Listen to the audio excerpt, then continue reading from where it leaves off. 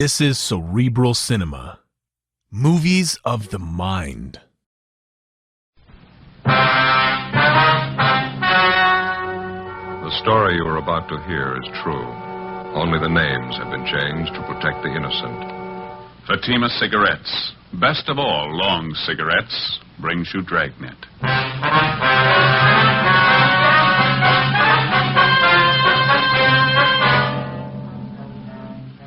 You're a detective sergeant. You're assigned to burglary detail. A gang of clever thieves are at work in your city. In 3 months, they've looted fashionable homes of $100,000 in furs and jewels. There's no clue to their identity. Your job? Get them. In Fatima, the difference is quality. Yes, in Fatima, the difference is quality. Quality of tobaccos. The finest domestic and Turkish varieties, extra mild, superbly blended, to give you Fatima's much different, much better flavor and aroma. Quality of manufacture. Smooth, round, perfect Fatima cigarettes. Rolled in the finest paper money can buy. Manufactured in the newest and most modern of all cigarette factories. Quality. Even to the appearance of the bright, clean, golden yellow Fatima package. So compare Fatima yourself today. You'll find Fatima gives you all the advantages of extra length, plus Fatima quality, which no other king-size cigarette has. Yes, light up a Fatima. Your first puff will tell you... Ah, that's different. Because in Fatima, the difference is quality.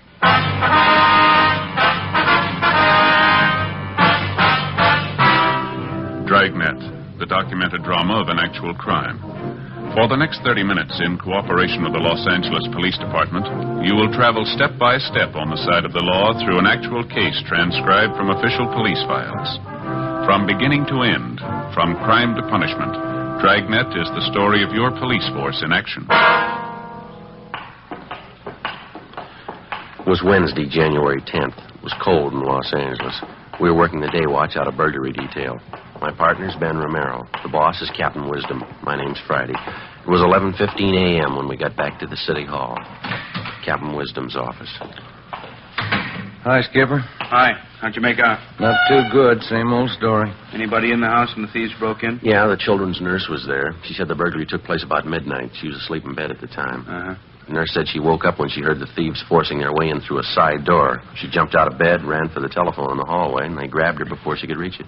Do her any harm? Well, a little, yeah. They tied her up, locked her in a closet. Same MO as the other job, Skipper. 3 men. Each of them wore gloves and a mask. They took all the furs and jewelry they could find, nothing else. Nurse give you the same general description on the 3 of them? Yeah, it's not going to help much. Said 2 of the men were tall, medium build, and one was short, heavy build. She was so rattled she couldn't even remember the clothes they had on. 12 jobs for the same gang in 3 months. We don't even have a good description of them. How slow can we move? Doing everything we can, Skipper. Excuse me. Burglary, Wisdom? Uh-huh. Not until 2 o'clock? No, that's all right. 2 o'clock sharp. Right. Bye. Just had an appointment canceled out. How about a cup of coffee downstairs? Yeah. I didn't even have a chance for breakfast this morning. Fine with me. You grab my hat, will you? Yeah, I'll get it. Here you go. Thanks. Guess you talked to the owners of the house, huh? The place was broken into last night? Yeah, we did. Mr. and Ms. Peterson. They got home a couple hours after the burglary, took a quick inventory. What did they find missing? Furs and jewels, same as the other jobs, almost $12,000 worth. It's the biggest haul yet. I don't have to spell it out for you. We need a break on this thing. We need it bad. More pressure from the front office, huh? Coming from all sides. The victims, their insurance companies, newspapers. They got a right to cry. Those thieves have been grabbing furs and jewels for 3 months. We're doing everything about it we can do, Skipper. Planning stakeouts, working our informants, running down every lead we can get our hands on. Covered every angle I can think of. They don't worry about the angles we cover. They want results. They want their property back. Yeah, go ahead, Skipper. Go ahead. Yeah. Now, how about the stuff they took on the job last night? You get it on the stolen property list? Yeah, it's all listed. That's one thing that really gets me. What are the thieves doing with all that stuff, the furs and the jewelry? We've had every pawn shop in the city on the alert since they started working. Checked on every possible outlet we know of, any place they could use to dump the stuff. They haven't turned up a trace of it. No results from those APBs you got out? Well, yeah, a few, but none of them have panned out. How about trying the cafeteria here? They got pretty good coffee. Well, Yeah, me. good idea. Why don't you two grab a table? I'll get the coffee. Right, Ben. Oh, hold the cream on mine, will you? Right, Skipper. How's this? Is all right? Yeah, it's fine. 3 chairs? Yeah. Okay. How about it Friday? You or Ben got any ideas at all? Well, there's one thing we wanted to talk over with you. We were kicking the idea around on the way back into the office. Uh-huh. Would you like a smoke? Oh, thanks. There you go. Last night we were comparing the different stories we got from the burglary victims. Yeah, light. Thank you. You get a light all right? Yeah, it's all right, thanks. Go ahead. Well, that's one thing that all their stories seem to have in common. Now, that's counting all 12 victims. Yeah, what's that? Well, let's see. I got a piece of paper here. I got it all figured out. Yeah. We know all the victims are fairly wealthy people. They go out quite a bit, parties, nightclubs, things like that. Yeah. None of them were at home at the time the burglaries were pulled. That's right, yeah. Here you go. There's your Skipper. No cream. Thanks. Joe? Thank you very much. I was just telling you, Captain, about that idea we were talking about on the way back in. Yeah, well. All right, so none of the victims were home at the time of the burglary. Where does it go from there? Well, for one thing, we all pretty much agree that there must be a finger man working with the gang, don't we? Somebody who knows the victims aren't home. Somebody who also knows the victims aren't wearing the furs or jewels on that particular night, is that right? That's right. We've been going on that assumption. Now, the question is, who's the finger man? Well, that's what I'm trying to get at here. Ben and I compared the victims' stories. We found out that in every case, each of the victims had been out in some public place from 3 to 5 days before the night of the burglary. Now, at that time, every one of them wore furs and expensive jewelry. Yeah. Why don't you read off some of those examples we got there, Joe? Okay. Well, here's the first one. Mr. and Mrs. Charles King. Now, on December 10th, they went to a nightclub out in Hollywood. Mrs. King wore a fur coat and quite a bit of jewelry. On December 14th, they went out to a theater. They didn't dress up at all. They left the furs and jewels at home. That's the night that their house was burglarized. And this same pattern shows up in every one of the victims' stories? No, it's not quite that close, but the same elements seem to be there. Here's another one, Skipper. Let's see. Mr. and Mrs. Lyons, November 20th, they went to a big party at a restaurant out on Sunset. Woman wore jewelry, expensive fur wrap. A week later, they went to a party at a friend's house. Mrs. Lyons left her furs and jewelry at home, and the same night, the thieves broke in. Yeah, that's a pretty good angle. Now, how do you tie up all the loose ends? Well, I see that paper again, Ben. We've got it halfway figured right here. Just before each of the victims was taken, they appeared in a public place, wearing the furs and jewelry. We've got a list of all the places, nightclubs, restaurants. There's about 6 of them here. So the finger man for the gang must be watching these 6 places. He spots the people with the expensive furs and jewelry and tips off the gang. They watch the house. Next time the people go out and the thieves see the woman isn't wearing her furs and things, and they move in. It's not a sure thing. We're just guessing, you understand? What do you think? Well, it sounds like a fair guess. Let's move on it. We'll have to cover each of those nightclubs and the restaurants. It's going to take more men, more time. Could be nothing but a blind alley. We got the men, we got the time. Let's try it. 10 p.m., Wednesday, January 10th. Our idea for stopping the burglary gang by reaching their spotter or finger man was put into operation. The half-dozen nightclubs and restaurants where we thought the spotter might be checking off richly dressed couples as future burglary victims were placed under strict surveillance. Managers and employees of each of the places were questioned. It went slow. The first week got us 4 leads to check out. They led nowhere. Any and all suspicious-looking persons loitering in or near the clubs and restaurants that we had staked out were questioned and checked out thoroughly. Another week passed, no results. In the meantime, on January 23rd, the burglary gang hit again, this time at a dentist's home in the Hollywood Hills. The maid, a Miss Ilsa Bergstrom, was the only one present at the time of the burglary. Ben and I drove out to interview her. It was soon before midnight. The Mr. and Mrs. was gone out. They were sitting with the television. The 3 men broke in the side door. Is that right, Miss Bergstrom? Yeah, the side door, I think so. They were sitting with the television watching. I hear this sound. I turn around, and the 3 men, they're right there in the room with me. I thought I could scream, but I couldn't. Well, do you remember what the men looked like, Miss Bergstrom? How they were dressed? I don't know. I was so much being frightened. One of them had a jacket on, I think. A dark jacket. The others, I don't know. Anything else about them that you noticed? Yeah, they had masks all over their faces. I couldn't see. I jumped up. I tried to scream, but I was so much frightened. What'd they do then, Miss? Yeah, they put a cloth all around my mouth so I couldn't make noise. Then they tied my hands and my feet, and they put me in the closet out there, just about the hallway. I was kicking and hitting at them. Mm-hmm. Had you ever seen any of the men before, Miss Burke? No, never before. Do you think you'd know any of the men if you saw them again? I shouldn't be sure. One of them, maybe I might know him. Well, how do you mean? Did you get a look at his face? Yeah, only it was very quick. Then they was putting me in the closet. I was hitting and kicking at them. Mm-hmm. One of the men, I knocked his hat off. It fell on the floor. I pulled at the thing on his face, the mask. Almost it came off. Well, from what you could see, what did the man look like? Blonde hair, I can remember. It's not so much on top here. It's only on the side here. Mm-hmm. And there was right there by the forehead here, a scar going over that way. Yeah. Was he a big man, do you know? As big as the other two? No, he was a smaller man. He was bigger this way, fatter. Yeah. He was so mad when I knocked his hat off, I thought maybe he'd kill me. They only put me in the closet, and then they closed the door. I could hear them upstairs going through the Mr. and Mrs. room. And you're pretty sure of the description you've given us, Miss Oh, Burke? yeah, the scar, the blonde hair. Not so much on top. I remember that. It was... Well, I was so much frightened, I thought he'd kill me. Mm-hmm. Now, after they locked you in the closet, they didn't come back? That's the last you saw of them? Yeah, they didn't come back to me. I could hear them moving around upstairs, and then I could hear them leave after a while. It was like all night before the Mr. and Mrs. came home and found me. I was so much frightened. This thing wouldn't happen in Sweden. That's where I come from, Sweden. Yes, ma'am. You sure there's nothing else about these men that you've noticed, or something we ought to know about? No, everything I saw, just what happened, I told you the way it was. This never would have happened in Sweden, not like this, these robbers like this. Burglars, ma'am. Yeah, these burglars. I thought I'd be dead. Never would happen in Sweden like this. You mean you don't have burglars in Sweden? Oh, yeah, we have burglars. Well, then just how do you mean Well, that? we have burglars, but they don't break in the house when somebody's there. They're a little bit gentlemen. Is that so? Yeah, they wait till everybody's gone from the house, then they break it. Even burglars should be gentlemen a little bit.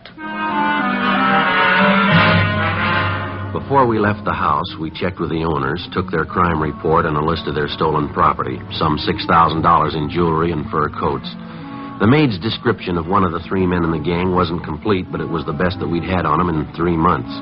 Frank Cunningham in the Eye Bureau had the description of the scar on the suspect's forehead checked through the oddity file. Meantime, Ben and I paired up the additional facts about the suspect. The scar, the color and condition of his hair, along with his general description, his approximate weight and height. We had the stats office make a run for us and all ex-cons with burglary records who fitted the overall description. They came up with a list of 10 names, and we started checking them out. One of the first listed was a Russell Snow. We checked his last known address, but he'd moved. His mail was being forwarded in care of his brother, George Snow, who managed the Neptune Plunge, a public indoor swimming pool in the East Hollywood neighborhood. We drove out to interview the brother. Pretty good size for an indoor pool, huh? Yeah, it is. It's a nice layout they got. Must be the office straight ahead there. Hey, Joe. Joe, look. What's that? That girl over there. Look at that bathing suit she's got on. Yeah, they keep getting smaller, don't they? Makes you embarrassed just to look at them. Yeah, maybe I'm just getting old. Yeah.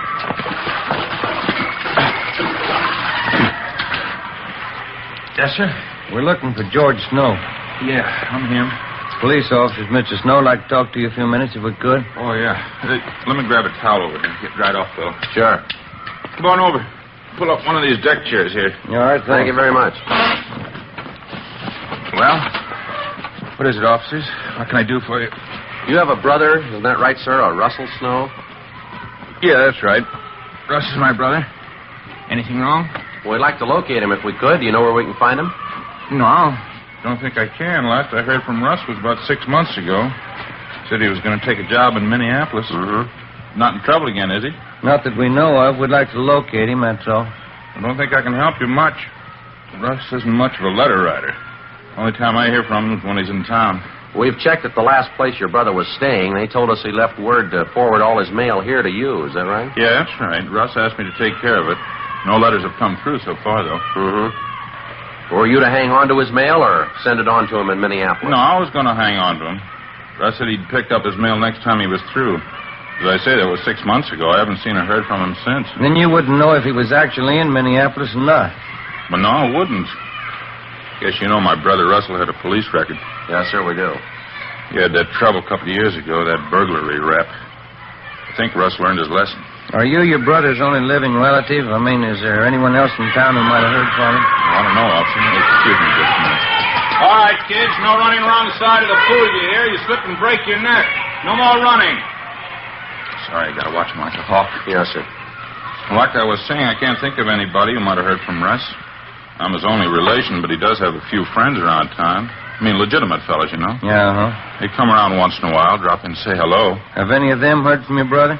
They might have, but I didn't ask him. There's old Matt Garson. He's a good friend of my brother's. He was in the other day, but he didn't say anything about hearing from Russ. Might be that he has. Maybe he didn't think to mention it. Where does this Matt Garson stay, do you know? I really couldn't tell you, officer. That's a real character, kind of a floater. Doesn't stay with one job more than 2 months. Like last week when he was in here. Yes, sir? He's a real pitchman. Gave me a big sales talk. Biggest bargain on earth. Said he'd sell me a couple of them real cheap. I didn't have any use for them. What's that, sir? Fur coats. Before we left, George Snow gave us a complete description of Matt Garson, together with the names of 5 of Garson's acquaintances who might know of his whereabouts. When Ben and I got back to the city hall, we checked Garson's name and description through R&I. He had a record of 2 fairly recent arrests, but no convictions. Both arrests were for suspicion of burglary. We checked on Garson's last known residence. He'd moved, no forwarding address. His last place of employment was listed as the Park Tivoli nightclub out on Wilshire Boulevard. The Park Tivoli was one of the 6 places that we'd staked out as a possible working ground for the burglary gang's finger man, a place where he could spot expensively dressed persons, check on their home addresses, and line them up as future burglary victims. Ben put in a call to the manager of the Park Tivoli to check on Garson's employment. What was that, sir? Last July. I see. Well, yes, sir, we'll probably be out tonight. Right, thank you. Bye. What'd you get? Garson worked out there all right, parking lot attendant. He quit last July. If he's the guy checking off the customers' furs and jewels, he's in a perfect spot. Yeah. Manager told me that Garson has a girlfriend. She still works at the club.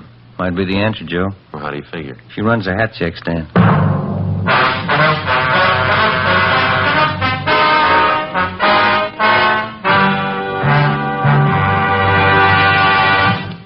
You were in the communications division of a metropolitan police department, the teletype room.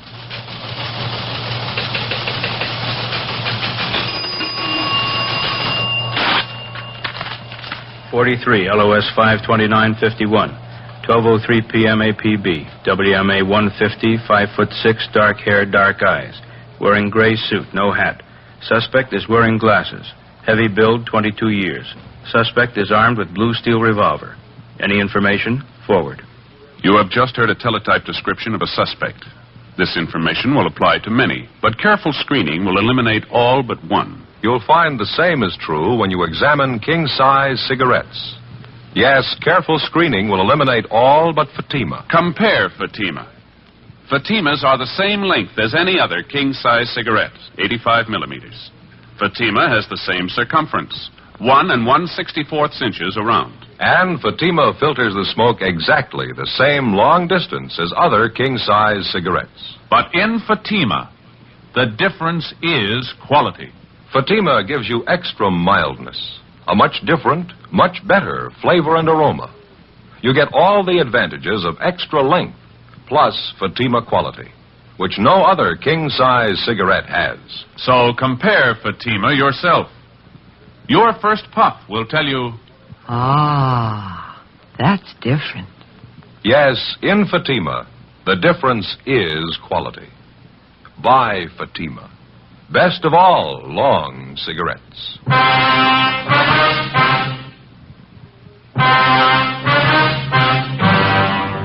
One of the biggest problems that faces a police officer working the burglary detail is not only apprehending the thief, but also recovering the stolen property. Dozens of criminals of this type will spend 5, 10, or even 15 years in prison if they know that on their release they will have a stake of thousands of dollars in stolen property which they've hidden somewhere to start over again with. Thursday, January 26th, 5 p.m. We got out a broadcast and an APB on the burglary suspect, Matt Garson. Then we began checking back on his girlfriend, Virginia Ramsey, who worked as a hat check girl at the Park Tivoli nightclub on Wilshire Boulevard. It was one of the 6 probable places where we thought that the finger man for the burglary gang was lining up potential victims. Despite the fact that she often associated with known criminal suspects, the Ramsey girl had no previous criminal record herself. That night, after she reported in for work at the club, Ben and I checked her apartment. In one of the closets, we found 3 expensive fur coats. They were all identified as property taken in previous burglaries by the gang. In a strong box in the desk, we found a half a dozen pieces of expensive jewelry, also identified on the stolen property list. Ben and I got in the car and drove to the Park Tivoli nightclub. Your hat, sir? Check your hat? Your name Virginia Ramsey? Yes, that's right. Police officers, Miss Ramsey. Like to talk to you downtown. Beg your pardon? I say we're police officers. Here's our identification. Like to talk to you downtown. What's it all about? I haven't done anything. Then there's no reason to worry. We'd just like to ask you a few questions, that's all. What about? A man by the name of Matt Garson. I understand you know him quite well. No, I don't know him. I don't even know what you're talking about. Want to get your coat, Miss Ramsey? We'll talk it over downtown, huh? I'm working now. Listen, I won't be off till 2 o'clock. I can't just walk off the job. We'll just talk to the manager. He's going to have one of the other girls take your place. Do you want to get your coat, please? All right.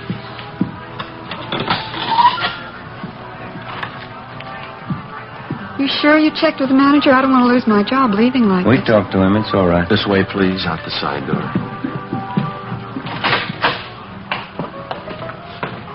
I'd like to know what this whole thing's all about. I think I have a right to know, pulling me off a job like this. We told you, Miss Ramsey, it's about a friend of yours, Matt Garson. He used to work here at the club, didn't he? I wouldn't know. A lot of people work here. I don't know them all. Why should you want him anyway? Do you know him? I think I might, yes.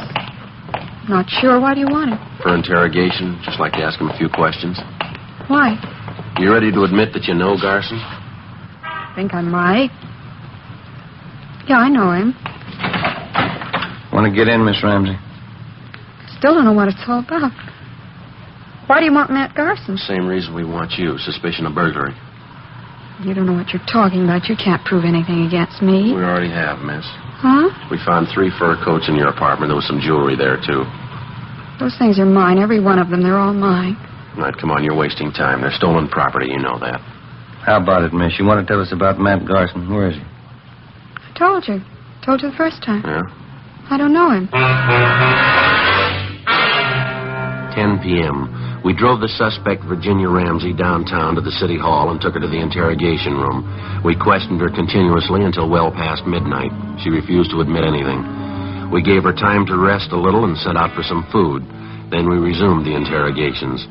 2 a.m. The Ramsey girl still refused to admit any connection with Matt Garson, his friend Russell Snow, or any members of the burglary gang. We stayed with it. By 4 a.m., we'd halfway convinced her that protecting the members of the gang wasn't the answer, that the best thing for her to do would be to cooperate. 5:30 a.m. Can I have a cigarette? Yeah. Here you are.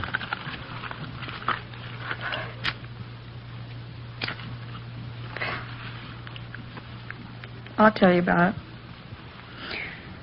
I know Matt Garson. He's one of the gang. You know where he is? No. He got me into it. He made me do it. There wasn't anything else I could do. What did he make you do? Well, when I was checking coats and things at the club, I was supposed to watch for customers with money, expensive furs and jewels. I found out who they were, and then I'd tell Matt. He'd tell the others. Who are the others? One of them's Johnny Lang. There are a couple of others, but I don't know their names. Believe me, Sergeant, Matt made me do it. He got me into it before I knew what it was all about. When I found out, he threatened to frame me if I didn't go along with him. Do you know where any of these men live, where they hang out? No. None of them, not even Matt. Ever since he moved, he wouldn't give me his new address. Do you think Garson will try to contact you at your apartment in the next few days, maybe? No, I don't think so. Not until after the next job. They're waiting on it now. They've been watching the house. Which house is that? Place out in West Hollywood. Wealthy people. They were in the club about a week ago. And the gang's waiting for them to go out some night and leave their valuables at home, is that Yeah, it? that's right. Matt says it's an easy house to break into. He thinks it ought to be a cinch. Matt ought to know better. Huh? It's the easy ones you trip over. Before we booked her in on suspicion of burglary, Virginia Ramsey gave us the name and address of the people in West Hollywood who were supposedly the next victims on the burglary gang's list. Later in the morning, we drove out to see the people. A Mr. and Mrs. Thomas Thornton, told them the story and laid out our plans, which they agreed to. That night, the Thorntons left their home a few minutes before 9. They were simply dressed, no furs, no jewels. At 9:35, 3 men scaled a fence at the rear of the Thorntons' home and broke in through a side door. Right behind them was a detail of a half a dozen officers who moved in and made the arrest. The three suspects were taken downtown, where they were identified as Russell Snow, Matt Garson, and Howard Ferris. We searched their apartments, their cars, and garages. There was no trace of the stolen property. Each of the men were brought to the interrogation room separately for questioning. Matt Garson was the first. He denied any knowledge of where the loot was hidden. That's the truth. I don't know where the stuff is. I work for the outfit, that's all. You've been working for 3 months without a payoff. Is that what you're trying to tell us? Well, we haven't been turning over everything we got. We've been holding out half the stuff, selling it on the side. I just work for the outfit, that's all. That's not the way we get it, Garson. You're supposed to be the big man. You masterminded the deal. Me? Who told you that? Your girlfriend, Virginia Ramsey. We picked her up yesterday. She told us everything. What'd she tell you? You're the big man. It was your idea. You ran the works. What about it, Garson? Big joke, Sergeant, on both of us. What do you mean? You can ask the other boys. They'll tell you the same thing. We can prove it, too. There's only one boss in this operation. Yeah? Virginia Ramsey. For a 23-year-old girl, it seemed like a new record of some kind, if it was true. We checked the other suspects, Russell Snow and Howard Ferris. They told us substantially the same story. The Ramsey girl had formulated all the plans and directed the entire operation of the gang since its inception. They insisted that they had no idea where the stolen property was hidden, but they did know that the Ramsey girl had a safety deposit box in a downtown bank. We made a canvass of banks in the downtown area, and a day later we located the safety deposit box listed in Miss Ramsey's name. We obtained a court order, and the box was open. In it, we found practically all of the stolen jewelry, almost $50,000 worth. Ben and I went back to the main jail, where we had Virginia Ramsey signed out for interrogation. We brought her to the interrogation room, where we confronted her with the evidence. I didn't think you'd find out. I didn't think you'd ever find out. How about the furs, Miss Ramsey? I got the key. You can have it. I rented a private garage. I got them stored in there. All of them? Just about, yeah. You picked up the others in my apartment. How'd you manage to run this whole operation? Those men you had working for you, you cut them in for practically nothing. They were experts, the best in the business. That's why I hired them. They were the best. It's too bad. Should have worked out. Too bad it didn't go. You had a pretty fair run. Wasn't half bad for me, was it? I'm only 23. First time I ever tried anything like it. What gave you the idea? I don't know. I wanted things. Pretty smart setup, though, don't you think, Sergeant? How's that? Wouldn't you say I played the whole thing pretty smart? Oh, I don't know. You figure it. What? You're in jail, aren't you?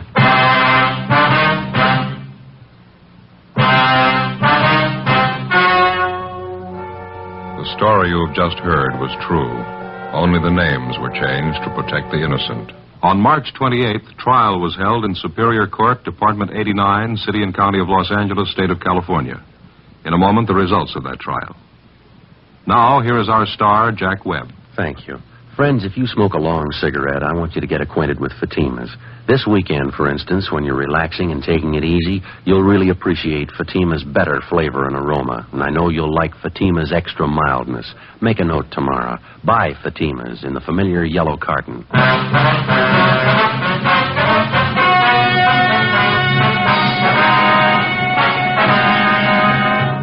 23-year-old Virginia Ramsey, the leader of the gang, was tried and convicted on 4 counts of first-degree burglary and 4 counts of receiving stolen property. The 3 male members of the gang were convicted of first-degree burglary, also 4 counts. They are now serving their terms in the state penitentiary. First-degree burglary is punishable by imprisonment for not less than 5 years. Receiving stolen property is punishable by imprisonment for not less than 6 months, nor more than 5 years. Ladies and gentlemen, vacation time is here again, and a great many of you will be taking trips in your automobile. Danger is never absent from the highways of America. Be careful. The care you take may save a life, and that life may be your own.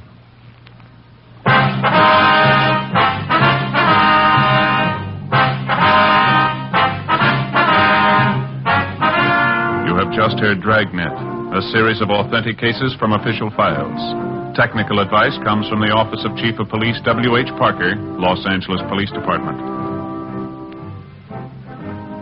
Fatima Cigarettes, best of all long cigarettes, has brought you Dragnet, transcribed from Los Angeles. Stay tuned for Counter Spy next over most NBC stations.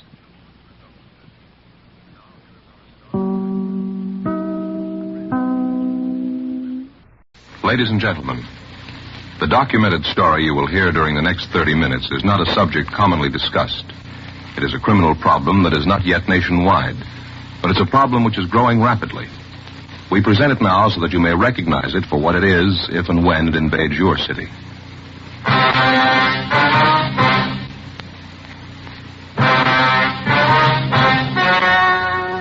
The story you are about to hear is true. Only the names have been changed to protect the innocent. Fatima, best of all king-size cigarettes, brings you Dragnet.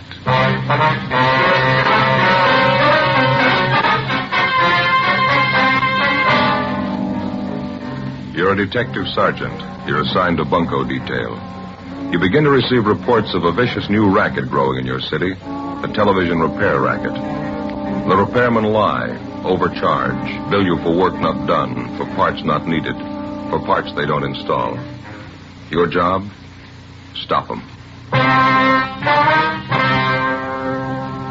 How does Fatima compare with other king-size cigarettes? Fatimas are the same length and circumference, 85 millimeters long, 1 1/64 inches around.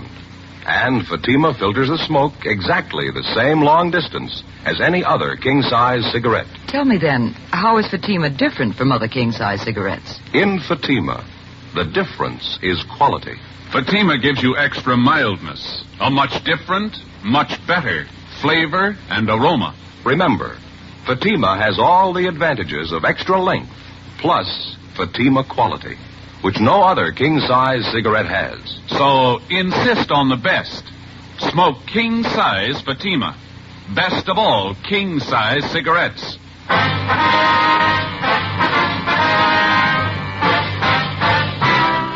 Dragnet, the documented drama of an actual crime.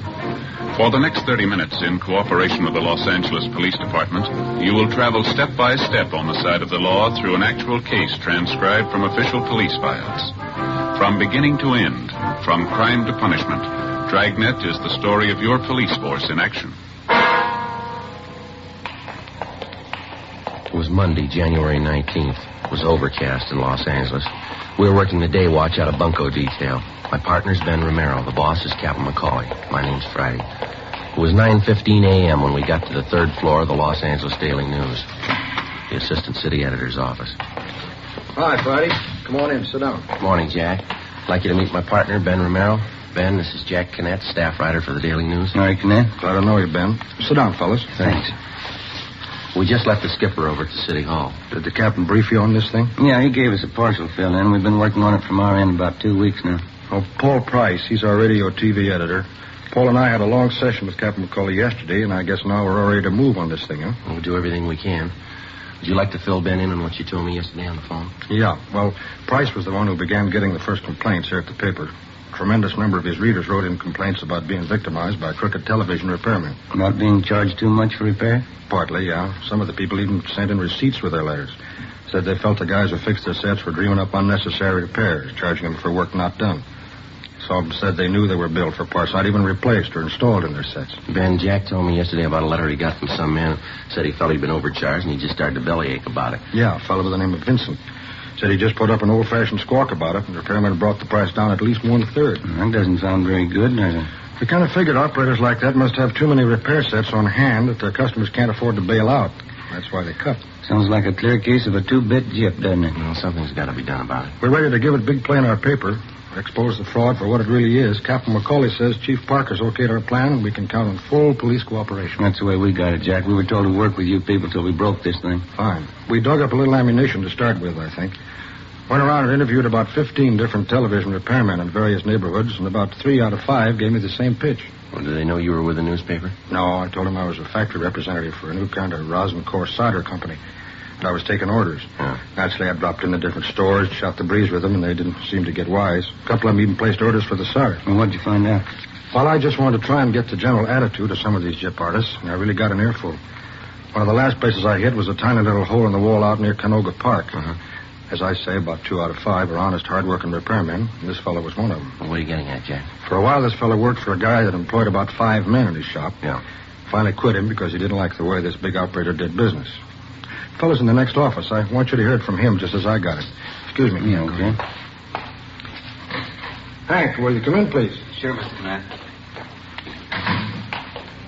This is Hank Coulter, Sergeant Friday, Sergeant Ben Romero, Police Department. Hi. Hank, I wonder if you'd tell these officers a little of what you told me about Kilgore TV specialist. All right. Now, suppose I'm a customer and I come into Kilgore's. I don't like the size of my repair bill. What were you instructed to say?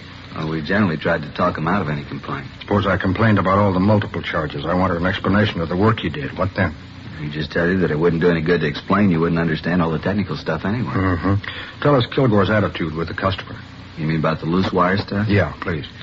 Well, Kilgore used to tell us that if we only charged 50 cents for fixing the loose wire, the customer wouldn't believe we really fixed his set, so he used to charge quite a lot more. Well, how much more, for example? For a nickel's worth of wire, we usually charge $4.75. Pretty fair profit. And it was a real rob. What else can you tell us, eh? Well, we'd never let a customer watch any of the TV repair job. Mm-hmm. For example, if a customer calls and says he thinks the tube's blown out and it'll only be a simple replacement job in his home, and we'd tell him the parts are getting hard to get, and we'd have to take his set into the shop and charge him a higher rate because we had to pay black market prices for the tube. Was there any truth in that? I mean, about the tubes being hard to get? Not much. Some of them are getting a little hard to get, but we never paid any black market prices at Kilgore's. We just slugged the customer, that's all. Tell them about how you used to swap parts on a new set, Hank. Well, we'd lots of times pirate a new tube for one not so good. One not so good we put in a set with a bad tube. Yeah. And the bad tube we'd exchange at the factory under a 1-year guarantee. They don't miss an angle, do they? Well, that's it. You've heard it from a man who couldn't stomach such practice and quit, went into business, a little bit of a shop. Isn't doing too well, are you, Hank? No, but I think I can build up the business. I don't make quite as much profit as Kilgore's, but I don't chisel my customers either. Thanks a lot, Hank. I wonder if you'd wait in the next office for me? Sure. Hope I've helped a little bit to crack down on some of these guys. Well, we think you have, Hank. Thanks a lot. Nice to meet you. Right, see you later. See you later. Seems like a nice fellow. He is. I've checked on him, and I've talked with some of his customers since I met him. He's honest. It's a pretty vicious racket, isn't it? Yeah. It ought to be stopped now. Television's a wonderful medium of entertainment. A lot of the country doesn't have it yet, but when the cable goes through and it finally opens up, the people should know about the swindlers and crooks who'll try to gyp them. Yeah, that's right. It's the same way when radio first came in. Always seems like when anything new comes along, anything a little complicated, maybe a little too involved for the average guy, a few smart punks victimize him. Rob the consumer blind. Well, naturally, we got to have some positive evidence before we can file a complaint with the city attorney on this thing. Yeah, you fellas, any ideas where to start? Well, the best way to crack down on these crooked operators is to catch them red-handed with evidence that'll hold up in court. Yeah. We think maybe we've got an idea. Well, we were talking to Dick Saunders over in our sound lab, and he says that he can bungle a new TV set, and we can mark it and photograph it before it goes out to be repaired. And when it's returned or after it's fixed, we'll have what we need to go to court on, huh? Yeah, that's it. We can operate right out of one of our own homes. And all we have to do is hope the repairman overcharges us or tries to gyp us. Yeah, that's right. Let's hope it works. Well, from what we've heard, it's got to. 10 a.m. The staff writer, Jack Kinnett, Ben and I drove back downtown. On the way, it was decided that we'd use Kinnett's home as the place from which to operate. It was centrally located and in an average neighborhood. When we got back to our office, we contacted one of the local television dealers and asked for the loan of one of their sets. They recommended K. Halbert because the chassis is easily accessible and any trouble could be located quickly because parts are visible. A 16-inch K. Halbert console model was sent to our sound lab. 10:18 a.m., we met with Dick Saunders, our police lab technician. Here's the set. 16-inch console model, serial number C2817901. What have you done to it, Dick? Well, first off, I tested the set and it performed perfectly. It's a good set. Brings in a fine picture, see? 20. Test pattern's fine, huh? Yeah, it's good. Tested all the tubes, all okay. How are you marking the set? Yeah, I'll show you. Get a tube out of here. Now, if you look closely here at the base of the socket, see it? What's that? This is it, isn't it, Dick? Little tiny dot of green paint? Yeah, that's right, Ben. Mm-hmm. I'm marking every part of the set with this tiny green dot. Looks good. If I didn't spot it, I doubt anyone else would, especially if they didn't know about it. Yeah, that's what we're hoping. In addition to this type marking, we've taken all serial numbers off the tubes and various parts. Anything that carried any form of coding, we took down. Mm-hmm. All major components have been marked. Transformers, coils, condensers, tuning units, so on. Did you get any pictures of it? Yeah, we did. Took photographs of the set in and out of the cabinet. Took them from 4 different angles just to be sure we were well covered. Well, how did you bungle it? Well, here's what I did. To put the set out of commission, I burned out the filament of the 5U4G low-voltage rectifier tube. What's the cost of that particular tube, Saunders? Well, this tube ordinarily retails for $1.65. Mm-hmm. Well, what does that do to the set? I mean, burning out the tube. By burning out that filament, we cause the sound and picture circuits to be completely inoperative. It won't work at all until that particular tube is replaced by a good one, isn't it? That's right, Joe. Well, how big a job would it be to trace the trouble?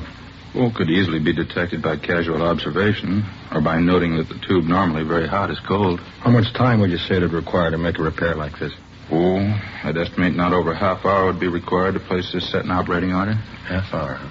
Okay, thanks a lot, Dick. You going to take care of getting a set out to Canette's home right away? Yeah, we have his address right here. We'll get it right out. All right, fine. If you can, try to get whoever repairs this set to give you an itemized bill of all work done and parts installed. Right. In case you call more than one outfit today, here's an extra bad 5U4G tube. Thank you, Dick. Anything you'd like to know? No, I think that about covers it for me. Jack? One more thing. I was just wondering, if somebody spots the trouble right away and replaces the tube, what do you think they ought to charge, Dick? Labor and all. I checked through RTA on that this morning.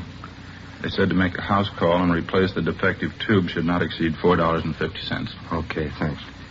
That does it for now, huh? Yeah, I guess so. Well, you're all set then. Think you'll get what you're after? Well, we should. The odds are all on our side. 10:30 a.m., Monday, January 19th. We left the sound lab on West 1st Street and walked back to Bunko Division. We met with Captain McCauley and filled him in. We gave him the newspaper man, Jack Canette's address, and told him he could reach us there. The console model television set was delivered to Canette's home and properly installed. When we arrived at his home, we started going through the yellow classified section of the phone directory. We made a list of several TV service stores just picked at random. We chose a wide variety. We picked stores that were listed with large boxed-in ads, stores that carried no ads, just a listing.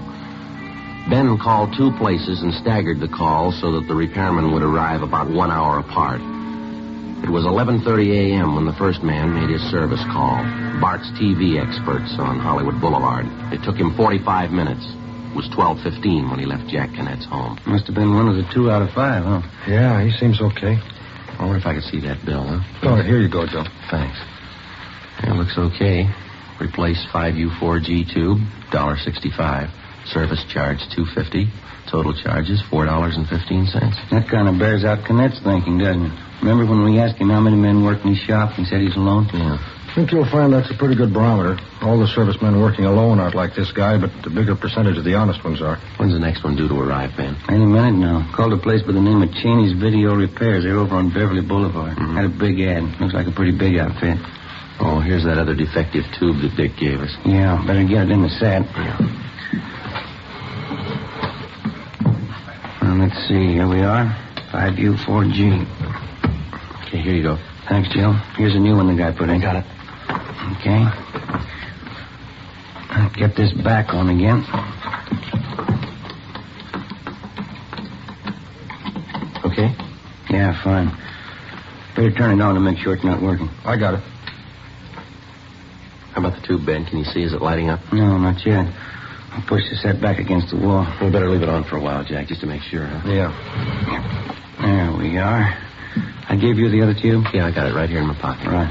I'd like to try something, if you fellers think it'll be okay. What's that, Jack? I got a good little camera, like a 3F, candid. Mm-hmm. I think maybe if I turn all the 3-way lamps up to full, use a AAA fast film that's in the camera now, maybe we can grab some shots of the guy while he works.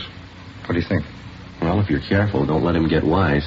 Maybe you ought to shoot some of all of us just so he doesn't think anything about it. Huh? Yeah, that's what I figured. I'll just sit down on that chair over there by the set, make him think I'm just testing or something. Mm-hmm. I think I can bring it off without arousing any suspicion. Okay. If I get anything, the guy's out of line, we'll run the shots in the Daily News. What do you figure on doing, Jack? You going to run a series on the TV repair racket? Yeah, that's the plan. Lee Payne, he's our executive editor. He thinks it's high time somebody exposed the swindle in the paper. Mm-hmm. That'll be the next serviceman. I'll let him in. Right.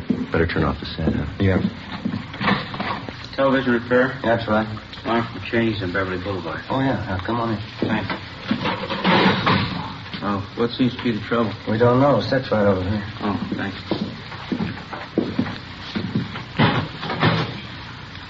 K. Halbert, huh? 16-inch, nice set. Oh, what seems to be wrong? Darn if I know, son. Nothing seems to work. Well, how do you mean? No picture at all. How about sound? Nothing. Uh-huh. Be all right to pull the set away from the wall? Sure, go right ahead. Can you give you a hand? Oh, no, it's all right. I can handle it. Well, I make some tools up.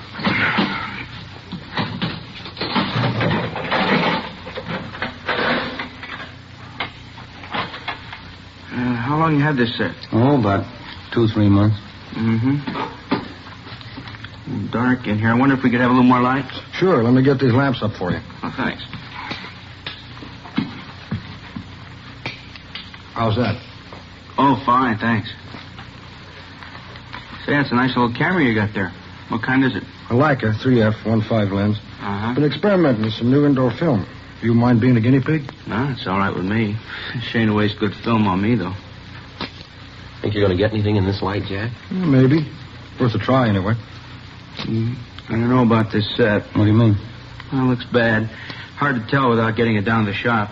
Looks to me like your blocking transformer's gone. And what's that mean? Well, I'll have to take the set in. Can't fix it here, huh? No, I'm afraid not. You see, parts are getting a little hard to get these days. The set manufacturers are having a tough time getting quality parts, and sometimes we have to spend several hours just tracing the trouble. Well, I guess that knocks out the ballgame tonight, huh, fellas? Mm-hmm.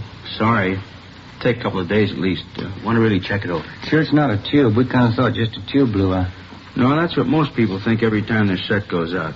It's definitely not a tube. Oh, it might be some bad tubes, but your trouble's a great deal more than that, I think. You got any idea what it's going to run us? Well, it's hard to say right offhand. $4 or $5? No, it's going to run more than that. I'll take the set in with me now, and I'll get it back to you as soon as possible. You going to take the whole set? No, I'll just pull the chassis out of the cabinet, leave the cabinet here. Oh, say, by the way. Yeah? If everything turns out, I'd sure like to see those pictures. Yeah, if everything turns out, you will.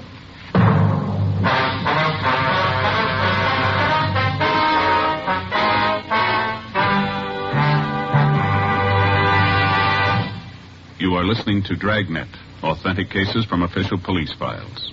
Now, let's look at our Fatima files. Listed under B, Bella. James Warner Bella, distinguished author. He says, a man who smokes as much as I do wants a cigarette that's extra mild. And I like Fatima's different flavor and aroma. Listed under S, Scanlon. Louise Scanlon, Stork Club cigarette girl. She says, more and more of my Stork Club customers are smoking king-size Fatimas. They're elegant, distinctive, and really extra mild. friends, our files show Fatima sales are going up. Up every day. The reason for Fatima's ever-increasing popularity can be summed up in 2 words. Fatima quality.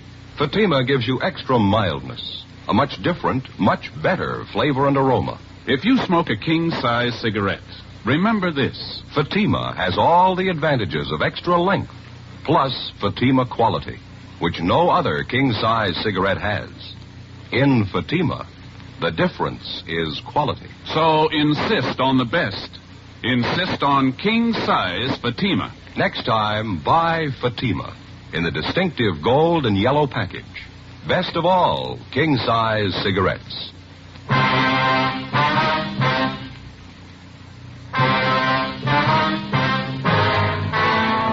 Thursday, January 22nd, 9:30 a.m. The TV set was returned to reporter Jack Cannett's home after having been repaired by a servicing company called Cheney's Video Repairs. We found that the man who had come to Cannett's home to make the service call was Robert V. Cheney, the owner of the service outfit.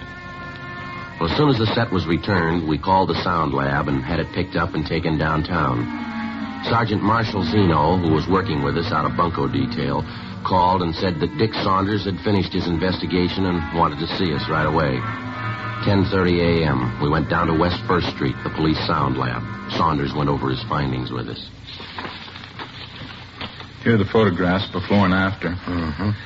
Before we go over these, let me show you what we found out about your repair jobs. Okay. Over in here. Here's that receipt Cheney gave you when he returned the set. Yeah. Here's what the repair bill states. Replaced vertical blocking transformer, replaced 5U4G tube, 6AU6 tube, and 12AU7 tube. And the charge was $32.50. Plus 98 cents tax, or a total of $33.48.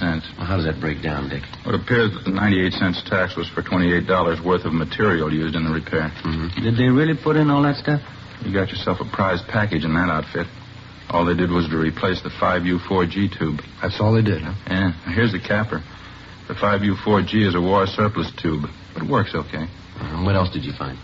According to the photographs and coding system, no vertical blocking transformer, 6AU6 tube or 12AU7 tube were replaced. Let's get back to the photos here. Here, you can take these along for your package. Thanks, Dick. You can see in the set here. Yeah? Let me show you. See, this tube is the only part mentioned in the receipt or otherwise that doesn't carry our green paint coding system. Yeah. Let me turn the set around here. All right. Joe, try the channel selector here. What, this? Yeah, that's the tuning knob to bring in the stations. Channel selector, they call it. Turn it. Okay. Falls off pretty easy, doesn't it? It sure does. Here, Dick. Thanks. They left out the spring clip in here. It should have been put back in because that's what holds the knob secure to the shaft. I've had that happen on radio sets. Yeah, sometimes they're a little stubborn to put back in, but a good repairman would never leave it out. Yeah. Something else here. Turn the set around the back again. No, I get it, Dick. Oh, thanks, Ben. See here? See how loose the chassis is in the cabinet now? Yeah, it sure is. Wasn't that way when we got it from the K. Halbert dealer, any more than the channel selector was faulty. It was in perfect shape when we got it. Look at the size of that chassis. It's pretty heavy. Yeah, it is. Originally, there were 4 screws used to hold the chassis in the wood cabinet. Cheney's repair outfit only put 1 back in. 1 screw to hold that heavy chassis. It's a pretty sloppy job, all right. You know what they'd probably tell you if you asked them about this? It only requires 1 screw. Yeah, that's it. The bad repairman can always improve on factory standards, usually for his own convenience. Certainly doesn't improve the product. Well, looks like we got what we were after. Think we got enough, Joe? I do. Let's see what the city attorney thinks. We collected all the evidence in the case against Cheney's video repairs. We met with Captain McCauley and took it up to the 2nd floor of the city hall. We met with Assistant City Attorney Boyd Taylor and showed him our findings. He issued a warrant for the arrest of Robert W. Cheney, charging him with violation of Section 484 PC, 1 count. 11:30 a.m., Thursday, January 22nd. Ben and I drove out to make the arrest. Jack Canet went along with us. This is it. Cheney's video repairs. Yeah. Come on, Jack. There's Cheney behind the counter. Yeah. Hello there. Hi. How's the set working? All right. We did a good job on that one. Gave you a better break on the price than I thought we could. Yeah. Police officers, you're under arrest. Well, you're kidding. What for? Petty theft. Come on, let's go. Petty theft? Well, I don't understand. You're the fellas I fixed that set for up on Crescent Drive, aren't you? That's right. Your bill was a little high, wasn't it? Oh, now, wait a minute. If that's all that's bothering you, let's talk it over. Come on, let's go. Look, I can fix that up with you guys. Just tell me how much you want to pay and we'll work out something. That seems to be the way you worked our repair deal right from the start, doesn't it? Only you didn't consult us about it till now. Well, look, you know how it is in this business. If you don't charge some customers a little money, they don't think you did anything to their sets. You ought to try charging them for just the work you do. Can't we get together on this thing? Let's just forget the whole deal. You don't owe me anything. Now, here. Here, I'll refund all your money and we'll call it square. Never mind. Just leave the money in the cash register and get your coat. Can't prove anything anyway. We think we can. Just step around the counter this way. Well, look, mister, you're not a cop, are you? No, I'm not. Well, then tell him, isn't that a fair deal? I'll give you back your money. Afraid it's a little late for that, Cheney. If all this gets in the papers, I'll be ruined here. Run out of business. That's the way we got it figured. How many men you have working here for you? 4. Why? This, right here. You ever read this? Well, what is it? Oh, the thing from the RTA. Here. Read Article 2, would you? 2? Yeah, that's right. I will conduct myself and my business in an honest and straightforward manner, meriting and inspiring the confidence of my customers. Yeah, I know about this. You're a member of the RTA, Radio Technicians Association, aren't you? Yeah, I am. Read Article 4, would you? I propose to charge a just and fair price for all professional services rendered. Now read this Article 7. I will engage only in fair and ethical practices recommended and approved by the Radio Technicians Association as being conducive to public confidence. Yeah, I read all this before. It's too bad you didn't remember it.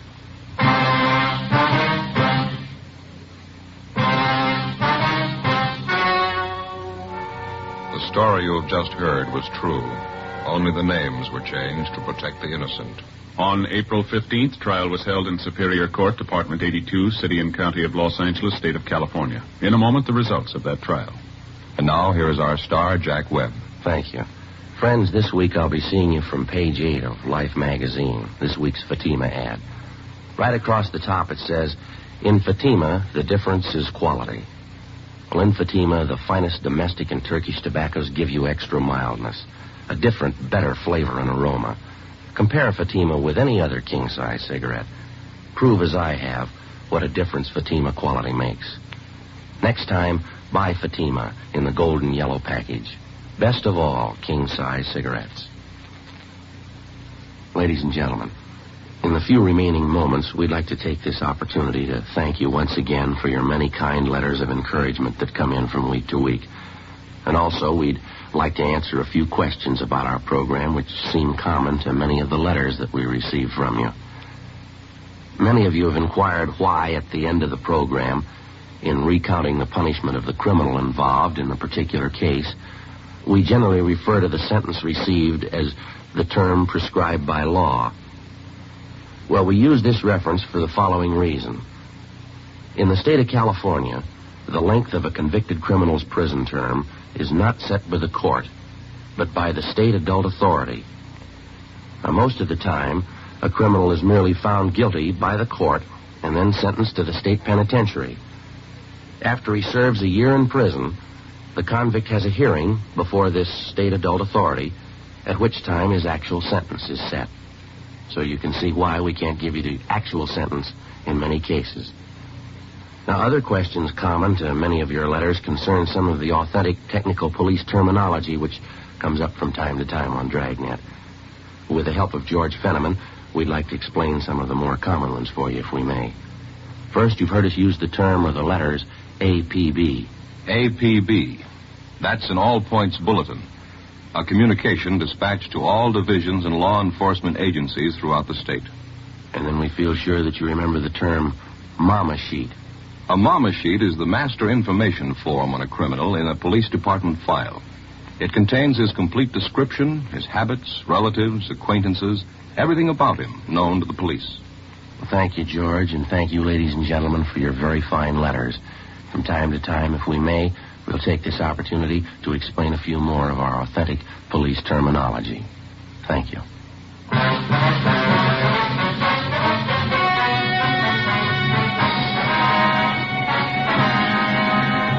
Robert W. Cheney, owner and operator of Cheney's Video Repairs, was tried and convicted on several counts of violating Section 484 PC, petty theft.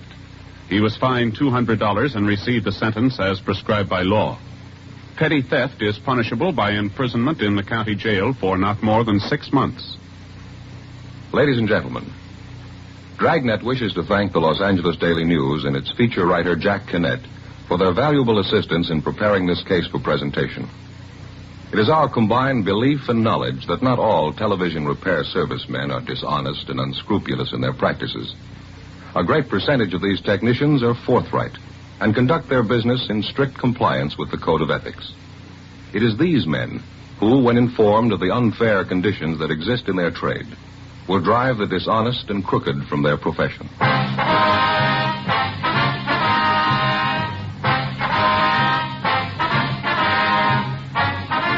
You have just heard Dragnet, a series of authentic cases from official files. Technical advice comes from the Office of Chief of Police W.H. Parker, Los Angeles Police Department. Fatima, best of all, king-size cigarettes, has brought you Dragnet, transcribed from Los Angeles.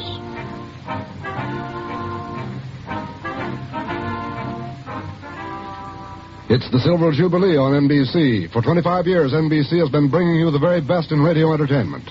Listen now to another exciting story on Counter Spy coming up on NBC.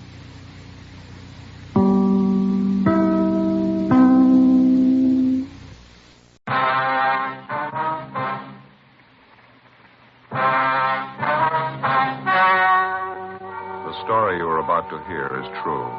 Only the names have been changed to protect the innocent. Fatima, best of all king-size cigarettes, brings you Dragnet.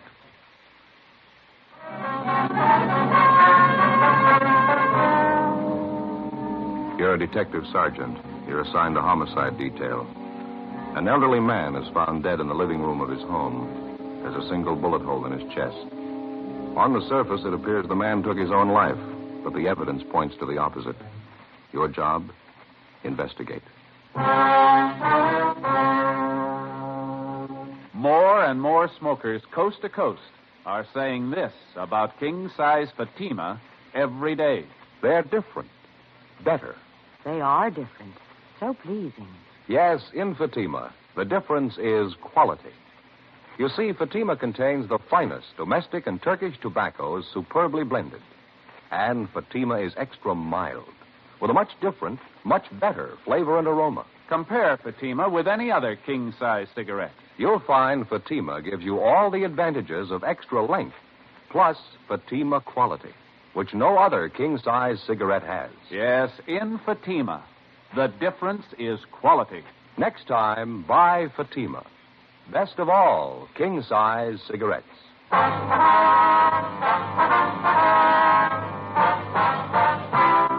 Dragnet, the documented drama of an actual crime. For the next 30 minutes, in cooperation with the Los Angeles Police Department, you will travel step by step on the side of the law through an actual case transcribed from official police files. From beginning to end, from crime to punishment, Dragnet is the story of your police force in action.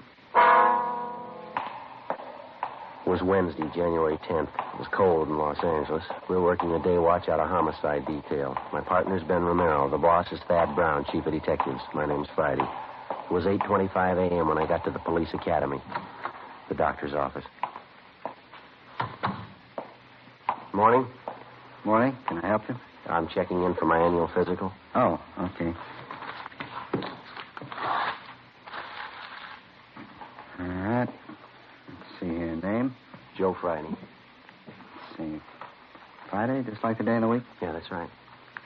Friday. Can't seem to find it. You sure you were notified? Yeah, the teletype was posted in the office a couple of days ago. Annual physical exams. My name was right near the top of the list. Friday. Huh? Oh, yeah. Yeah, here you are. Joseph Friday. That's it, yeah. Well, all right, Friday. Let's get your name down here. Okay. Your age? 34. Where you work? Central Homicide. Serial number? 2288. 2288. Okay, Friday, you want to step this way? All right. Slip off your shoes, your coat, and shirt. Okay. Well, they keeping you busy? Oh, pretty busy, yeah. 4,500 men in the department. Everyone has to have an annual physical. Mm-hmm. Better get you weighed and send you along inside. Doc's probably ready for you by now. Okay. Over here. Oh, never fails. Dr. Vance's office. Who's that? All right, just a minute. It's for you, Friday, your office. Oh, thank you. Friday talking. This is Ben, Joe. You about through over there? No, not quite. I haven't seen Doc Vance yet. What's the matter? Dead body call out by Westlake Park. Radio car's out there now. No one else in homicide to handle it? Not right now. They're pretty busy. No use you coming back to the office. Why don't you meet me out there? It's 9320 Laurel Lane. All right, just a minute. Have that pad, Doc. Thank you. 9320 Laurel. I got it. What's the story? Old man was found dead in his living room, bullet hole in his chest. Hmm? Men in the radio car said at first it looked like the old man had killed himself. They're not so sure now. How do you mean? They think he had some help. 8:45 a.m. I left the doctor's office at the police academy and drove to the Westlake area where I met Ben in front of the cottage where the dead body had been found. We went inside and checked with one of the men from the radio car who was standing by. The dead man was identified as Martin Latimer, age 68, a retired owner of a couple of neighborhood grocery stores in the city. He was lying sprawled on his side on the floor. There was a bullet hole in his chest just above the heart where the slug had entered the body. There was another, larger wound in the back, through the left shoulder blade where the bullet had emerged. Approximately 8 feet across the room from the body was another chair. There was a Winchester rifle wired firmly to the top, its muzzle pointing directly above the spot where the body lay on the floor. A thick white string was found wound firmly around the trigger of the rifle. It ran through a metal ring on the stock of the gun and stretched across the room where it had been tied to the dead man's right index finger. At first glance, it seemed like an obvious suicide arrangement. Officer Harkness, one of the men in the radio car who had answered the call, took exception. I don't know, Sergeant. Maybe I'm all wet. Just doesn't gel right for me. Who discovered the body, Harkness? Next door neighbor, Mrs. Donworth. My partner's with her now. You fellas call the crime lab? Yeah, they're on their way out. Was the old man the only one who lived in the house here? Yeah, that's what the neighbor told us. Sure like to see what the crime lab crew's going to think of it. Well, what's the big question, Harkness? Well, I know it's none of my business, Sergeant. You fellas are the detectives. I just couldn't help but notice, though. What's that? Well, here. Now, over here, this rifle wired to the back of the chair. Yeah. Now, take a sight along the barrel of the rifle. See what you think. Right through the sight, huh? Mm-hmm. Pointed right above the armchair over there, isn't it? It's in a Yeah. straight line with the body. Uh-huh. Well, that much fits. The old man pulled the string tied to his index finger, and it set off the trigger. Took the slug through the chest, isn't that right? Yeah, that's what I figured. Now, here, take a look at the wall directly behind the old man. Yeah. The slug went clean through the body, we know that. Through the chest above the heart, then out through the shoulder blade. I see what you mean. Now, here, now, take a look at this wall here. Got a mark on it. Yeah. One thing, sure, if the old man was shot in that position, the slug had to come this way. Well. Pass through his body right about this height here. Uh-huh. We ought to find the bullet hole in this wall. Right around here. Yeah, it ought to be. Not a trace of a slug here. Not much chance it could have been deflected, do you think? Well, that's what I thought. It's a 30-30 Winchester, enough power to go through a couple of plaster walls. Well, we know the slug went through the body. It's got to be somewhere in one of these four walls. Take a look over here and see what you think. All right. Down here near the corner of the wall. Where? Well, right here. Yeah, it looks like it. Ben? Well, something's out of kilter. The rifle never could have thrown the slug this far down on the wall. Not the way it's wired to the chair there. And besides that, it's way out of line, at least 4 feet, the way I figured here. Well, I know it's none of my business, Sergeant. I couldn't help but notice it, though. You want me to stand by outside? Yeah, okay, if you will. Would you mind checking with your partner? See if we can have that neighbor lady brought over for questioning, will you? Right, I'll check with him now. Thank you. Sure. I'm going to take another look at that rifle. Well, it sure doesn't add up too well, does it? Even if the old man jerked the gun when he pulled the trigger with that string arrangement, the slug couldn't have passed through his chest, out his back, and then hit the wall where it did. Well, stand just behind the body, will you, Joe? See if it's possible to line it up. All right, what about here? That look about it to you? Yeah, that's good. Let me see here. No, not a chance, Joe. It's way out of line. Uh-huh. That's the gun that killed him. The old man didn't pull the trigger. Not from there, anyway. Well, there's one other chance. Yeah? Somebody pulled it for him. Lieutenant Lee Jones arrived with his crime lab crew and went to work. We put in a call to the coroner's office, and then the dead man's neighbor, Mrs. Elsie Donworth, was brought over for questioning. She was a chubby, matronly lady, about 45. She told us she'd been a neighbor to the aging Martin Latimer for more than 10 years. I take it you knew Mr. Latimer pretty well, ma'am. Yeah, I suppose. Didn't have any relatives, poor man. All alone. He was in the grocery business for years. He made some nice money, I guess. Retired about 8 years ago, sold both his stores. Had an income from a mortgage on one of them. $150 a month. Yeah, he was very comfortable. Mm-hmm. Wasn't a penny pincher at all, but he was thrifty. It was the same way with my husband, Claude. He used to say, take care of the dimes and the dollars will take care of themselves. Well, Mrs. Donworth, can you think of any reason why Latimer would want to take his own life? Oh, I suppose. And poor old man is getting along in years. For a long time there, he was afraid he was going to die with cancer. Is that so? Did Mr. Latimer have cancer, do you know? Oh, no, he kept thinking he was going to die with it. Could you come next door to my place while I get some of my laundry out? We could talk there. It's just across the yard. All right, ma'am, that'll be fine. Hey, do you want to tell Lee Jones will be next door, Ben? Guess you better let Harkness know, too. Yeah, right, I'll tell him. Thank you. About that cancer business, officer, Mr. Latimer was always talking about it. Yes, ma'am. He finally went to a doctor about it. That was last week only. He came back and he told me the doctor said for him not to be so silly about it. He was a well man in good health. When was the last time that you saw Latimer, ma'am? Day before yesterday. Oh, we laughed and joked over the back fence. Mm-hmm. Poor old man. Had such a nice smile. Reminded me a good deal of Claude. That was my husband. Well, I'd like to have your honest opinion, Miss Donworth. Do you think Mr. Latimer killed himself? Well, I suppose that rifle in there, that terrible contraption. Joe, I wonder if I could talk to you a minute. Yeah, okay. Would you like to go on ahead over next door, ma'am? We'll be right with you. All right, officer. Thank you very much. We'll be right there, ma'am. Yeah. Crime lab crew's having a field day. They say if the old man shot himself with that rig, it ought to make Ripley's call. They find anything definite? Dusted the rifle for fingerprints. Didn't find a warrant. How about that? Yeah, well, it makes less sense than that slug buried in the corner of the wall, doesn't it? Sure does. Checked the desk in the living room, found some correspondence Latimer was having with some woman through a Lonely Hearts Club. Yeah? You find any reason why he'd want to die? Pretty good reason why he'd want to live. Huh? Found a photograph. Beautiful girl. Looked to be about 24 or 5. What about it? She was going to marry him. The crime lab crew continued their routine investigation of Martin Latimer's cottage. They removed a .30-30 slug from the corner of one wall. Ben and I went next door to question the neighbor, Mrs. Donworth. There didn't seem to be any common ground at all between the evidence in the house and the information that she had to offer. As we continued questioning her, Mrs. Donworth remembered that a month before, Latimer had told her that something might happen to him and he wanted to make out a will. He asked if she would witness the will. A few days later, Latimer's lawyer came to the house and Mrs. Donworth witnessed the signing. At that time, she said Latimer made the remark, "I don't feel like going on much longer anyway. If death means arrest, I think I deserve one." Mrs. Donworth kept busy with the laundry while we interviewed her. Could you let me get by to the mangle, officer? I have to get some of this ironing done. Yes, ma'am, I'm sorry. I'm afraid there's one thing I don't remember you telling us, ma'am. Did you hear anything out of the ordinary going on next door or this morning or last night? No, nothing I noticed anyway. Officer, did you see that knob on the washer, the one on the left? Oh, you mean this over here? Yeah, just lift it up and turn it around to off, please. It says off right there in the dial. Yes, ma'am, I see. There you are. Yeah, thanks. No, there was nothing I heard from next door to remark about.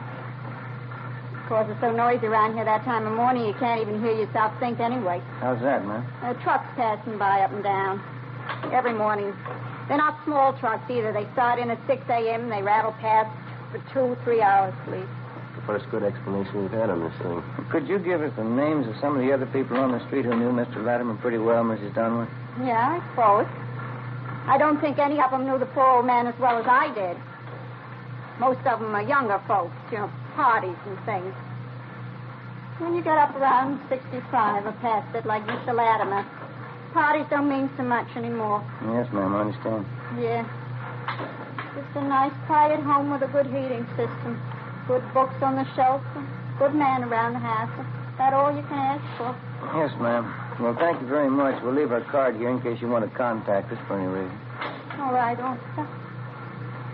There's one more thing, Mrs. Donworth. We understand Latimer was corresponding with several women through a Lonely Hearts Club. Did he ever mention that to you? No, he never did. I found out from the mailman. He's a regular gossip. Uh-huh. And Latimer never mentioned any of the women that he corresponded with. Is that right? Well, I pretended I didn't even know about it. He never brought it up. Don't understand why he'd want to meet a lady that way. All most of them are looking for is a man with money so they can quit work and lay around the house. Well, thanks again, Mrs. Donworth. It's been very helpful. Yeah. Poor old man. I wonder what made him write letters after silly women. Little good they'd have done him. He wrote letters all over the country. Mm-hmm. Getting tired of working myself. Could have saved the postage, too. Beg your pardon? I was right next door. Would have married him in a minute. We left Mrs. Donworth's house a few minutes past noon, and we went back next door to Latimer's cottage. The crime lab crew had finished their investigation, and the deputy coroner arrived. He took the body downtown for autopsy. We talked over the crime lab findings with Lieutenant Lee Jones, and he felt the same way that Ben and I did. The theory that Latimer had shot himself to death was possible in many respects, but it was far from plausible. We checked through Latimer's correspondence with the women that he'd contacted by mail through the Lonely Hearts Club. Especially the young girl he obviously intended to marry, judging from his letters to her. Her picture showed her to be a brunette, dark eyes, young, and very attractive. The inscription at the bottom read, "With love, Catherine." There was no return address on either the photo or the letter. Ben called to check with the Lonely Hearts Club. Yes, ma'am. No, that's all right. We'll probably be dropping down to talk to you. Yes, bye.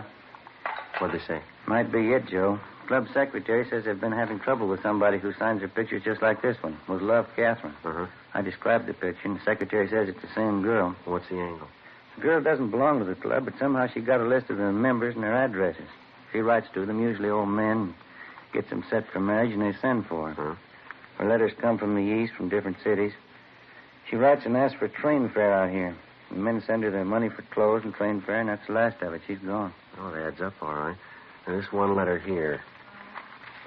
This one.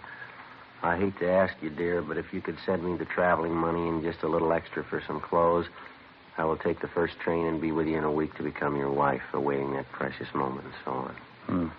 Kind of poured it on thick. What's the date on there? Let's see. December 30th. It's 12 days ago. What do you think? That's possible. She could have showed up, tried to grab all the old man's money she could find. Maybe he caught her at it. She killed him, rigged up this phony setup to make it look like Latimer shot himself, huh? Need to hold more water if we could find out she really came here. Maybe we better start ringing a few doorbells. The other neighbors might come up with something. What do you say? Well, let me see that girl's picture again, will you? Yeah. No photographer's name. Now, look in the back here, Ben. Yeah? No, down here in the corner. Right in the corner of the picture mounting. Oh, yeah.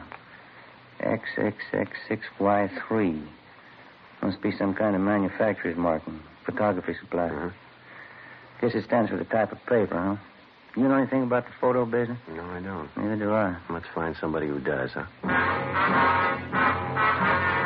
Before we drove back to the office, Ben and I covered the rest of the neighborhood and talked to everybody who knew the dead man, Martin Latimer, even remotely. They told us nothing that we didn't already know. There'd been no strangers seen visiting the old man. No one had noticed anything out of the ordinary in Latimer's daily routine. 3 o'clock that afternoon, we checked with the police photo lab. They told us that the symbols stamped on the cardboard frame of the photograph signed Catherine were symbols used by a photo supply company up in San Francisco. We went back to the office and got in touch with the San Francisco firm. We were told that the symbols indicated the style and the size of photographic mounting, and further, that this particular type of mounting was distributed only throughout 7 western states. They gave us a list of 18 photo studios in Los Angeles who kept that particular mount in stock. It was a long chance, but we started checking them out. Meantime, we'd run the girl through R&I and gotten out an APB, seeking information on her. 3 days later, Ben and I had checked out 10 of the 18 photo studios on our list. The 11th was the M&Y Family Portraits on Melrose. Yes, sir. Help you? Police officers, would you mind taking a look at this photograph here, please? Let's see. Would you like an enlargement? Got a special price on enlargements this week? No, sir. Just like to know if you can identify this girl, that's all. Oh. Well, do you recognize her at all, sir? I know her. Sure you wouldn't like an enlargement?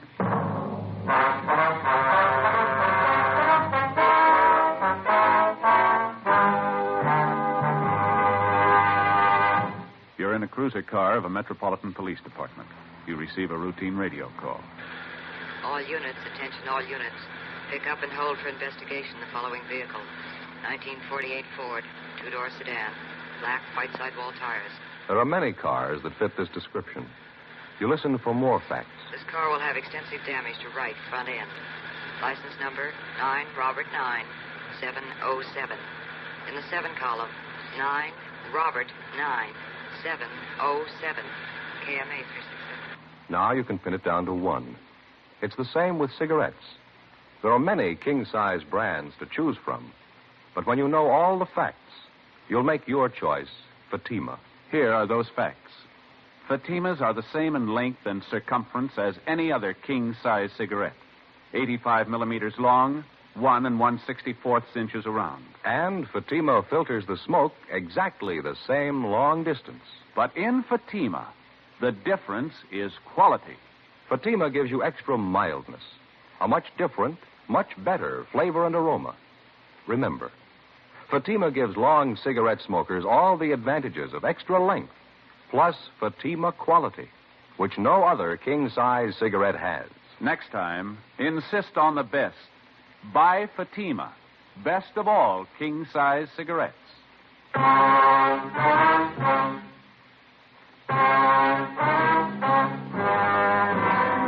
Saturday, January 13th, 1:35 p.m. We showed the photograph of the girl to the proprietor of the photo studio on Melrose Avenue, and he identified her as one of his customers. He told us her name was Doris Chambers. She was 22 years old and a postgraduate student in chemistry at the university. She came from a fairly well-to-do family, and her father was the president of a local neighborhood bank. She didn't even come close to the type of girl that we were looking for. We got the address from the photographer, drove out to the home, and interviewed the Chambers girl. She gave a younger appearance than she did in her picture. She couldn't recognize the handwriting on the photo, nor did she understand the inscription with Love, Catherine. After questioning her, it became apparent that she knew nothing at all about 68-year-old Martin Latimer. I wonder if you'd mind taking another look at the handwriting on the picture, miss. Is it familiar at all? No. No, I couldn't be sure either way. Seems like I've seen it, though. Well, when did you say you had this picture made, miss? About a year ago at graduation. My mother had extra copies made up. She liked it. I didn't care for it much. Could you tell us how many people have prints of this picture? Mama had 24 copies made up. She took 12, and I took 12. Mm-hmm. She sent them to relatives, friends of ours. Kept a few. Well, what'd you do with yours?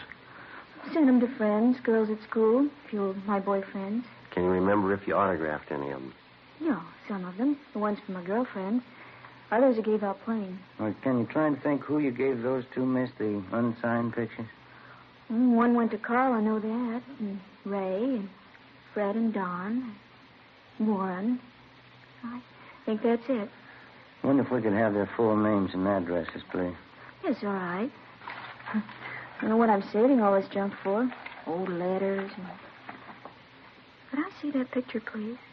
Yeah, here you are. Look, it's the same writing. I thought I'd seen it before. Ma'am? This old letter from Warren. See the writing? Doesn't it look the same to you? Looks close, Joe. Yeah, we'll have Don Meyer in handwriting check it over. Who is this Warren, Miss Chambers? Warren White. Here's his address right here. Yeah, I'll copy it, Joe. Fine. Warren and I went to college together. We were engaged to be married for a while, and then I broke it off. I see.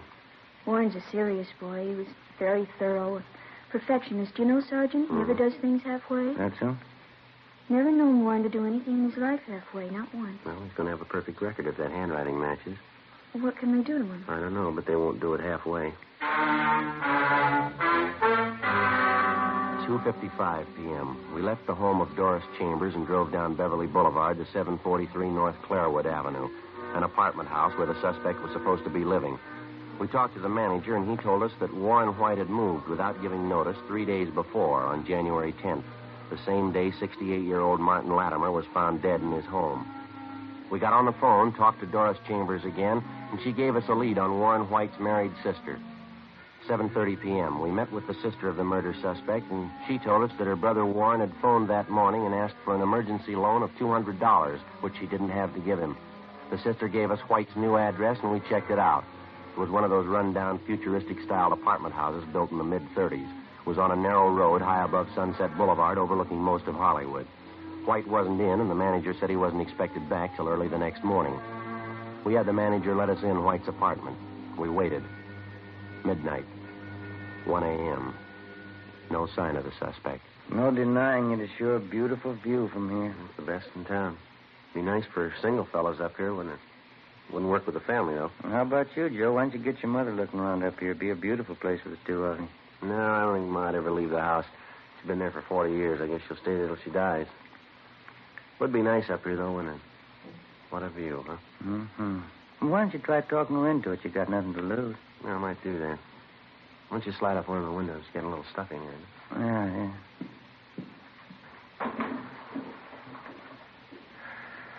Oh, smell that air, huh? That's great. Yeah. What time you got? 1:45. Oh, it's a long night. We waited. 3 a.m., 4 a.m., 4:30. It was cold. There was still no sign of the suspect, Warren White. 5 a.m., 5:30, 6 a.m. The sky was getting light over in the east. 6:30, 7 a.m., 7:30. We kept waiting. No sign of the suspect. We called the office and arranged for a relief. 8 a.m. We could hear groups of youngsters passing by outside, trooping into the main yard of a grammar school just below the apartment house. We kept waiting. At 8:15 a.m., we heard a car pull up in front of the apartment house. Footsteps came down the driveway, up the path, and stopped outside the door. We heard a key turn in the lock.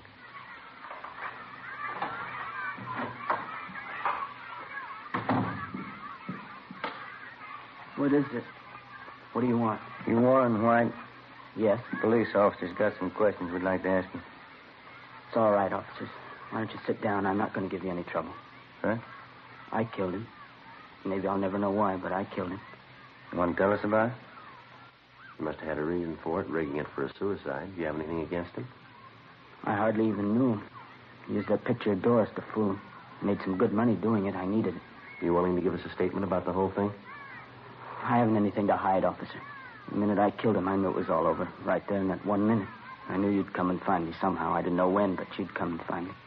Well, okay, Ben. We better head downtown. Yeah. What? It's a great sound, isn't it? What's that? The schoolyard. Yeah. The kids. Got a great sound to it. Good one. You want to get your hat? All right. How can anybody figure it? You start in the schoolyard like those kids down there, running around, yelling. I started the same. Better get going. I wonder what it is that happens. An 8-year-old red-hit kid. There must be one down there now. The other kids will grow up, get jobs, work, and die. It'll be all right. Yeah. The one kid will end up in an alley with a gun in his hand. How can anybody figure it? I don't know. A bunch of kids playing in a schoolyard. Someday one of them's a killer. Yeah, let's go. You tell me. What's the answer?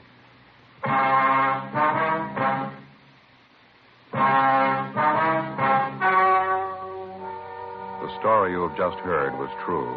Only the names were changed to protect the innocent. On April 2nd, trial was held in Superior Court, Department 88, City and County of Los Angeles, State of California. In a moment, the results of that trial. And now, here is our star, Jack Webb. Thank you. Friends, it's come to my attention that some people have a misunderstanding about the cost of Fatimas. Well, I'd sure like to straighten that out for you right now. The cost of Fatima is the same as the cigarette you're now smoking. Yes, that's right. Fatimas cost no more. But in Fatima, the difference is quality. Buy Fatima in the golden yellow package.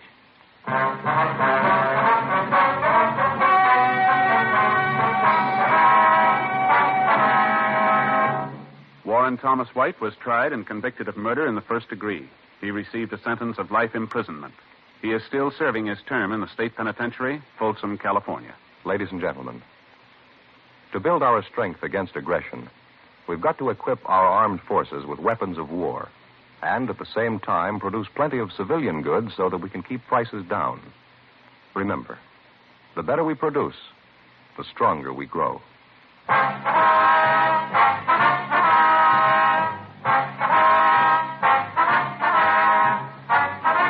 You have just heard Dragnet, a series of authentic cases from official files. Technical advice comes from the Office of Chief of Police W.H. Parker, Los Angeles Police Department. Fatima, best of all king-size cigarettes, has brought you Dragnet, transcribed from Los Angeles. Stay tuned for Counter Spy, next over NBC.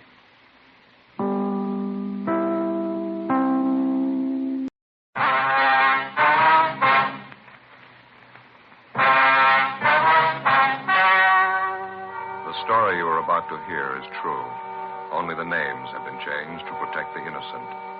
Fatima, best of all king-size cigarettes, brings you Dragnet.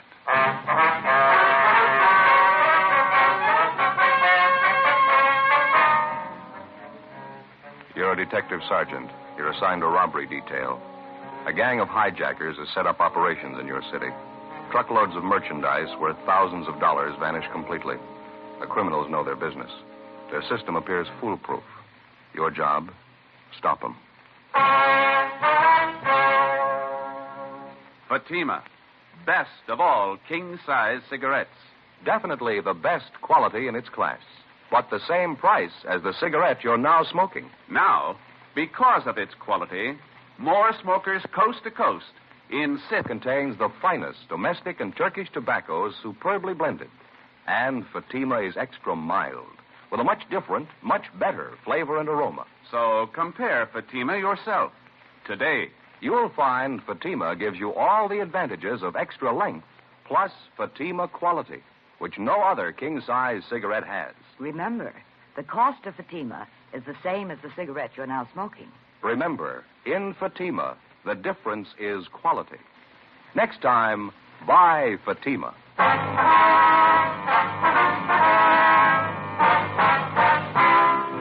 Dragnet, the documented drama of an actual crime. For the next 30 minutes, in cooperation with the Los Angeles Police Department, you will travel step by step on the side of the law through an actual case transcribed from official police files. From beginning to end, from crime to punishment, Dragnet is the story of your police force in action. It was Saturday, November 8th. It was foggy in Los Angeles. We were working the day watch out of robbery detail. My partner's Ben Romero. The boss is Captain Didion. My name's Friday. I was on the way back from R&I, and it was 11:23 a.m. when I got to room 27A. Robbery detail. Joe? Hi. Where you been, anyhow? I've been sitting here 20 minutes waiting for you. Oh, I'm sorry. I've been checking a couple of names through R&I. It took a little longer than I figured. The least you could do is leave a note in the book. I do the same for you. I've been sitting here 20 minutes. Oh, I told you I'm sorry. What's the matter? You feeling well? No, I'm all right. I'd just like a little cooperation, Joe, that's all. Well, what's the matter with you? Oh, I don't know. I guess I was mad when I woke up. Got a crazy house. Well, what's the trouble? Did you have an argument with your wife? In-laws are visiting again. 6 of them. Oh, where are they sleeping? All over the place. 4 adults, 2 kids, and a gray fox terrier. He's not even housebroken. Yeah. How long are you going to stay? A couple of days? 2 weeks. I don't know how I can last it out, Joe. They're crawling all over the place. Kids screaming, dog tearing up the front room, no privacy. I don't know what I'm going to do. Well, why don't you just level with them? Ask them if they wouldn't mind staying at a motel for a couple of days. Huh? I suggested that to the wife this morning. What'd she think? That's when the argument started. Oh. Hey, I almost forgot to tell you that truck driver finally showed up at Frank Burroughs. Oh, yeah, it's about time. Where is he? Took him across the hall to the mug room. Got him checking out some coming-out mug books. Guess we better see how he's doing. All right. He sure took his time getting here, didn't he? Yeah, didn't offer any excuses. He's no more help than he was yesterday. Yeah? Surly. Not very cooperating. How you doing, Mr. Burroughs?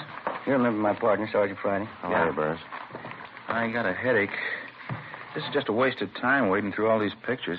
I've been through 2 of these books already. I couldn't identify any of the guys. Yeah, well, we know it's pretty tedious. We'd just like to have you check through a few more volumes, if you wouldn't mind. Look, I don't mind giving you a hand when I got time, but I got things to do today.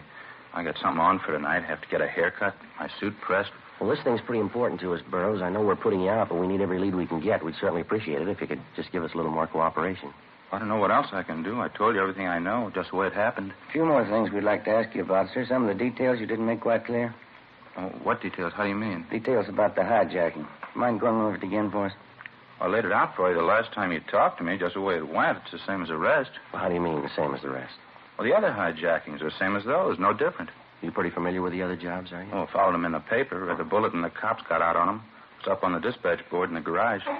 Is that fresh water in that cooler over there? Yeah, I think so. Help yourself. Thanks. Gotta have a couple of aspirin for this headache. Can't take aspirin without water. Yeah.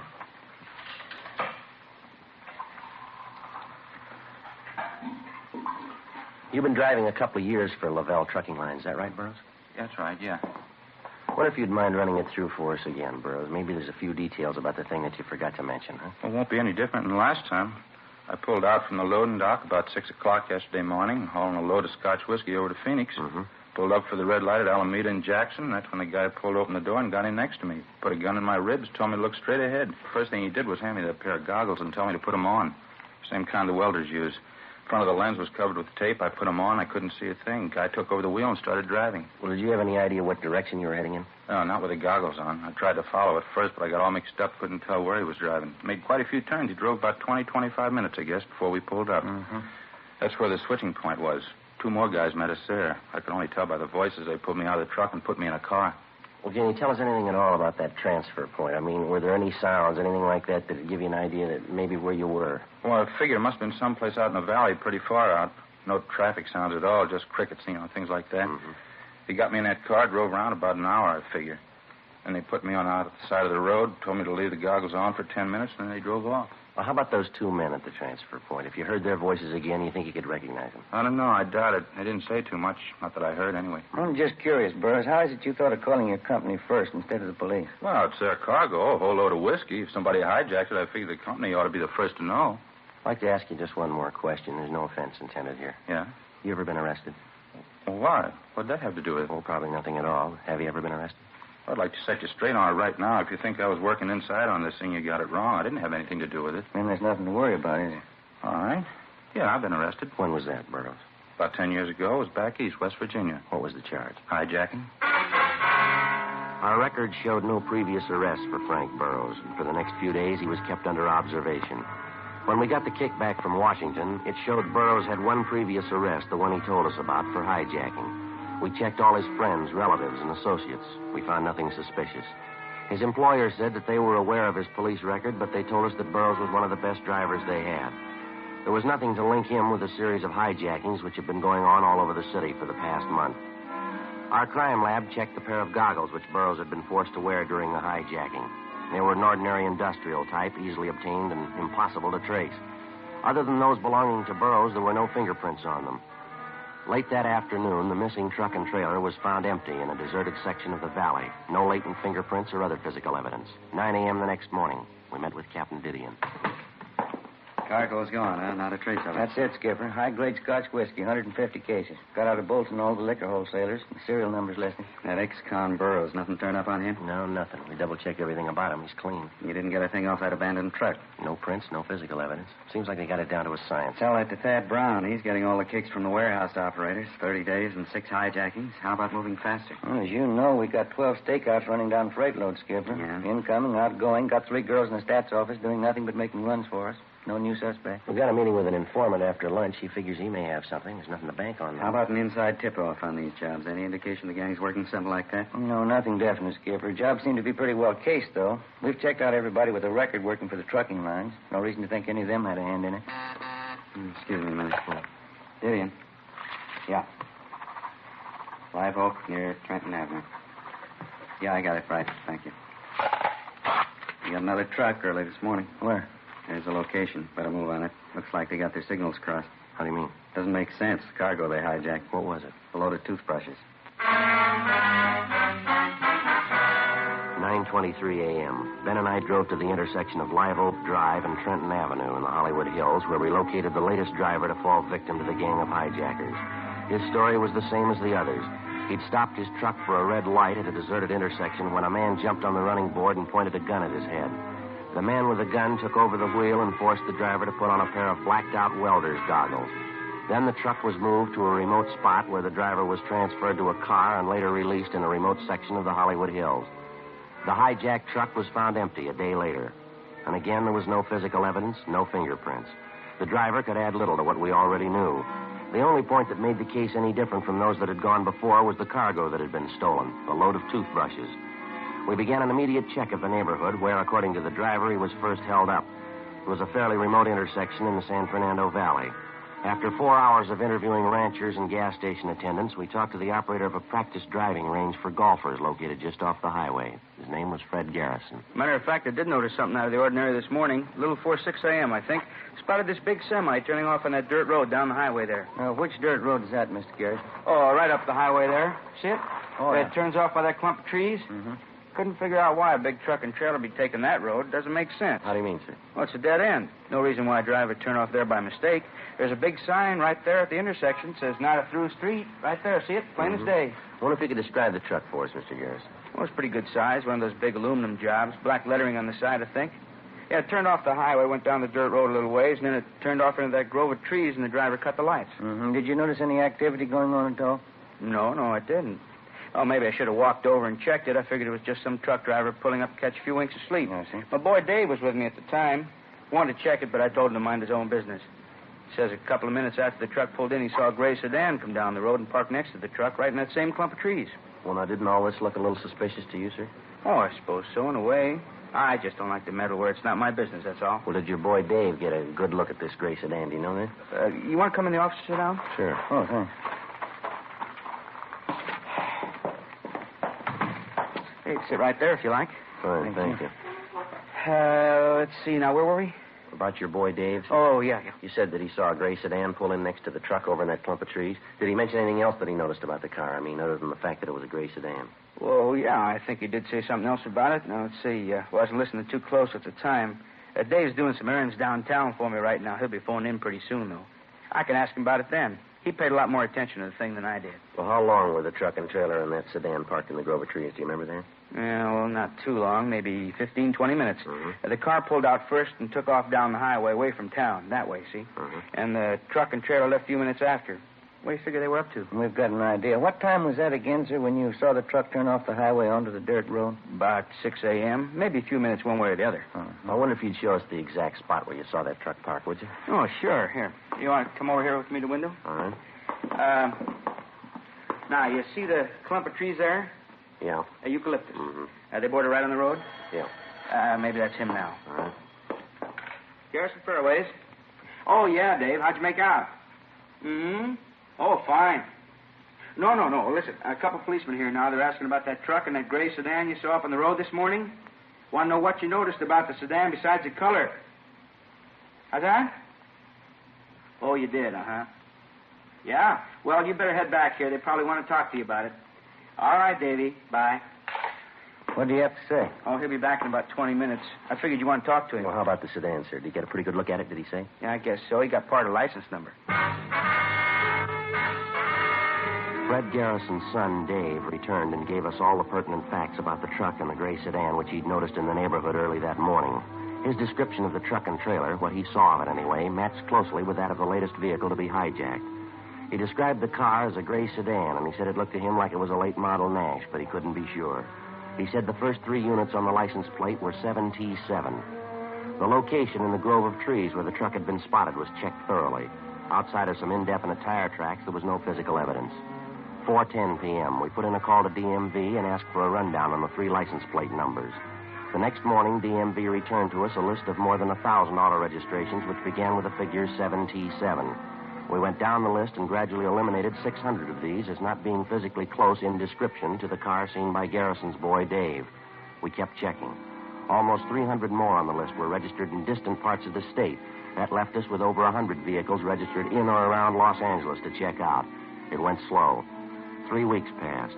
We narrowed the list down to 23 possibles. Tuesday, December 10th. We were checking registrations with addresses in the east end of the city. What's the name on this one again? Perry. Walter R. Perry.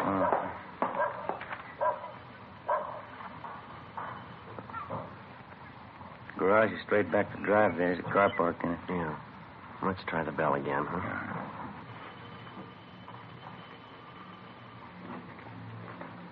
What do you say?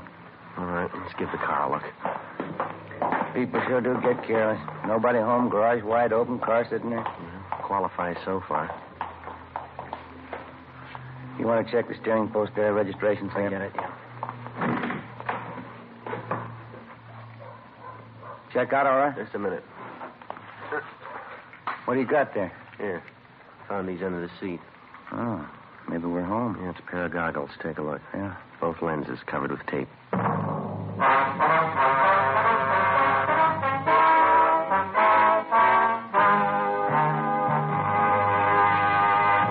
You're in the forgery division of the Metropolitan Police Department. Handwriting analysis.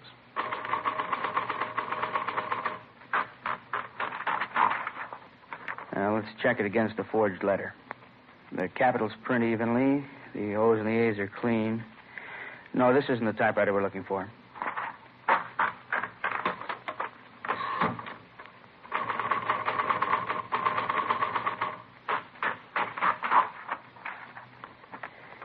Yeah. Capitals print high. A's and O's are solid. P's slanted. This is the one. It's the same with cigarettes.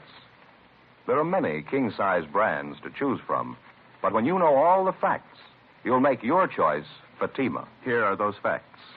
Fatimas are the same in length and circumference. 85 millimeters long, 1 1/64 inches around. And Fatima filters the smoke exactly the same long distance as any other king-size cigarette. But in Fatima, the difference is quality. Remember, Fatima gives you extra mildness, a much different, much better flavor and aroma. You get all the advantages of extra length, plus Fatima quality, which no other king-size cigarette has. Fatima, best of all king-size cigarettes. Definitely the best quality in its class, but the same price as the cigarette you are now smoking. Next time, buy Fatima.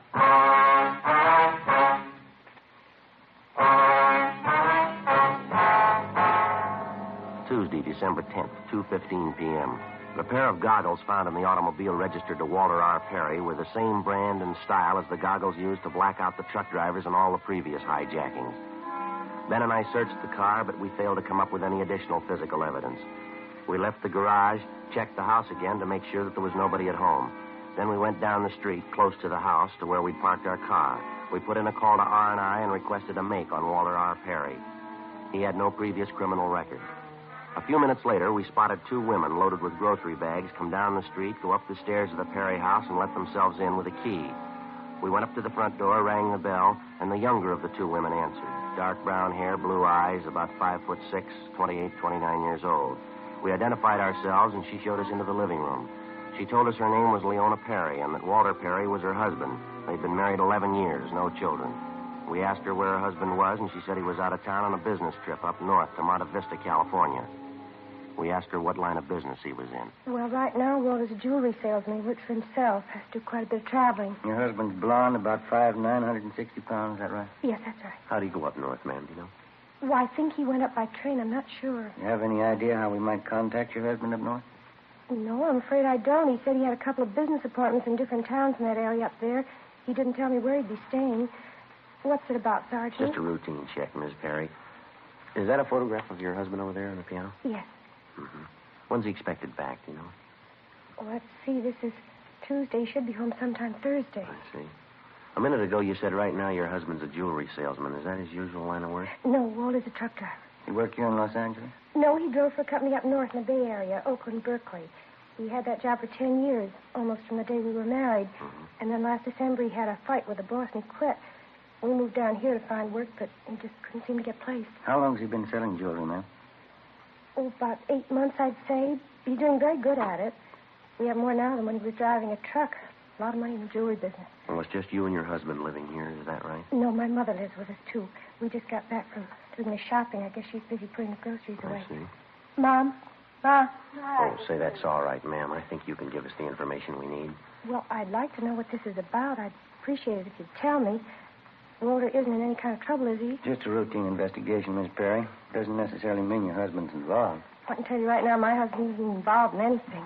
Walter's never had trouble with the police in his life. Walter has trouble with the police? What is it, Leona? It's nothing, Ma. These policemen want to talk to Walter. They just want to ask him a few questions, that's all. This is my mother, Mrs. Burt. Ma, this is Mr. Friday and Mr. Romero. I told you, Leona. I felt it all day. Something's wrong. Walter's done something, hasn't he? Now, don't start on that again, Ma, please. The officers told me they want to talk to Walter, that's all. What for? If he hasn't done anything, why do they want to talk to him? Routine duty, ma'am. There's nothing to get excited about. I knew it would happen. I felt it all the time. That funny job he has, selling jewelry, going out at all hours.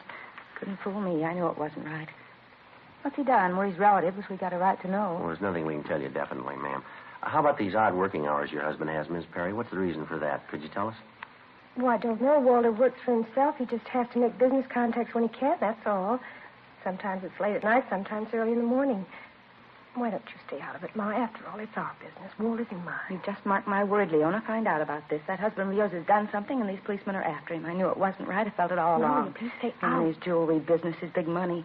I should have left and taken you with me the day it started. Walter's a truck driver. It's all you'll ever be. It's where he should have stayed. Why are you always picking on Walter? Why? Because I told you in the first place you never should have married him. 11 years ago, I told you. I never should have come to stay with you. You couldn't go and marry one of those nice boys you met at school. It had to be Walter Perry. Well, maybe you'll see now. Trouble with the police. Now you'll see what kind of a man you married. Shut up, Ma. Sorry, officer. Well, I'm afraid that isn't helping much, Miss Burt. I suppose not. What is it that can help?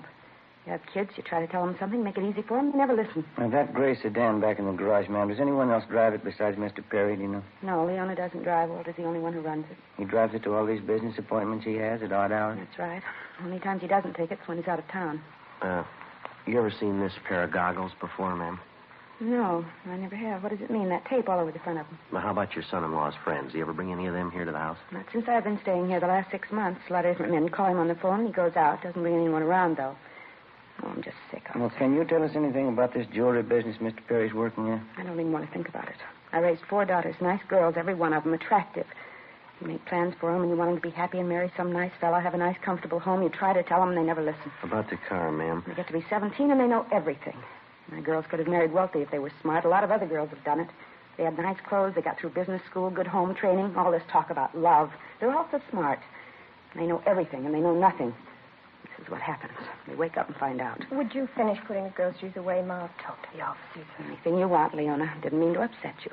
Maybe things will be all right. And just a few more questions, Miss Perry, and that's all. Well, whatever it is, I know Walter hasn't done anything wrong. He wouldn't do anything wrong. It doesn't make sense. There's just no reason for it. I remember your father, Leona. 16 years we were married. One night he packed up and left me. There wasn't any reason for that either. Wasn't there, Ma?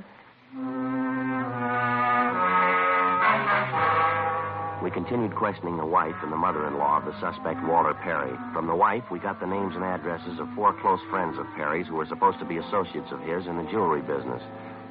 In the basement and in a loft over the garage, we found more than a dozen cases of high-grade Scotch whiskey, cases of expensive furs, and other loot taken in the hijackings.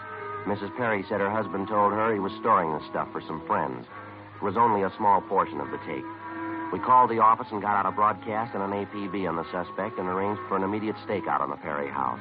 And then, together with Matthews and Gonzalez from robbery detail, we began checking out the 4 close friends of the suspect. We could locate only 2 of them, but those 2 paid off. In the basements and garages of their homes, we found another portion of the loot, along with evidence that showed that both men had taken active parts in the hijackings. They were booked at the main jail on suspicion of 211 PC. A full week went by. The stakeout continued on the Perry house. Still no sign of him. Saturday, December 20th, 4:45 p.m. We checked back in at the office. This thing's sure dragging out, huh? Yeah, it'd be nice to wrap it up before Christmas, wouldn't it? Get it out of the way. Might work into a couple of days off. I don't know if I'm too interested, Joe. What? The days off, I mean. We got visitors on the way again. What do you mean, for the holidays? Who's coming? Same old bunch. My brother-in-law and his wife and his kids and that little dog of theirs. Well, they were just with you for 3 weeks, weren't they? What's the deal? Oh, brother-in-law got home, found a notice from his company. He's been transferred out here. Oh. They're going to stay with us all through the holidays, and then they'll start house hunting. How about that? You've got a problem. It's got a new rug in the living room. I'll bet 20 to 1 on it, Joe. What's that? That little fox terrier. Oh, hi, Skipper. Anything before we check out? Piece of news for you. Just talked to the Ventura Sheriff's Office. We owe them a favor. What do you mean? They grabbed Walter Perry half an hour ago. Monday, December 22nd. Suspect Walter Perry was returned to Los Angeles. He was taken to the interrogation room where Captain Didion, Ben, and I questioned him for almost 2 hours. He was confronted with the evidence and testimony against him, and after another hour and a half of interrogation, he broke. He gave us a full signed statement describing his part in the campaign of hijackings. He also gave us the names of everyone in the gang, how they participated, and to what extent. He said most of the property looted from the hijacked trucks was stored in a rented barn located at the north end of the San Fernando Valley. A detail of men checked it and confirmed the information. The suspect's wife, Leona, was notified of her husband's arrest. 1:35 p.m. We completed our interrogation. That's it, Perry. Let's go. You asked me a lot of questions. How about it? Can I ask you one? What's that? Well, why do you think I did it? Why I got mixed up in this? Well, according to your statement, you wanted the money, isn't it? Well, you've been out to my house, haven't you? You met my wife? Yeah, that's right. I guess you met her mother, too. Yeah. Well, then you got it. Nobody in the world could make me go for a hijack deal, but she could. I even remember the morning I'd made up my mind to do it. I was out in the kitchen. I could hear yapping at Leona in the other room, same old roasting. Mm-hmm. The lousy truck driver, that was me. 11 years the wife and I've been married. Her mother lived with us, 9 of them. Didn't get any better, didn't get any worse, just the same old yapping, her and her 4 girls. Why couldn't they listen to her? They were the best girls in the world. Why couldn't they marry money? Why did it have to be guys like truck drivers, stupid truck drivers? Same thing every day, always the same. 9 years of it. So I went out to get enough money to rub in her face, enough to make her choke on you. You can hate somebody for that. I don't know how many years they'll give me, but I'm going to hate her, every one. Dad? Oh, hi, Olson. Want to remain jail? This one ready to go? Only be a minute, Rex. Right. Thank you. All right, Perry. Yeah. Sergeant, my wife's been told, huh? She knows about it? She's waiting outside in the hall with her mother. You can see him on the way out. Oh, thanks. Walter. Hi, honey. I'm sorry. Walter, why did you do it? Ask your mother there, honey. You heard as much of it as I did. 9 years' worth. I guess it finally got me sick. She wanted you to have money, so I went out to get it. You come and see me when you can? Leona isn't going to any jail to see you. I knew it all along. I knew what you were. It's the truth. She never should have married you. All right, Perry. Let's go, mister. Walter. Walter. Why? How you figuring? I don't know. How about some coffee? Okay. Sure is funny. You see other people sweating it out, your troubles look like nothing. I'm just thinking about it. What's that? Those in-laws of mine. What about them? Guess I haven't got it half bad.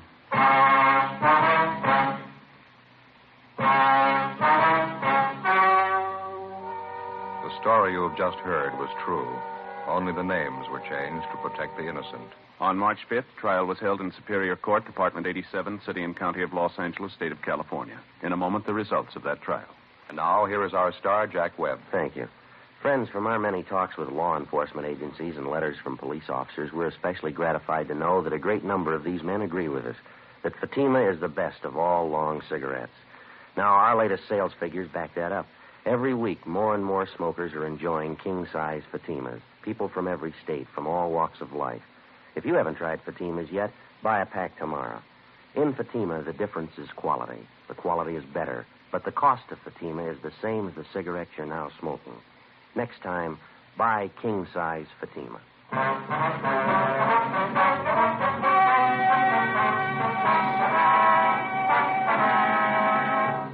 Walter Richard Perry was tried and convicted on several counts of robbery in the first degree. He was sentenced to the state penitentiary for the term prescribed by law. First-degree robbery is punishable by a term of 5 years to life. His accomplices received similar sentences. Ladies and gentlemen, as we know, thousands of people in Kansas, Missouri, Oklahoma, and Illinois have been driven from their homes by floodwaters. Many are being sheltered and fed by the Red Cross. All Americans are urged to give through their local Red Cross chapters.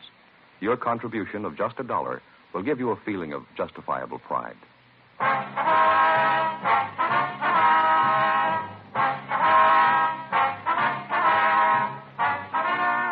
Just heard Dragnet, a series of authentic cases from official files. Technical advice comes from the Office of Chief of Police W.H. Parker, Los Angeles Police Department.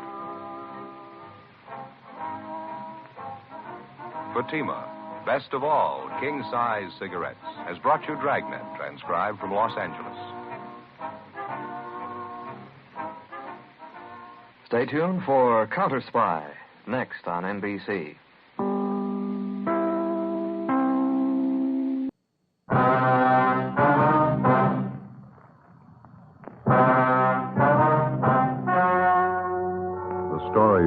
To hear is true.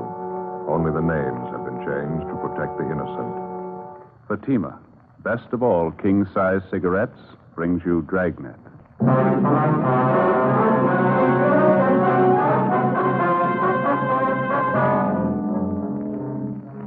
You're a detective sergeant. You're assigned to homicide detail.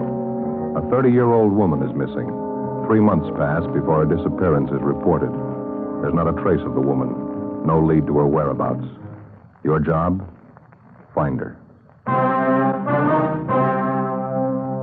In Fatima, the difference is quality. That's right. Fatimas are different.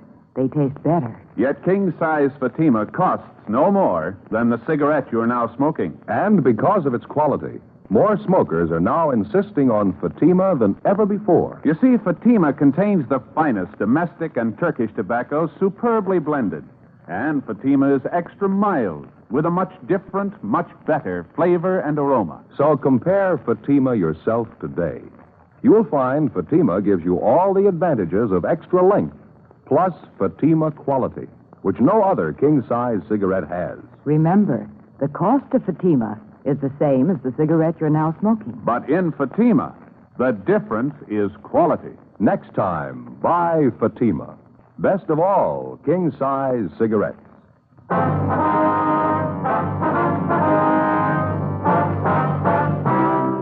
Dragnet, the documented drama of an actual crime. For the next 30 minutes, in cooperation with the Los Angeles Police Department, you will travel step by step on the side of the law through an actual case transcribed from official police files. From beginning to end, from crime to punishment, Dragnet is the story of your police force in action. It was Monday, June 9th. It was warm in Los Angeles. We were working the day watch out of homicide detail. My partner's Ben Romero. The boss is Thad Brown, chief of detectives. My name's Friday. I was on the way back from the stats office, and it was 10:18 a.m. when I got to room 42. Homicide. How are you, Joe? Been waiting for you. Hi. Ma'am, I'd like to have you meet my partner, Sergeant Friday. Joe, this is Miss Daly, Ruth Daly. How do you do? How are you, Miss Daly came in to file a missing report on her sister, Joe. She already talked to missing persons, and they sent her in to see us. Oh, have a chair, ma'am. Thank you. Well, what's it all about, miss? I just started to tell Sergeant Ramirez That's here. Romero, ma'am. I'm sorry. Romero. Well, it's about my sister Bernice, Sergeant. She's missing. I wondered if maybe you people could help me find her. Well, what's your sister's name? Bernice. I guess you want her married name, Mrs. James Butler. Her description will be just about the way I look. Bernice and I are twins. Mm-hmm. When did your sister disappear, ma'am? In March. The first weekend in March. She disappeared on a Saturday. Well, that's 3 months ago, Miss Daly. How is it this wasn't reported sooner? Well, as a matter of fact, I halfway expected her husband to report it. I talked to him about it when Bernice was gone 2 weeks. He didn't seem too worried. Is there any reason for him not to worry? Well, there isn't a way. You see, Bernice has gone off before, about a year ago. She picked up and went to Arizona without telling anybody. When she came back, she said she just wanted to get away for a while. She didn't want to be around here. Well, how long did she stay away that time? Almost a month. Well, how about your sister's married life? She get along with her husband all right? Well, first 5 years they were married, it worked all right. Then it sort of turned sour. I don't know what happened. They used to be happy. Well, what was the trouble, do you know? That's the funny part. I don't. I wouldn't even know who to blame for it, Jimmy or Bernice. Both of them started drinking a lot, pretty heavy. Seemed to me around that time Jimmy began to get a little funny. I see. Has he ever been violent towards your sister, Miss Daly? I mean, has he struck her or anything like that? Oh, no. Really, Jimmy's kind of a milquetoast character. Timid, skinny. Most of the time afraid to say boo. Yesterday I went over to the house to visit Jimmy. I tried to make conversation. He just sat in his chair reading a book. Every time I'd mention Bernice, he'd kind of look up and growl at me. Mm-hmm. I got sick of it. I put on my coat and started for the door. He followed me. Mm-hmm. Did he say anything at all? Yes. When I opened the door, I turned around to say goodbye. Yeah? He had this real horrible look on his face. He said it right out loud, plain as day. What's that? He said, "You'd be surprised if I killed her, wouldn't you? You'd be surprised." 10:40 a.m. We finished taking a complete statement from Ruth Daly regarding the disappearance of her married sister, Bernice Butler. Before she left, we got the business address of her brother-in-law. A broadcast and a missing bulletin was gotten out, and then Ben and I drove cross town to have a talk with the husband of the missing woman, James Butler. We located him at work in a job printing shop on South Vermont, where he was employed as a journeyman printer.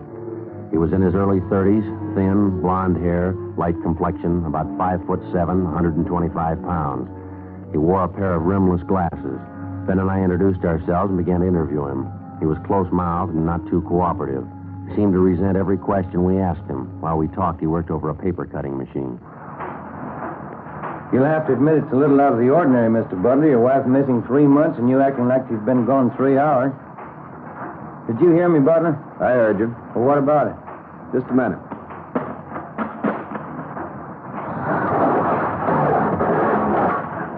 Well? How do you know it's not ordinary you're going away? I'm married to her. I know my own wife. We talked to your wife's sister this morning, Ruth Daly. She seems to think you might know all about your wife disappearing. She does? That's right. In my way, I got to get that other set of cards. Oh, yeah.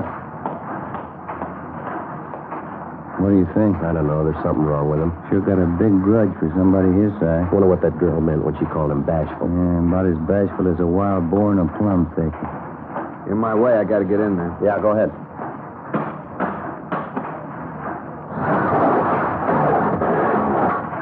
I haven't got any spare time to talk. I have to get this order out. It'll only take a few minutes if you'll be good enough to cooperate. I haven't got the time, that's all. It's almost your lunch hour, isn't it? Suppose we can talk then? Got no time then either. Why don't you talk to Ruth? She seems to know it all. Now, listen, that's about enough of this, mister. We ask you civil questions, we expect civil answers. If you think this isn't important, change your mind. Your wife's been gone for 3 months. Nobody's seen or heard from her, and it's our job to check it. Now, you can talk to us here or downtown. You take your pick. Have to finish up this batch first. We can talk out in the alley and back. I want everybody knowing my business. That's fine with us. You do what you have to do. We'll wait for you. Sure is aching for an argument, huh? Yeah, I wonder what his big trouble is. Maybe a hangover. Looks a little used up. Yeah, could be. If he had something to do with his wife's disappearing, you'd think he'd try to cover where he's acting. He doesn't seem to care what we think. Well, let's see what kind of a story he's got. Okay, it's this way, out the back. Well, go ahead. Yeah, what's the big deal? You ever been arrested, Butler? Nope. Almost a couple of times. They couldn't get me. What kind of trouble were you in? They said they didn't get me. I'm not going to put myself in hot water. We'd like to find out how your wife was before she disappeared. You know of any reason why she'd go off the way she did? Any reason why she'd stay away 3 months without any word? No, I don't know any reason. Well, how about your relatives, your friends? You checked to see if she might be with one of them? They'd call if she was. You never checked with them? No.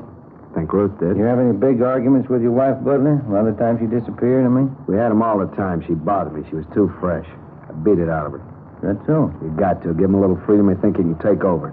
Nag and tell you what to do, what not to do. Sick of it. We'd like a straight answer here, Butler. Did you want your wife out of the way? What do you mean by that? I mean, do you know why she's missing? Could be a lot of reasons. Might know one. Did you kill your wife, Butler? It'd be silly to tell you that, wouldn't it? Yeah. Did you kill her? Only one way I'll say yes to that. Yeah? When you prove it.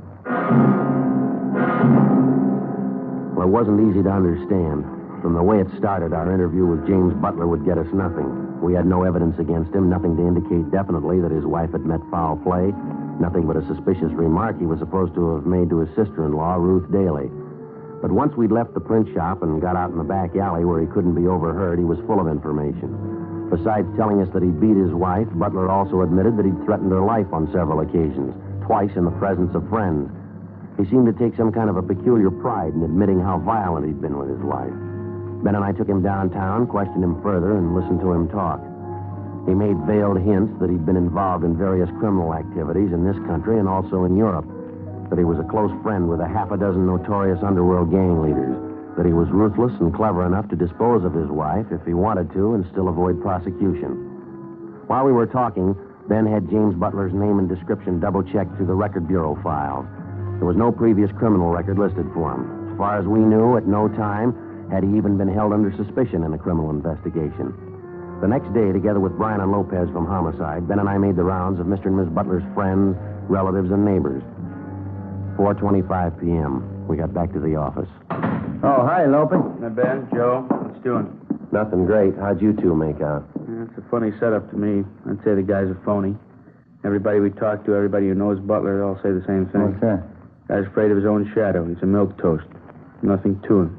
And what'd you get? Oh, about the same. Every housewife around the neighborhood out where they live, they all told us the same thing. The guy's a hen-pecked husband. His wife laid down the laws, and he follows them.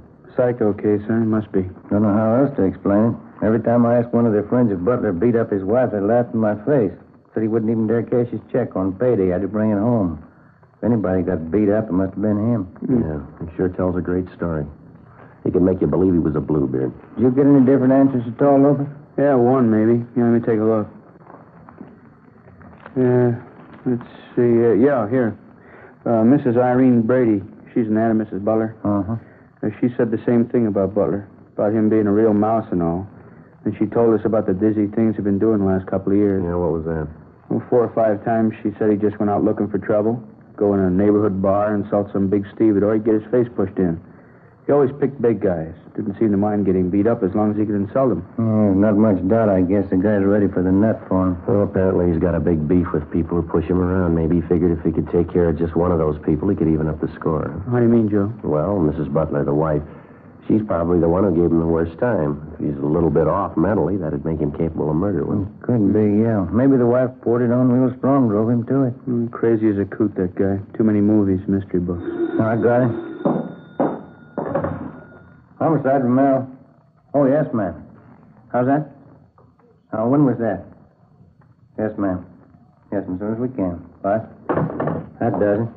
What's that? That was his sister-in-law, Ruth Daly. Just told me she's positive Butler murdered his wife. What makes her think so? Number one, she says Butler told her so. He admitted it to her last night. Well, it doesn't hold any more water than the rest of his stories. I don't know. The Daly girl says she's positive she's got the evidence to prove it. What's that? A murder weapon. Bloodstains all over it. 4:45 p.m. Ben and I got in the car and drove out to the home of Mr. and Mrs. Butler, where we found the missing woman's sister waiting for us on the front stairs. She told us she'd been doing some kind of checking of her own through the house that afternoon. In going over the attic, she said she'd found a claw hammer hidden under a loose board in the attic floor. She said the hammer was covered with what appeared to be dry blood stains. She took us inside, up the stairs, to the attic. Careful of the steps, officers. It's an old house getting ready to fall apart. Yeah. Watch your step here, Joe. Yeah, I'm all right. Go ahead.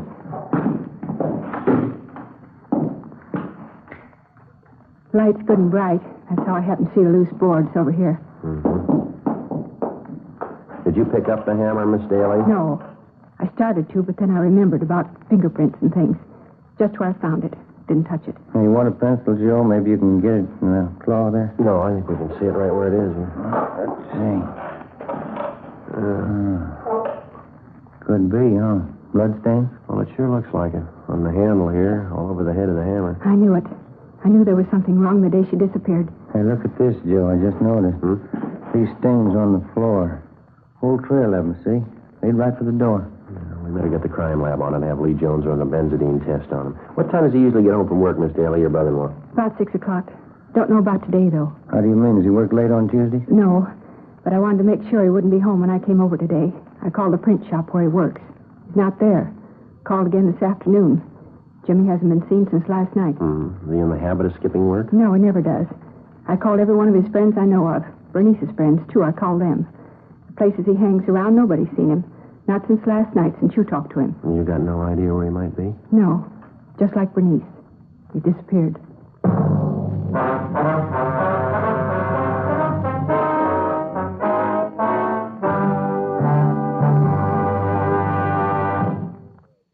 You're in the statistician's office of a Metropolitan Police Department. Have you made the run on this one? WMA, 5'7", 160 pounds. Suspect is left-handed, operates on foot. We punched up the master. The cards are in the machine. We'll make the run now.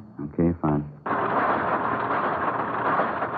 There are many suspects to choose from. You're looking for one.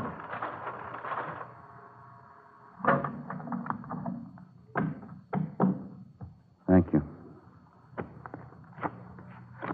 Yeah, this is the one we want. When you have a choice to make, you want to be sure. And you can be sure of Fatima quality. That's why we ask you to compare Fatima with any other king-size cigarette.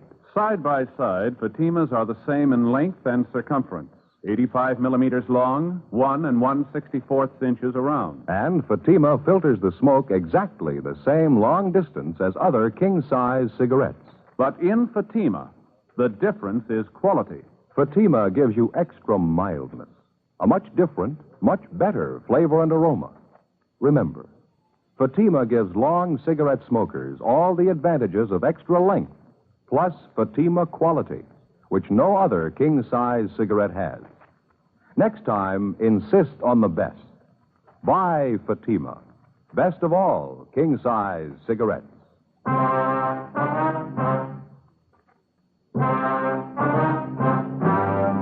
Tuesday, June 10th, 5:20 p.m. Ben got on the phone and called around town to check further on the whereabouts of James Butler, the husband of the missing woman. No luck. We called the office, and they got out a broadcast and an APB on Butler. We drove downtown to the crime lab, gave him the claw hammer that we'd found in the Butler's attic, and asked him to run a benzodine test on the stains. We'd also made arrangements for Lee Jones to run similar tests on the stains we'd found on the floor of the attic. 3 days passed. Butler was gone. There was no sign of him. The search was intensified. Another 3 days went by. Monday, June 16th, we got an answer on the APB. A phone call from the chief of police in Tulare, California. Yeah, James Michael Butler, WMA, 33 years, 5'7", 128 pounds. Blonde hair, hazel eyes. Hey, you got a North Hancock Street address down there, that right? Yeah, that sounds like the man we're looking for. He's a real weird one, Friday. Caused a little trouble at one of the taverns up here last night. Kept picking fights with the biggest truck drivers he could find. We locked him up after his third fight. He had her jailed in an uproar all night. Wild one. What'd he do? All shouting all over the place. Couldn't do anything with him. Uh-huh. Keeps telling everybody how smart he is. Yeah? Says he killed his wife, but nobody's ever going to find out. James Butler was returned to Los Angeles, where he underwent further interrogation in addition to a psychiatric test. The test showed that he was definitely abnormal, but he was still judged mentally competent. The crime lab's tests on the bloodstains found on the hammer and on the floor of the attic in the Butler's home revealed that the stains were made by animal blood, not human. We questioned Butler about it, but we failed to get him to even admit he knew anything about the stains. He was released from custody, but he was kept under surveillance. A week passed. 2 weeks. Nothing developed. Still no sign of the missing woman, Bernice Butler. Still no definite sign of foul play in connection with her disappearance. No definite sign that her husband was criminally involved in any way. Considering all the angles of the case, we were still inclined to figure that he fitted in somewhere. He had some direct hand in his wife's disappearance. We stayed on it. Nothing happened.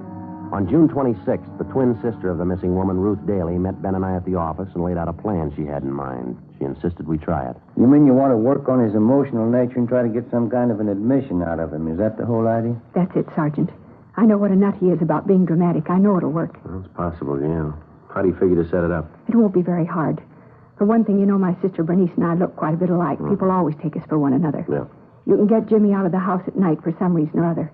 I'll slip in and go upstairs and put on one of the dresses Bernice used to wear all the time. Mm-hmm. I'll sit there in the upstairs bedroom with just the hall light on. Just enough light so he can see me when you bring him upstairs. I'll even bring over Bernice's pet cat she had, Siamese. He always hated the cat. I don't know, ma'am. I'm not quite sure about it. Well, it might be worth a chance. It's not too orthodox, but maybe it'll work. If I know Jimmy, it'll work, Sergeant. If you can just warm him up to it ahead of time before you bring him upstairs. When he sees me sitting in that room with a cat, I know he'll think it's Bernice. We're bound to get some kind of reaction. That's better than we're doing. Yeah, Ben, what do you think? It sounds like a movie script. I don't know. It's like she says, I guess. We're bound to get a reaction. I know it'll work. I'm sure of it. Joe? All right, let's give it a try. The following night, a few minutes before 8 o'clock, Ben and I got James Butler away from his house on the pretext of taking him downtown for further interrogation. We delayed long enough to make sure that Ruth Daly, the sister of the missing woman, had plenty of time to get into the house, change her clothes, and take her place in the upstairs room with her sister's pet Siamese cat. Then we started back for the house. We'd made arrangements to have Brian and Lopez from Homicide standing by, concealed in the immediate vicinity of the house in case they were needed. 11:05 p.m. While we drove him back toward his home, Butler was talkative, but not too relaxed. It was the same line we'd heard before, how tough he could be when he wanted to, the same hints that he was an undiscovered killer, one of the more talented professionals in the deadly circles of the underworld. I came from Illinois originally, Cicero. You guys know how it is back there. You have to stay right up on your toes. Yeah. How long you been out here now, Butler? You expect me to tell you that? I'm wise the way you guys work. You're not going to get me on questions like that one. I understand you do quite a bit of reading, Jim. You come across anything good lately? Nah, nothing lately. All the good books, they've already been written. Edgar Allan Poe, Stevenson, de Maupassant, Gogol. They know how to tell a good murder story. These new guys are a waste of time. Reading, that's all reading. That's what I like to do. Not that modern junk, only the best. You take some of Poe and Stevenson, for instance. I know those guys. That's so. Sure, I know their stuff well enough to tell you. I got whole pages memorized. How'd you like to hear some? Stevenson, maybe. All right, go ahead. I have to belie my nature. All men do. All men are better than this disguise that grows about and stifles them. You see, each dragged away by life like one whom bravos have seized and muffled in a cloak. If they had their own control, if you could see their faces, they would be altogether different. They would shine out for heroes and for saints. I am worse than most. Myself is more overlaid. My excuse is known to me and to God. But had I the time, I could disclose myself. That's out of Stevenson, you know. Pretty smart fellow, huh? Yeah, sure is. You got a pretty good memory. I read those books all the time. Nothing better. Is the house all right? Yeah, that's right. Well, maybe I'll see you later, huh? Thanks for the ride. Well, I'll tell you, we'd like to come in the house with you if you don't mind, Butler. One or two things we'd like to check over, if that's all right with you. It's all right, sure. Guess you ought to know by this time, huh? Nothing I'd hide in that house that you'd ever want to find. Come on, let's go.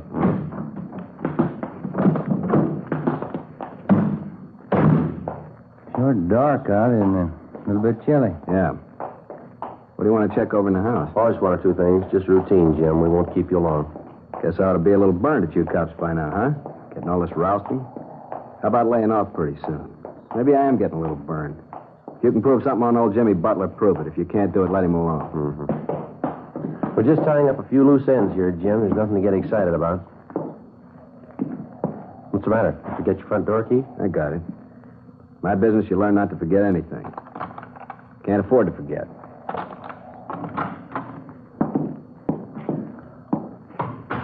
Yeah, it's quite a big place you got, Butler. You stay here all by yourself? That's the way I like it. By myself. If you want to look at anything, you can look now. When you're through, I got some bourbon in the cellar. I keep a big booze cellar, you know. All first-rate stuff. What's the matter? Oh, nothing, Jim. Thought I heard a cat someplace, did you? No cats in this house. What do you mean you heard a cat? I hate the lousy things. I wouldn't have one. Didn't you tell us once your wife had a cat? I think it was you. You didn't like it much, did you? Killed the lousy thing. Got an axe and killed it. Dumb wife of mine used to drive me crazy with it. Cat hair all over the place. You know how it is. Got an axe and killed it. Mm-hmm. Yeah. Yeah, there it is. I thought I heard it. Guess you got another one, huh, Butler? We'll get rid of that thing. I'll find him and get rid of him right now. Upstairs. I suppose the house makes you think of your wife quite a bit, doesn't it, Jim? What? Well, I mean, you spent so much time in it together, you and Bernice. It's got quite a few memories for you, I guess, huh? Find that thing if it takes all night. I'll get the axe and I'll find the thing. It's up here, all right. Maybe down the hall there. Bernice's room. She had the cat. What's it doing here? There's no reason for it. Could have wandered back in. Can't we get more light in this hallway? I can't see anything. Cat could be anywhere. What's it doing here alone? The cat was always with Bernice, never left him. Oh, sounds to me like it's just around here, maybe through that door there. You think? It's Bernice's room. I killed the lousy cat. He couldn't be in there. Well, maybe it's just a cat out in the street, out in the side alley, maybe, huh? Mm-hmm. Probably not even in the house. Take a look in the room here.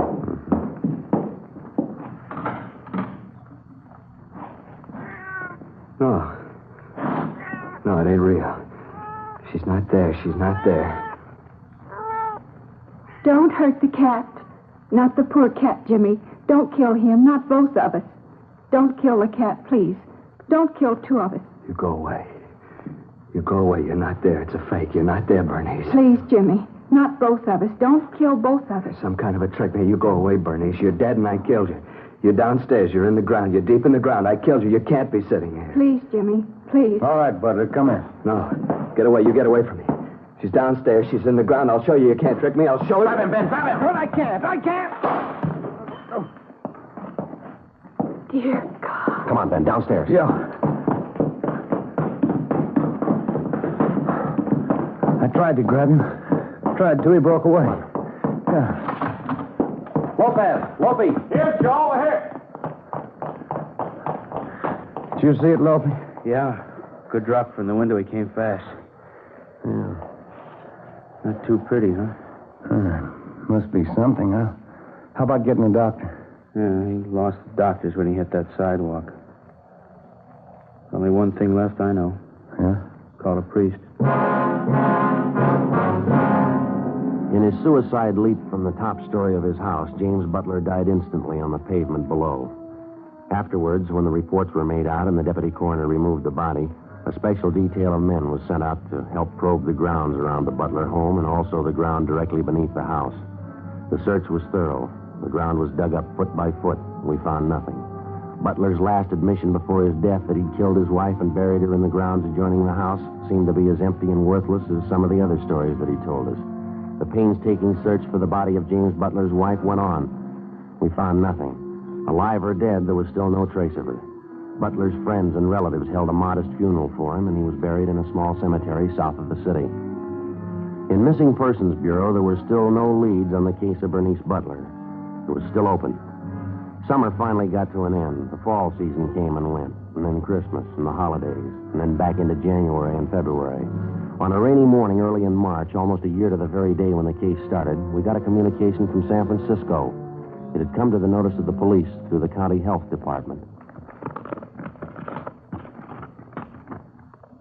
In regard to your APB of June so-and-so last year, this is to inform you that Mrs. Bernice Butler has been a patient in the tubercular ward County Hospital, San Francisco, since June 16th of last year. Apparently, her case was considered critical from the day she was admitted to the hospital. Last Thursday, she succumbed to the illness. Identification was established, next of kin notified, but no one claimed the body. She was buried at county expense. I trust this may aid you in establishing facts pertinent to her disappearance. So on. Well, how about that? Well, it doesn't figure, does it? Sooner or later, you get them all. How would you figure out that night we had Butler at the house? I mean, we had his sister-in-law in there, and he thought he saw his wife? Oh, who knows? Suppose he really had himself talked into it. He thought he committed 100% murder. Guess he thought about it long enough till he convinced himself. Must have worked out something like that inside his mind. Mm-hmm. Imagine he lived right through it. Figured he really killed her. When it came for the punishment, he's ready to buy that. There wasn't any way out, so he jumped. Yeah, mixed up can it get, huh? That's too bad. All things considered, I guess he loved her quite a bit. Well, it doesn't seem to matter now what he did. Wasn't much of a chance either way. How do you mean? Well, the girl, TB on one side, maybe murder on the other. Yeah. Either way, she had to die.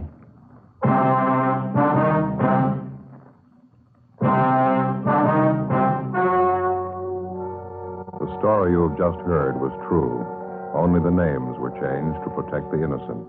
On March 9th, a meeting was held in the office of Captain of Homicide, Police Department, City and County of Los Angeles, State of California. In a moment, the results of that meeting. And now here is our star, Jack Webb. Thank you. Friends, we've spent about 2 of the past 30 minutes telling you why so many smokers coast to coast have switched to king-size Fatima. And they really have. Just listen to some of these brand new sales figures. I'll give you a few of them state by state, alphabetically, just as they're listed here. Fatima sales up 92%, up 72%, up 107%, up 192%, up 69%. And so it goes, up and up. Thousands and thousands of king-size cigarette smokers are changing to Fatima. And there's a reason. Fatimas cost no more than the cigarette you're now smoking. They filter the smoke exactly the same long distance as other king-size cigarettes. Yet there's a big difference. Fatima quality, which no other king-size cigarette has. Buy them tomorrow in the golden yellow package. Fatima, best of all king-size cigarettes.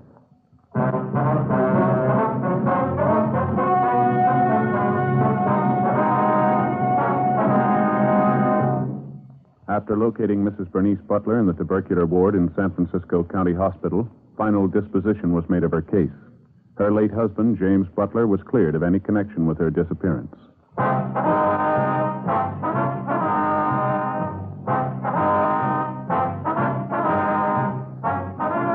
You have just heard Dragnet, a series of authentic cases from official files.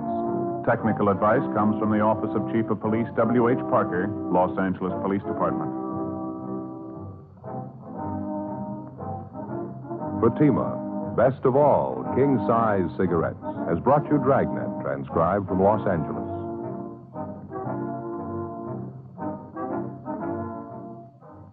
Stay tuned for Counter Spy, next on NBC.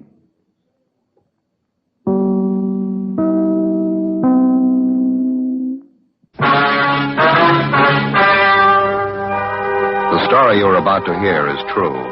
The names have been changed to protect the innocent. Fatima Cigarettes, best of all king-size cigarettes, brings you Dragnet.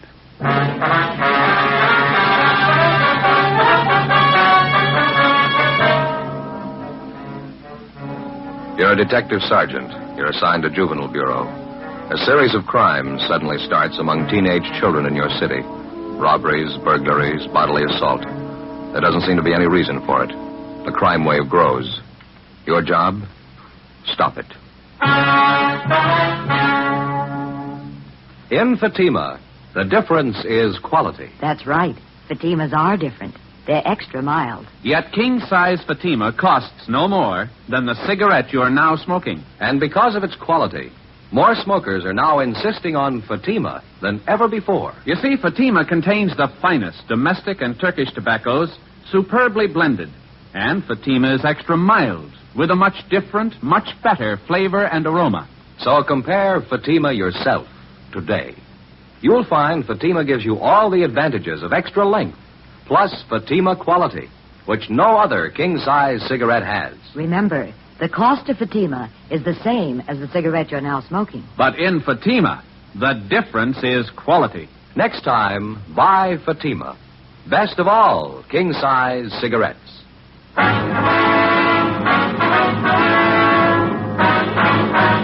Dragnet, the documented drama of an actual crime.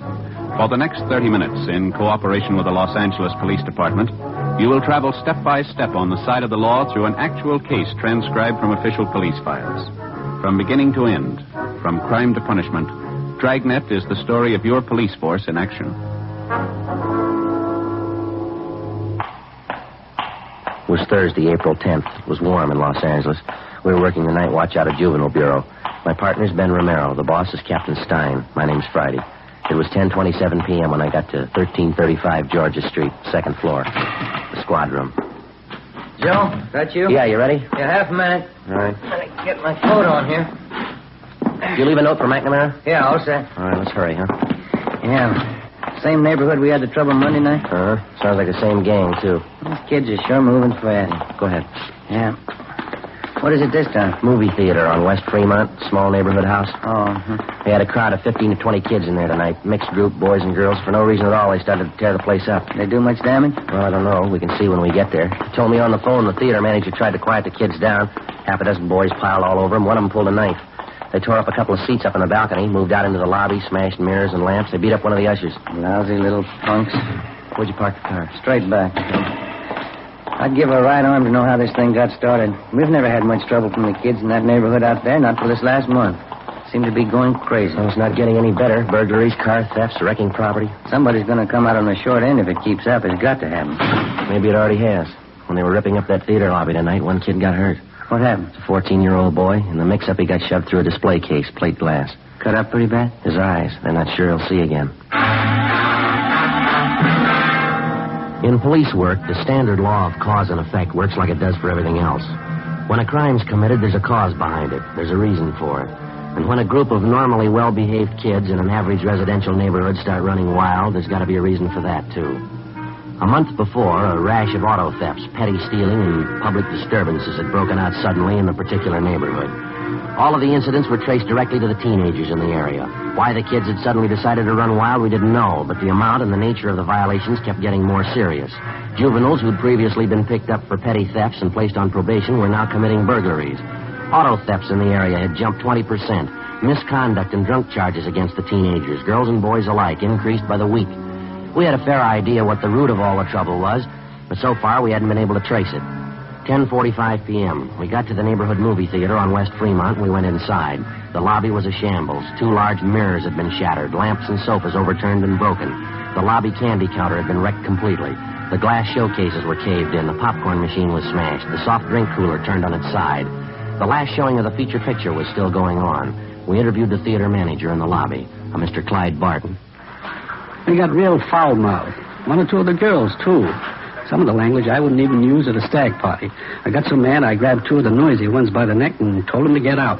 That's when it broke loose. Well, what exactly happened? The whole crowd of them jumped out of their seats and piled on me. I fell back down against the stairs and I started swinging. I'll tell you the truth, Sergeant, I was scared. I didn't know what to make of them. They seemed like a pack of animals, wild. I happened to hit this one kid and I saw him pull out a knife and come at me. Didn't take me too long to get out of there. Kids or not, when a bunch of them like that come after you, you run. Yes, sir. You called for the police as soon as all this happened? You bet I did. Just as soon as I could get out into the lobby and into my office. I locked the door. I could hear them tearing the place up outside. Just look at that. Smashed up everything in sight. I have to have something like this happen. Look at this candy stand. Well, how about some of the kids you recognized in that crowd, Mr. Barton? Oh, say, the last show's ready to break. Folks are going to be coming out. You want to step back here into my office? We can talk there. Be out of the way. That'll be fine, son.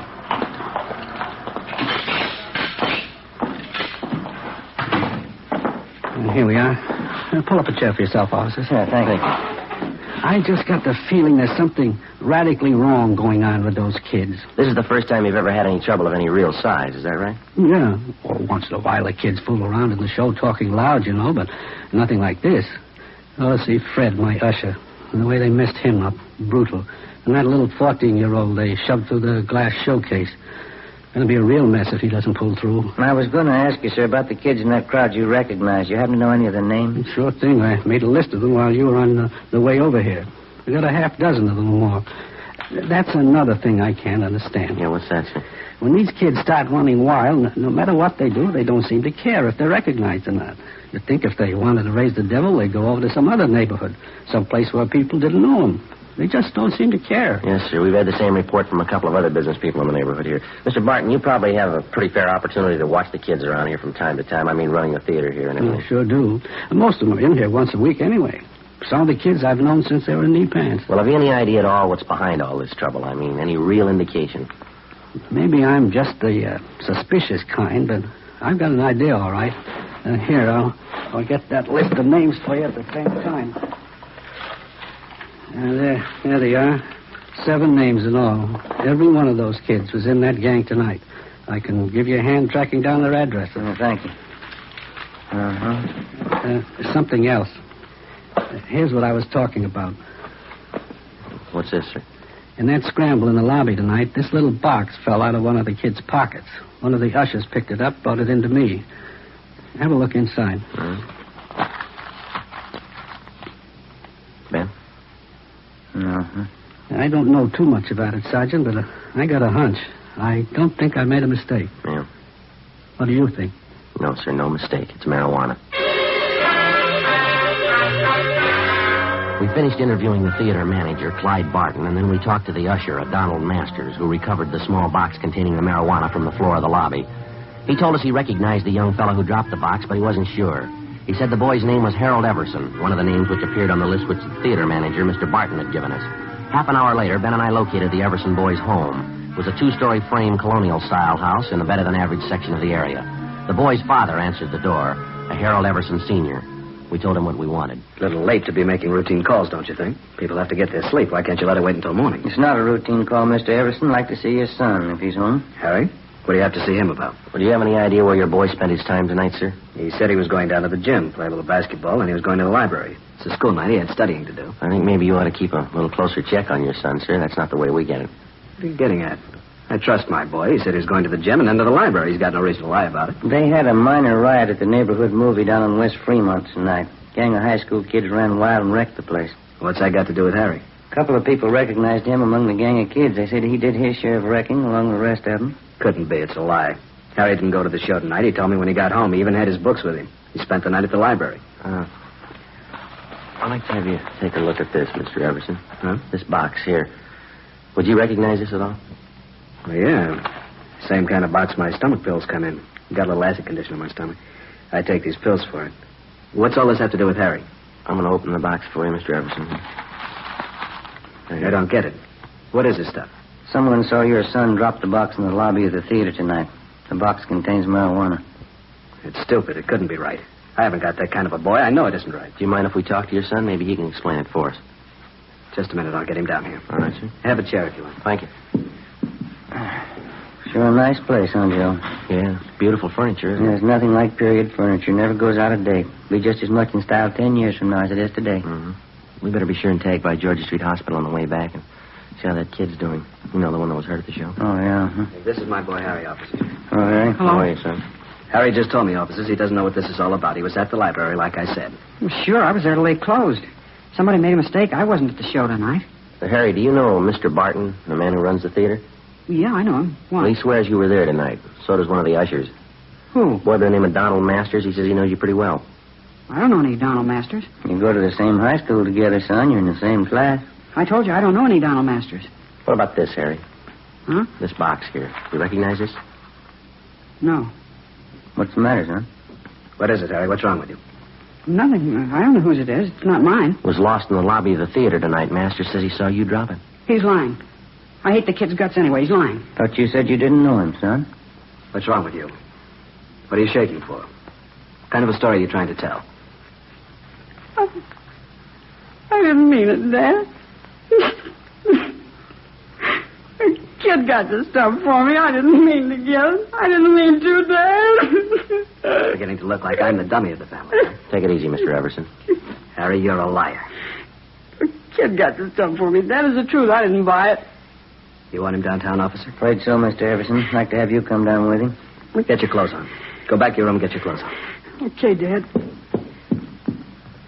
Hard to believe. My son using marijuana. I can't tell you how I feel. I'm afraid there's going to be more folks feeling the same way before this is cleaned up. It'd be different if Harry didn't have a chance, but good home, good training. Boys had the best I could give him. Yes, sir. Wife and I, we never thought we had a worry in the world as far as Harry was concerned. Yes, sir. Maybe that's why it happened. Before we left the Everson house, we checked the boy's room and came up with another small box full of marijuana, which he'd hidden back in his closet. Besides Everson and his son, Harry, more than a half a dozen other teenagers who'd had a part in the theater brawl were rounded up and taken downtown along with their fathers for interrogation. By the time we finished our questioning and the teenagers had finished talking, we had most of the story pieced together. A story that had the parents so amazed that half of them thought the youngsters were making it up. The pattern was familiar enough for us to know that they were telling the truth. Almost 2 months before, word had gone around among the teenagers in the neighborhood that marijuana, along with various stimulating drugs, was to be had easily and in quantity for anybody who wanted them. Word was passed around that it was the new thing to do, the smart thing to do if you wanted to keep up with the crowd. In questioning the Everson boy, we found that he seemed to know more about the history and operations of the narcotics campaign in the neighborhood than the other boys did. I know one of the guys who first showed up with the stuff. Name's Johnny Demring. He's about my age, 17. I used to know him pretty well. How do you mean he was the first to show up with his stuff, Harry? What kind of stuff? Marijuana. Some of the other things, you know, yellow jackets, goofballs.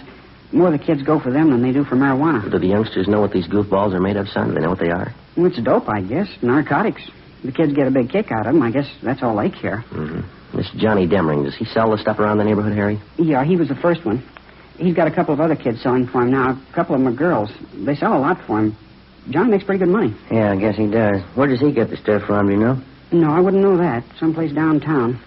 Johnny knows a guy. He's never told anybody where he goes to meet the guy. Nobody ever goes with him. Was Johnny at the show with you tonight? No, he doesn't hang around with the kids much anymore. He's getting a little big time, I think. He's got his own car and good-looking girlfriend downtown. Says he's going to quit school next month. Mm-hmm. Where does Johnny live, son? Can you tell us? I don't know the address right off. I can check it in the phone book for you. How about the kids Johnny gets to sell the stuff? Can you give us their names? Yeah, okay. I think I can remember who they are. You going to bring Johnny in and talk to him? That's the idea, yeah. I don't know if you're going to find him right away. He probably heard about the trouble tonight, and Johnny's a pretty smart guy. I don't think you'll find him very easy. I think we'll find him. Nobody knows much about him. He never talks about what he's doing. Never tells anybody anything. Pretty smart guy. He told you. How smart was that? Complete statements were taken from each of the youngsters we'd brought in for questioning, and then in practically all cases they were released into the custody of their parents pending action by the juvenile court. With the information we had at hand, it took us the better part of 4 days to round up everybody involved in the narcotics distribution system, which had been set up among the teenagers in the neighborhood by 17-year-old Johnny Demring. As for the Demring boy himself, he couldn't be found. We checked with his family, his relatives, his friends, all his known associates. We got out a warrant for him.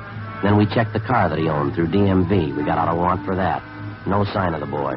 Narcotics detail gave us a hand and got their informants busy trying to track down the source of the dope, for which the Demring boy had been the only neighborhood distributor. We knew it went far beyond him.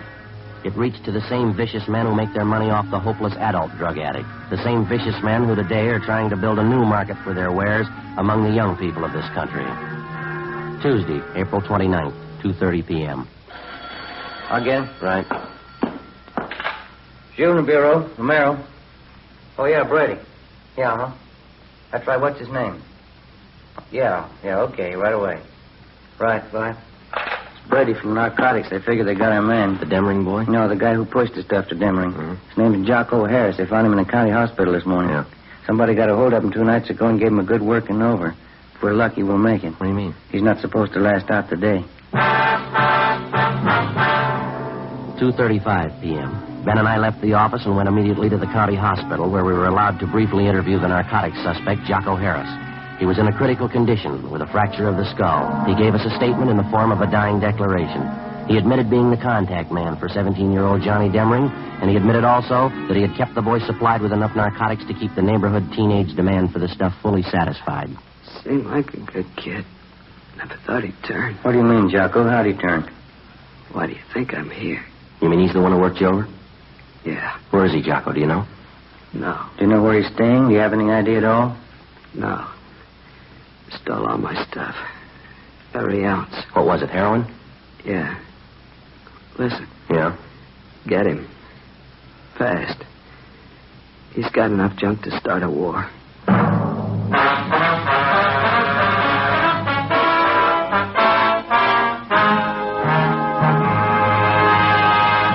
You're in a cruiser car of a Metropolitan Police Department. You receive a routine radio call. All units, attention all units. Pick up and hold for investigation the following vehicle. 1948 Ford, 2-door sedan, black white sidewall tires. There are many cars that fit this description. You listen for more facts. This car will have extensive damage to right front end. License number 9 Robert 9 707. In the 7 column, 9 Robert 9 707. KMA. Now you can pin it down to one. It's the same with cigarettes. There are many king-size brands to choose from, but when you know all the facts, you'll make your choice Fatima. Here are those facts. Fatimas are the same in length and circumference as any other king-size cigarette. 85 millimeters long, 1 1/64 inches around. And Fatima filters the smoke exactly the same long distance. But in Fatima, the difference is quality. Fatima gives you extra mildness, a much different, much better flavor and aroma. You get all the advantages of extra length, plus Fatima quality, which no other king-size cigarette has. Fatima, best of all king-size cigarettes. Definitely the best quality in its class, but the same price as the cigarette you're now smoking. Next time, buy Fatima.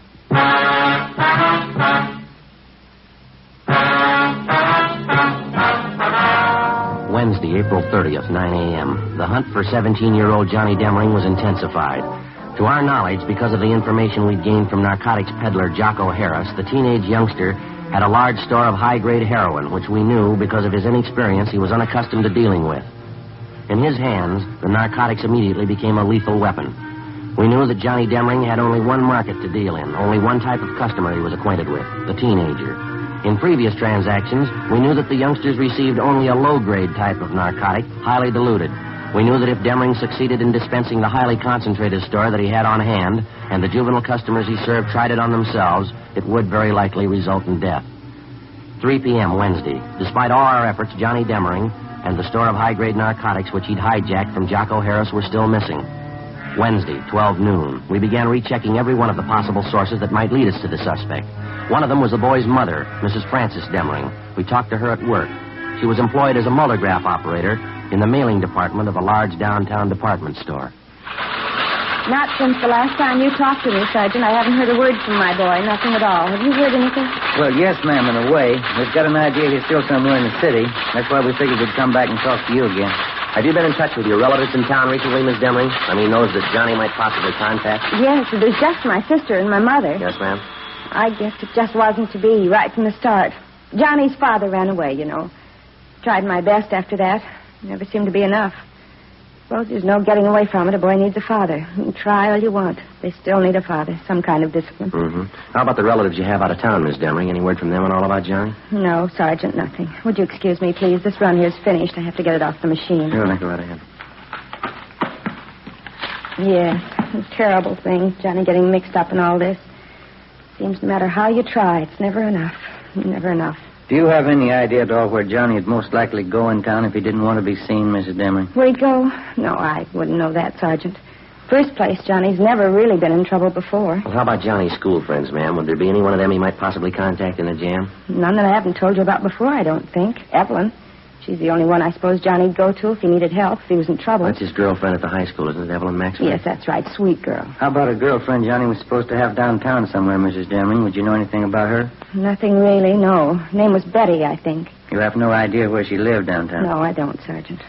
Well, all right, ma'am. Thank you very much. Appreciate it if you'd notify us if you hear anything about your son at all. All right, Sergeant, thank you. Tomorrow's Johnny's birthday, you know, I meant to tell you. Always expect Johnny home on his birthday. Seems no matter where he is, how he's tied up with his school or sports or something, Johnny always makes it home for his birthday. I see. I wonder how it'll be tomorrow. He's never missed once. Not once. Well, if he shows up, I guess you can count on one thing, ma'am. What's that? He's going to have to miss next year. 2 p.m. Ben and I picked up a glass of milk and a hot dog for lunch, and then we continued making a check of Johnny Demring's closest friends. Next in line after his mother was Demring's high school girlfriend, Evelyn Maxford. We located her at her home, a tall, attractive brunette, nicely dressed and well-mannered. She seemed unusually nervous as we interviewed her. I haven't heard a word, Sergeant. I know tomorrow's his birthday. His mother's expecting him home. I know he won't come, though. I'm sure of that. How are you sure, miss? Well, I just know that's all. I'd like to ask you again. Yes? Are you sure you haven't heard from Johnny Demring recently in the past 2 days or so? No, that's what I told you. Don't you believe me? Do you know why we're so anxious to locate Johnny, Miss Maxwell? Well, I think so. It's about the narcotics business. You say Johnny had a hand in it. He was selling those things to the kids. I still don't believe it myself. It's a lot more than that, the way it stands now, Miss Maxwell. What do you mean? Well, when he was at school, Johnny was kept supplied with narcotics by a man named Jocko Harris. He's what we call a pusher, kind of an in-between supply man in the narcotics trade. Mm-hmm. Well, 2 nights ago, Johnny caught up with this Harris. He beat him up badly enough to send him to the hospital with a fractured skull. And then Johnny stole every bit of narcotics that Harris had in his room, some of the strongest stuff you can buy on the market. That's why we want Johnny, Miss Maxwell. I don't think I understand. What does it mean? It means that most of the teenage kids Johnny's been supplying stuff to have been getting fairly weak grades in narcotics. If he gets some of this stuff to them and the kids start taking it, it might prove too strong for them. If they take too much of it, it could kill them outright. Mm-hmm. Now, you see what we're up against. We've got to find that boy. We've got to find him soon. Couldn't you talk to his mother? Maybe she could tell you something. Well, we already have, miss. She couldn't tell us anything. That's why we halfway depended on you. Why do they have to put it in my lap? Why does it have to be me? I liked Johnny for a while. I don't know what to think now. Well, have you heard from him, Miss Maxford? Now, there's no reason to be afraid. You'd probably feel a lot worse if something happened to one of the high school kids, wouldn't you? Miss Maxford? I got a call from him yesterday. Johnny. He wouldn't tell me where he was. I asked him, but he wouldn't tell me. What else did he say? He knows everybody's looking for him. He doesn't know about the stuff that he stole, though. I'm sure of that. He doesn't know what it could do. Did he make any dates with you? Did he want to see you? Yes, he wants to see me. He wants me to meet him tonight. Where? Excuse me. Yes, go ahead. Hello? Yes? I don't know. I don't really. What? 7 o'clock, all right. Yes, I'll meet you then. All right, goodbye. That was Johnny just then. He wanted to make sure I was going to meet him tonight. When? 7 o'clock tonight, right near Westlake Park. Which side, miss? The west side, Sergeant. I hope to God it's not true. What's that? The narcotics he stole from that man. You said they were powerful? Yes, we did. Johnny's been taking them for 2 days. 6:45 p.m. Together with 2 other men from Juvenile Bureau, Hurst and Ty, we drove near the appointed spot along the lake in Westlake Park where Evelyn Maxford's meeting with the teenage suspect Johnny Demering was to take place. We staked out at a reasonable distance, and Miss Maxford went ahead to the meeting spot. As far as we could see, there was no sign of Demering. Somebody on the opposite side of the lake was playing a phonograph. The music came over faintly across the water. We watched the Maxford girl cross the long stretch of grass down to the lake. She approached the shore. We saw her stop and look down. Joe, let's go. Come on. Yep. We ran all the way as fast as we could get there. When we got close enough, we found out the reason for the scream. He was lying face up on the ground near the edge of a small clump of trees close to the water. He was a good-looking boy. Dark hair, good build. Took only one look, and you knew right away he was too young to be dead. You could argue for a week, but you wouldn't change it. He was dead. The girl stood over him, her face in her hands, crying. No marks on the body, Joe. None at all. Well, that must be it, huh? An overdose? It's the way it looks to me. We better get her out of here, hadn't we? Yeah. Miss Maxford? Come on, Miss Maxford. Yes, Sergeant. It's all right. It's all right now. We'll have one of the other men drive you home. We can take care of whatever has to be done here. He was a good boy, Sergeant. He was smart. How'd he ever get started in such a thing? How could he ever make such a mistake? Well, he's got the best excuse in the world, miss. Yes. He was 17.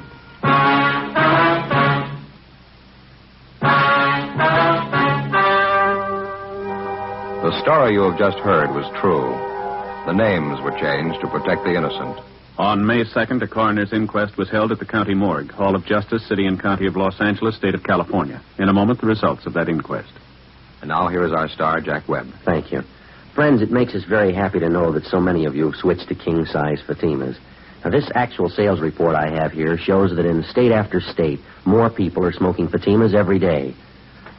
In the first state, Fatima sales are up 97%. The next state sales up 114%. Still another state, 117%. And still another, 69%. Well, those are just a few. Now, in my opinion, that can mean only one thing. That thousands and thousands of smokers, coast to coast, agree with what we've been saying. Fatima is the best of all king-size cigarettes. If you haven't smoked them yet, remember this. Fatimas cost no more than the cigarette you've been smoking. Fatima gives you all the advantages of extra length, plus Fatima quality, which no other king-size cigarette has. So tomorrow, buy Fatima.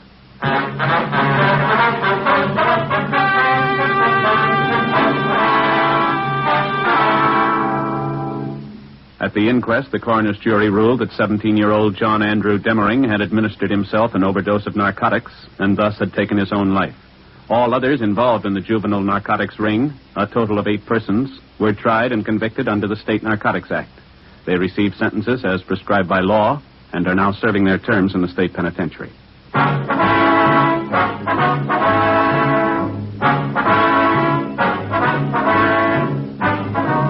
You have just heard Dragnet, a series of authentic cases from official files. Technical advice comes from the Office of Chief of Police W.H. Parker, Los Angeles Police Department.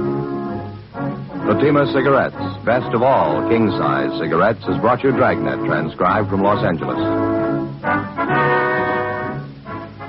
Stay tuned for Counter Spy, next on NBC.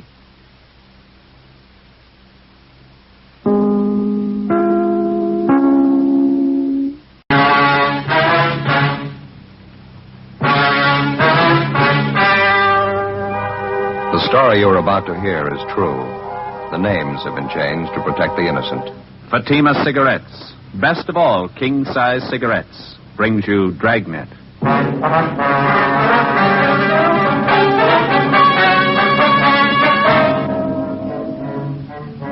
You're a detective sergeant. You're assigned to homicide detail. A 64-year-old shopkeeper is found murdered. beaten to death in the back room of his store. The body bears the marks of a savage attack. There's no trace of the killer. Your job? Get him. How does Fatima compare with other king-size cigarettes? Fatimas are the same length and circumference, 85 millimeters long, 1 1/64 inches around. And Fatima filters the smoke exactly the same long distance as any other king-size cigarette. Tell me then, how is Fatima different from other king-size cigarettes? In Fatima, the difference is quality. Fatima gives you extra mildness, a much different, much better flavor and aroma. Remember, Fatima has all the advantages of extra length, plus Fatima quality, which no other king-size cigarette has. So insist on the best. Smoke king-size Fatima. Best of all long cigarettes.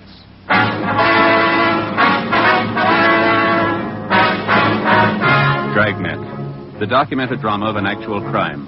For the next 30 minutes, in cooperation with the Los Angeles Police Department, you will travel step by step on the side of the law through an actual case transcribed from official police files.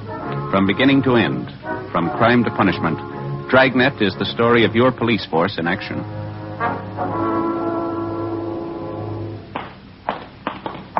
It was Wednesday, February 19th. It was cloudy in Los Angeles. We were working the night watch out of homicide detail. My partner's Ben Romero. The boss is Thad Brown, chief of detectives. My name's Friday.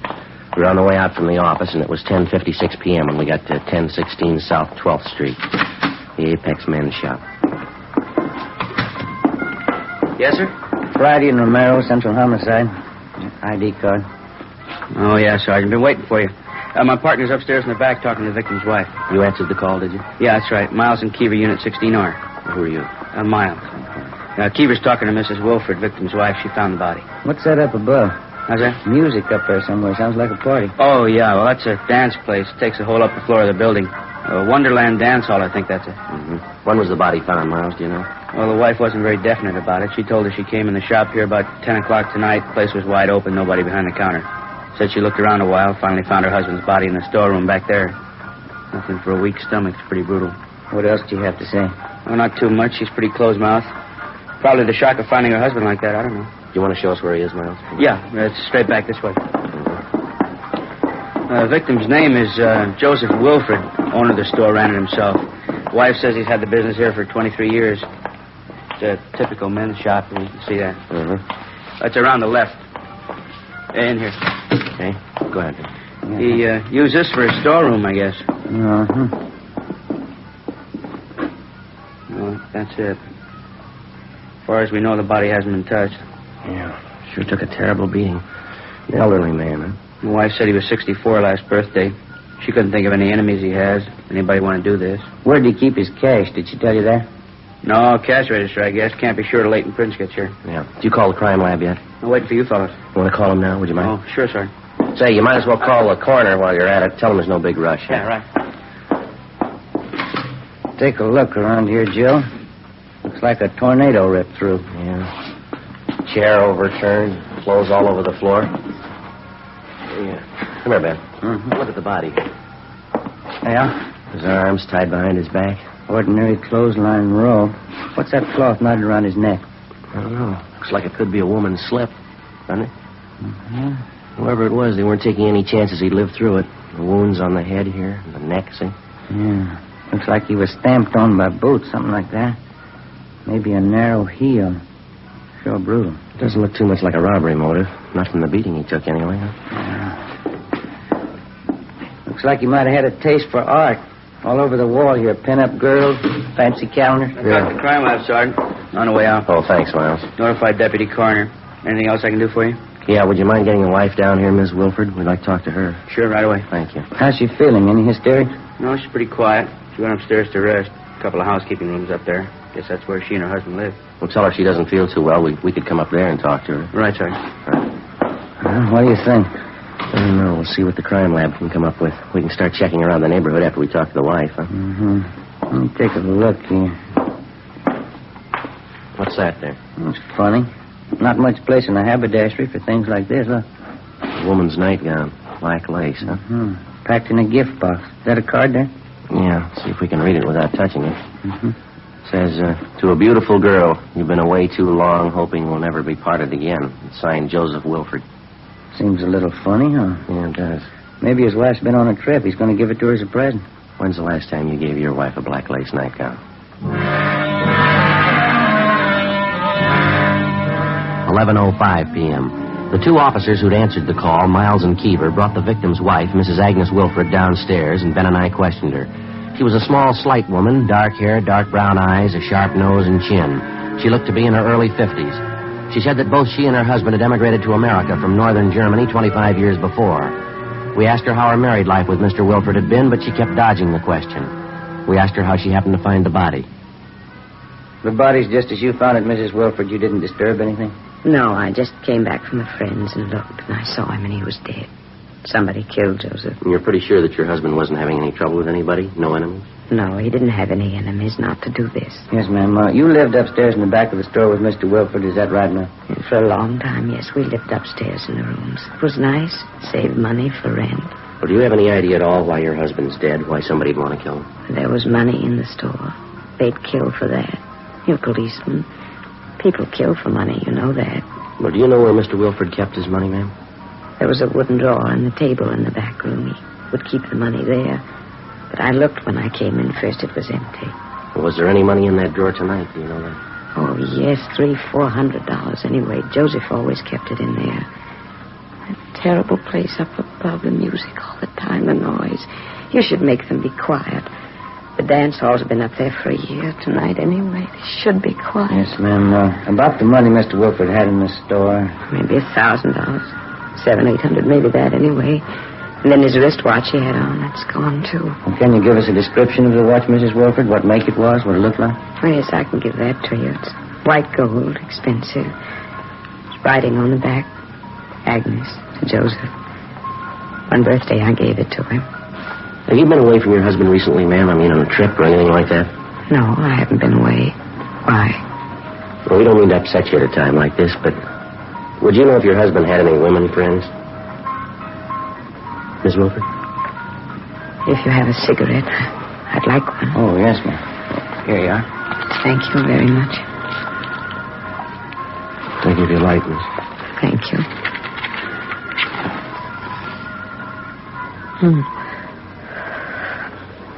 Do we have to talk about it? I'm afraid so, ma'am. Most of them I know. For 10 years it's been like this. There were many of them. Young women.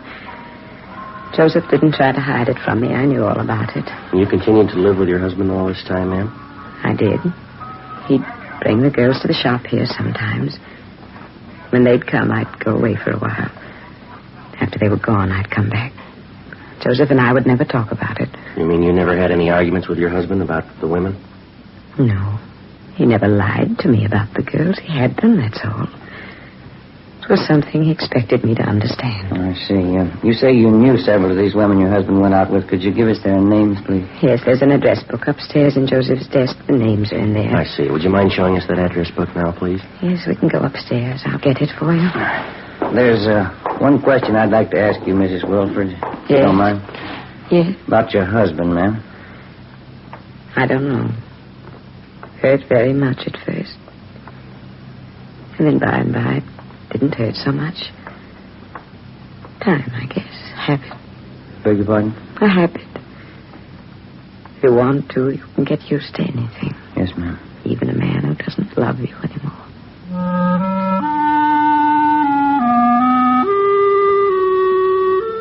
We went upstairs to the housekeeping rooms where Mrs. Wilford gave us her husband's personal address book. She also gave us a description of his wristwatch, which had been removed from the body, along with the name of the jeweler who'd sold her the watch. It was a Hamilton with a diamond-studded dial. The crime lab crew arrived downstairs and began their routine investigation. We finished questioning the victim's wife, and then we started checking the neighborhood. Only a few of the stores in the area were still open. We found only one possible witness, a newsboy, who told us that he'd seen an attractive dark-haired woman enter the store earlier in the night at about 8:30 p.m. His description of her was only sketchy. Another hour of checking the neighborhood, and we went back to the store. Lieutenant Lee Jones and the crime lab crew finished checking over the entire layout. They went back downtown to give a thorough examination to what physical evidence that they'd found. The deputy coroner arrived and removed the body. Together with Hubka and Forbes from Homicide, Ben and I spent most of the next day checking with store owners in the immediate neighborhood of Wilford's haberdashery. They could tell us nothing we hadn't already found out. We got the description and serial numbers of the victim's missing wristwatch, notified the pawn shop detail, and got out a broadcast on it. 3:45 p.m. We checked with the office.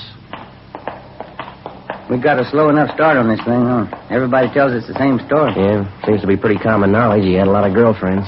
I guess we better start checking out the names in that address book, huh? Sure beats all, doesn't it, Joe? What's that? Mrs. Wilford, 10 years, her husband's dating other women right in front of her. It isn't normal. Can't see why she didn't just pack up and leave. It's kind of hard to figure at that. Maybe she was still in love with him. I wonder how Forbes and Hubka made out. Well, I'll check the book, see if we got a call. Okay. See. No? No word from him, huh? No, Lee Jones called from the crime lab. Wants us to check with him. I'll call him. Okay, fine. 2667, please.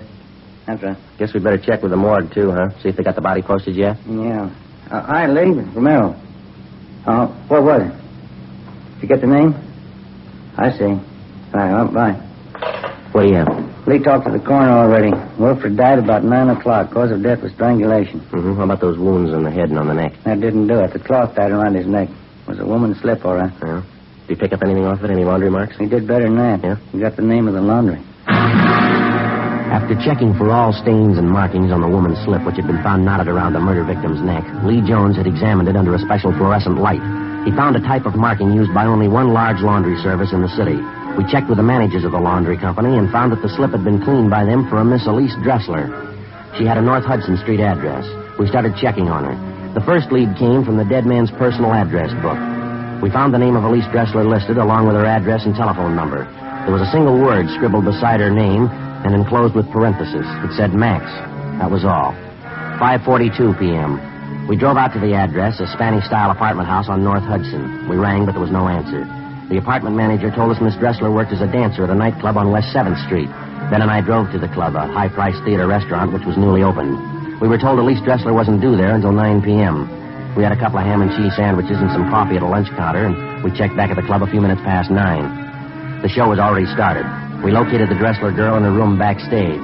She was a tall, fairly attractive blonde. We started questioning her. Can you tell us where you were last night, miss? Yeah, all right. Here, I work every night but Monday. We close then. What time did you get here last night? Just about 8 o'clock. I had something to eat, and then I changed to my costume and went to work. Do you know if Mr. Wilford had any enemies? No. Maybe somebody he was having trouble with? No, maybe that wife of his. It's none of my business. I wouldn't know. You can't think of anybody at all who might want him out of the way? No, I don't think so. He and Max Hollins had some arguments, but that's the only time I saw Joe mad at anybody. Who's this Max Hollins? He's the man who arranged for me to come out from New York. Joe and Max have been friends for a long time. What were the arguments about, Miss Dressler? Do you remember? Yeah, about me. You see, Max brought me out here, and I suppose at first he thought he owned me. He didn't think I should go out with any other men but him. Max is stubborn sometimes. Well, so am I. I like Wilford, so I went out with him. I went out with Max, too. Now, these arguments they had about you, would you say that they were pretty mad at each other, Max and this Mr. Wilford? Only last week, Max was very angry with Joe, but I think he got over it. Could we talk together later? It's almost time for me to go, and I better get outside. Oh, sure. Excuse me. Yeah, I'll get it. Okay. We'll wait backstage here for you, Miss Dressler. Is that all right? Yeah, fine. Oh, that's all right. I still have a few minutes. Well, how about the last time you were in Wilford's store, Miss Dressler? Can you remember that? Not exactly. At least 6 months ago. I hardly ever went to see Joe there. Did you ever have any occasion to leave any clothing with Wilford in his store, maybe for cleaning alteration? No, I never left them. Maybe it's possible they could be there. How do you mean? Well, I had some nice slips, you know. First I sent them out, but Joe said he knew a very nice French laundry to do them. He'd come to my place, pick them up, and then take them to the laundry. Maybe he could have left them in his shop one day. Well, would anybody besides yourself have access to the clothes in your apartment? Maybe a roommate? No, I live by myself. I have the only key to the door except Max Hollins. He's got one. He lives in my apartment house, the upstairs floor. Nobody else has a key. Did you send any clothing to the French laundry with Mr. Wilford recently? Yesterday I did. 2 nice slips of mine. But Joe Wilford didn't call for them. I sent them over with Max. How'd that happen? Max said he might as well take them. He was going down to that neighborhood by the haberdashery. Oh? I wanted to see Wilford anyway. Max said he wanted to fix up their argument. We continued questioning the Dressler girl after she finished her first act at the theater restaurant. She told us that she hadn't seen Max Hollins since early the day before. She was taken downtown where she gave us a full statement. Further questioning got us the information that the argument between the two men, Joseph Wilford and Max Hollins, over the affections of Elise Dressler was far from settled at their last meeting. The girl admitted that it was a serious argument and that it ended up in a fist fight between the two men. She said Max Hollins was out of town for the night, but that he'd return early the next evening for work. He was employed as manager of a room service department at a large downtown hotel. 11:30 p.m. Ben and I drove back to the apartment house on North Hudson, and together with the building manager, we checked Max Holland's apartment. We found nothing. The manager told us Holland's car was parked in the apartment garage, so we went down and gave it a routine check. Under the front seat, we found a paper bag with a pair of gloves in it. There were bloodstains on both gloves. We dropped them off at the crime lab for examination. At 6 o'clock the following night, Ben and I went to the room service department of the downtown hotel where Hollands was employed. Sorry, sir, Mr. Hollins is late this evening. He should be here pretty soon. He notified you he'd been late? Well, he called, yes. Probably be here in 10 or 15 minutes. I'm his assistant. Can I help you? No, it's all right. We'll wait. All right. Well, pardon me. I wonder if we could look at your wristwatch, please. Well, surely. It's just a few minutes past. No, 8. we just want to look at the watch if we could. Oh, sure. Here. Could you take it off? I'd like to look at the back of it if it's all right. Sure, that's all right. Here. Nice looking, isn't it? Just got it yesterday. That's so. Same engraving. Agnes to Joseph. Where'd you get this watch, sir? Well, what's the matter? Where'd you get it? Max Hollins. He sold it to me.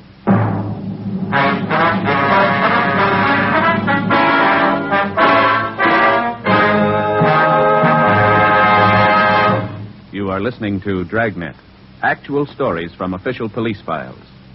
Now, listen to an actual Fatima sales report. Proof that in state after state, Fatima sales are going up. Up every day. In the first state listed, Fatima sales up 92%. In the second, Fatima sales up 72%. The next state, Fatima sales up 107%. Another state, Fatima sales up 142%. Still another state, Fatima sales up 154%. And those are just a few. Yes, all across the country, thousands and thousands of king-size cigarette smokers are switching to Fatima. You see, Fatima contains the finest domestic and Turkish tobaccos, superbly blended. Fatima gives you extra mildness, a much different, much better flavor and aroma. You get all the advantages of extra length, plus Fatima quality, which no other king-size cigarette has. Fatima, best of all king-size cigarettes. Definitely the best quality in its class, but the same price as the cigarette you're now smoking. Remember, in Fatima, the difference is quality. Next time, buy Fatima.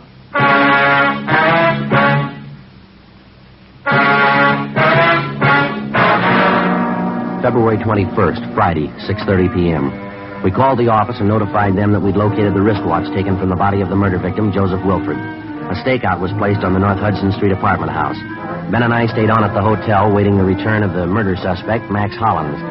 We talked to his assistant and found out that Hollins had a room in the hotel where he could sleep whenever he was called on to work late at night. 6:55 p.m.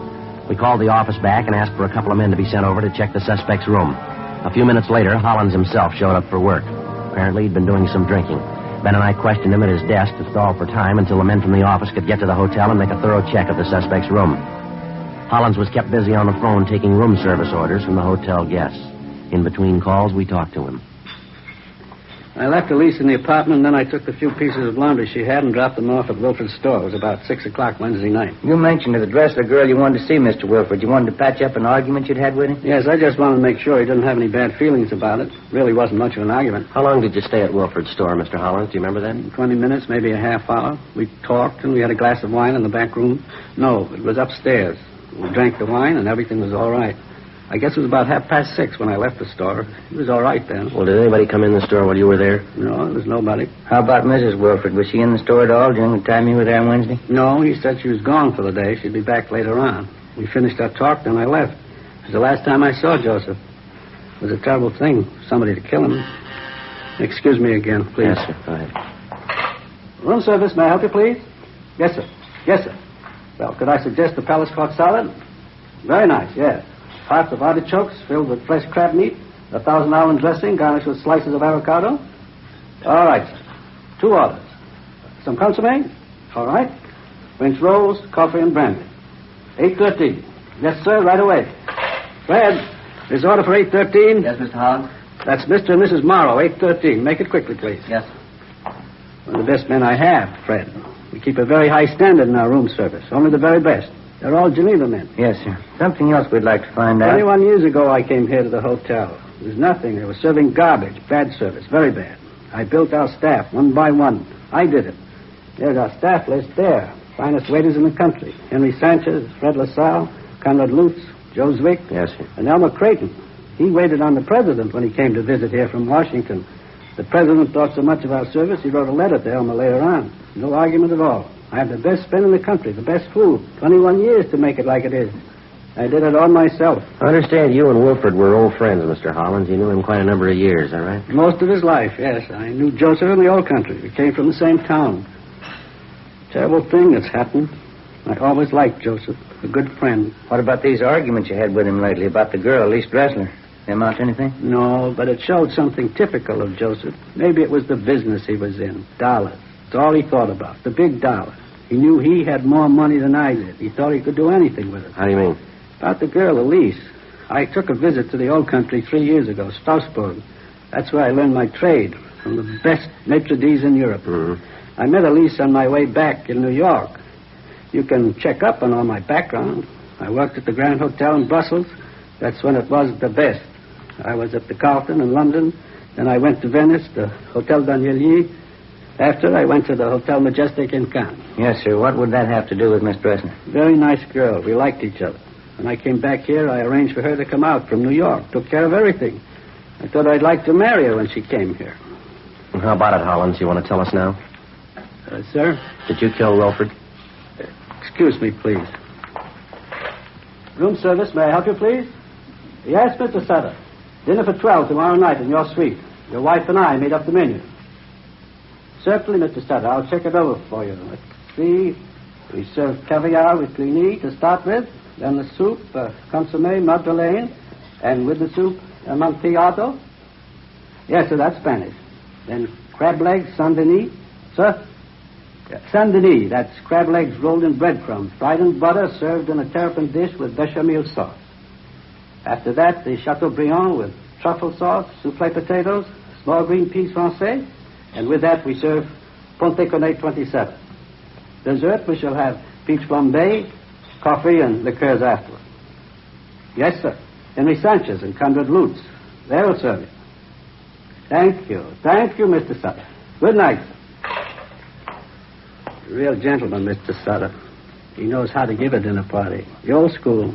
Not so many of them left now. It's not like it used to be. People aren't the same anymore. Oh, yes, Fred. What is it? A message for the officers here. Sergeant? Oh, thank you. Excuse us a minute. Oh, of course. What is it? It's from Forbes.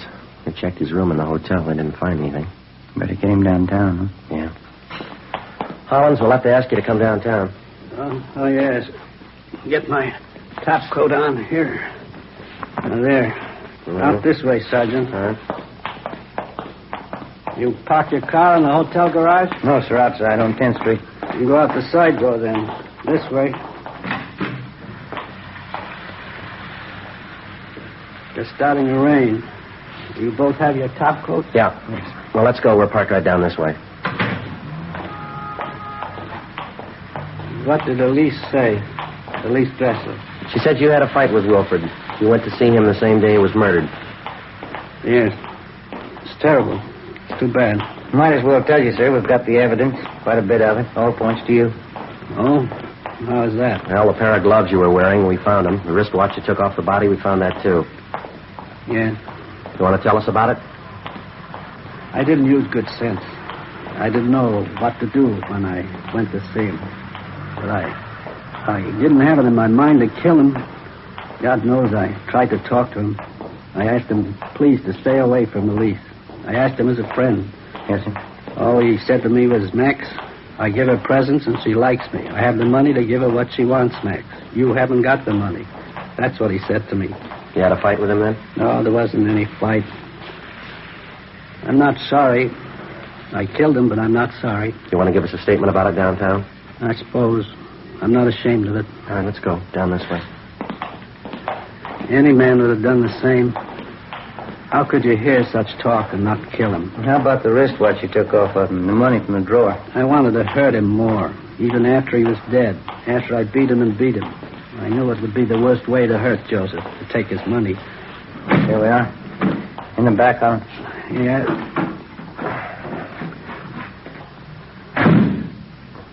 Sergeant. Yeah. I've told you now. I killed him. Don't you think I had a right to kill him? I wouldn't know. But he was like that. The first time you met Joseph, you would know he was bad. It was better for everybody for him to die. First time you met him, you would know that. I'm sorry, I wouldn't know, mister. What?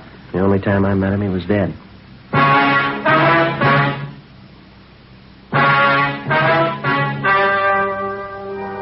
The story you have just heard was true. The names were changed to protect the innocent. On June 4th, trial was held in Superior Court, Department 89, City and County of Los Angeles, State of California. In a moment, the results of that trial. And now here is our star, Jack Webb. Thank you. Friends, with your permission, I'd like to speak to our good friends, the cigarette dealers, listening in tonight. A few minutes ago, we read you some figures from our latest Fatima sales report. The fact that coast to coast, Fatima sales have enormously increased is extremely important to you as a dealer. It means that more of your customers are now enjoying Fatima quality than ever before.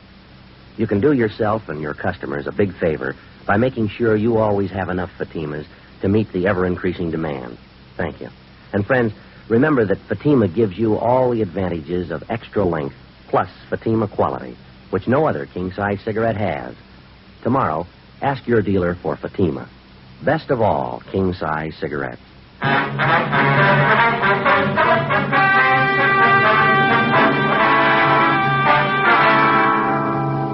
Max Hollins was tried and convicted of murder in the first degree. He was executed in the lethal gas chamber at the state penitentiary, San Quentin, California.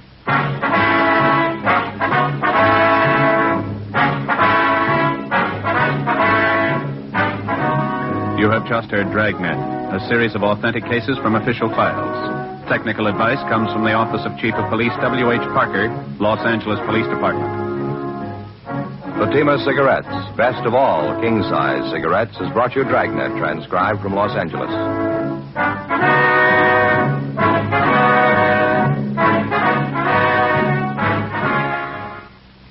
Stay tuned for Counter Spy, next on NBC.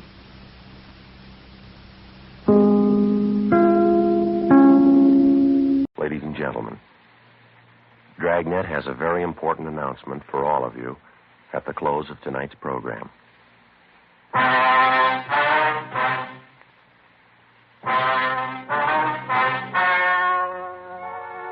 story you are about to hear is true.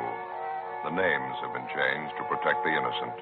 Fatima Cigarettes, best of all king-size cigarettes, brings you Dragnet.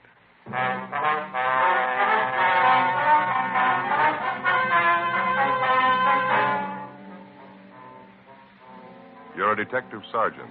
You're assigned a robbery detail. 2 armed bandits invade the home of an elderly couple in your city. The aging husband is tortured unmercifully before he reveals the hiding place of his valuables. The 2 thieves make good their escape. Your job? Get them. Why are thousands and thousands of king-size cigarette smokers switching to Fatima every day? Because in Fatima, the difference is quality. You see, Fatima contains the finest domestic and Turkish tobaccos superbly blended to make Fatima extra mild, to give you a much different, much better flavor and aroma. So compare Fatima yourself today. You'll find Fatima gives you all the advantages of extra length plus Fatima quality, which no other king-size cigarette has. Remember, Fatimas cost the same as the cigarettes you're now smoking. But in Fatima, the difference is quality. Next time, buy Fatima. Best of all, king-size cigarettes.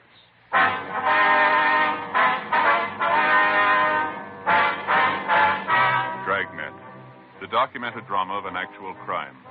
For the next 30 minutes, in cooperation with the Los Angeles Police Department, you will travel step by step on the side of the law through an actual case transcribed from official police files.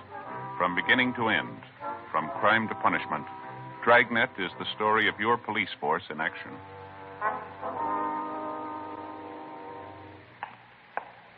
It was Saturday, October 3rd. It was hot in Los Angeles. We were working the day watch out of robbery detail. My partner's Ben Romero. The boss is Harry Didion, captain of robbery. My name's Friday. It was 11:38 p.m. when I got to Georgia Street Receiving Hospital, room 5, treatment room. Joe? Hi, how's it going, Ben? We're not going to be able to talk to him anymore tonight. Doctor said maybe late tomorrow morning. How's the old man making out? He's resting a lot better. Doctor gave him a sedative. Old fella sure had a rough time. Well, how about since I've been gone? Did he tell you anything else? No, just kept repeating the same thing. 2 guys forced their way into his house, beat his wife, tortured him, took all their jewelry. That's about it. Yeah. Well, I put in a call to the office. I got a broadcast out on the information that we have. There's not much to go on. We should be able to pick up a little something more tomorrow.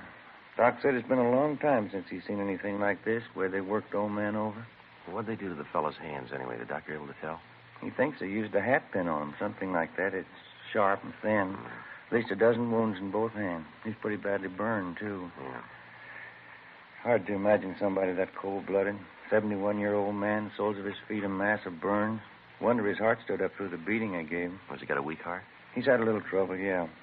Terrific shock going through something like this at his age. Well, maybe we better check back at their house, huh? See how the old fellow's wife is doing. Huh? Yeah, right. How's it shape up for you? Well, there's not an awful lot to go on yet. It wasn't a shot in the dark. I think we can count on that. Whoever the thieves were, they had some kind of an inside tip.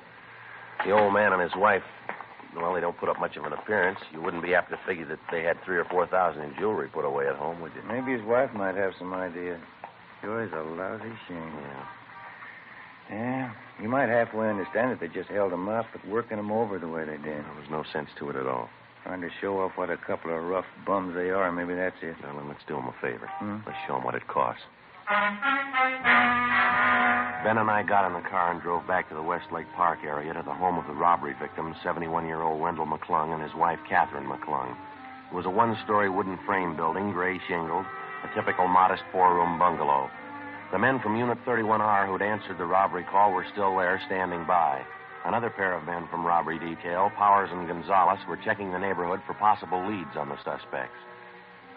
Inside the house, Ben and I found Mrs. McClung propped up in an easy chair in the living room. She was a small, chubby woman, gray-haired, looked to be in her 50s. We assured her husband's condition wasn't critical. Outside of a small bruise on her forehead and a case of nervous upset, she seemed to be all right. In recounting the story of the holdup, Mrs. McClung told us the 2 bandits rang the front doorbell and forced their way into the house at gunpoint shortly before 8 o'clock that night. How about the color of their hair, ma'am? Their weight and the height? No, I hardly saw a thing. Just that one look at them when they first pushed their way in. Well, how was that, baby? Blindfold you? Guess they might just as well have.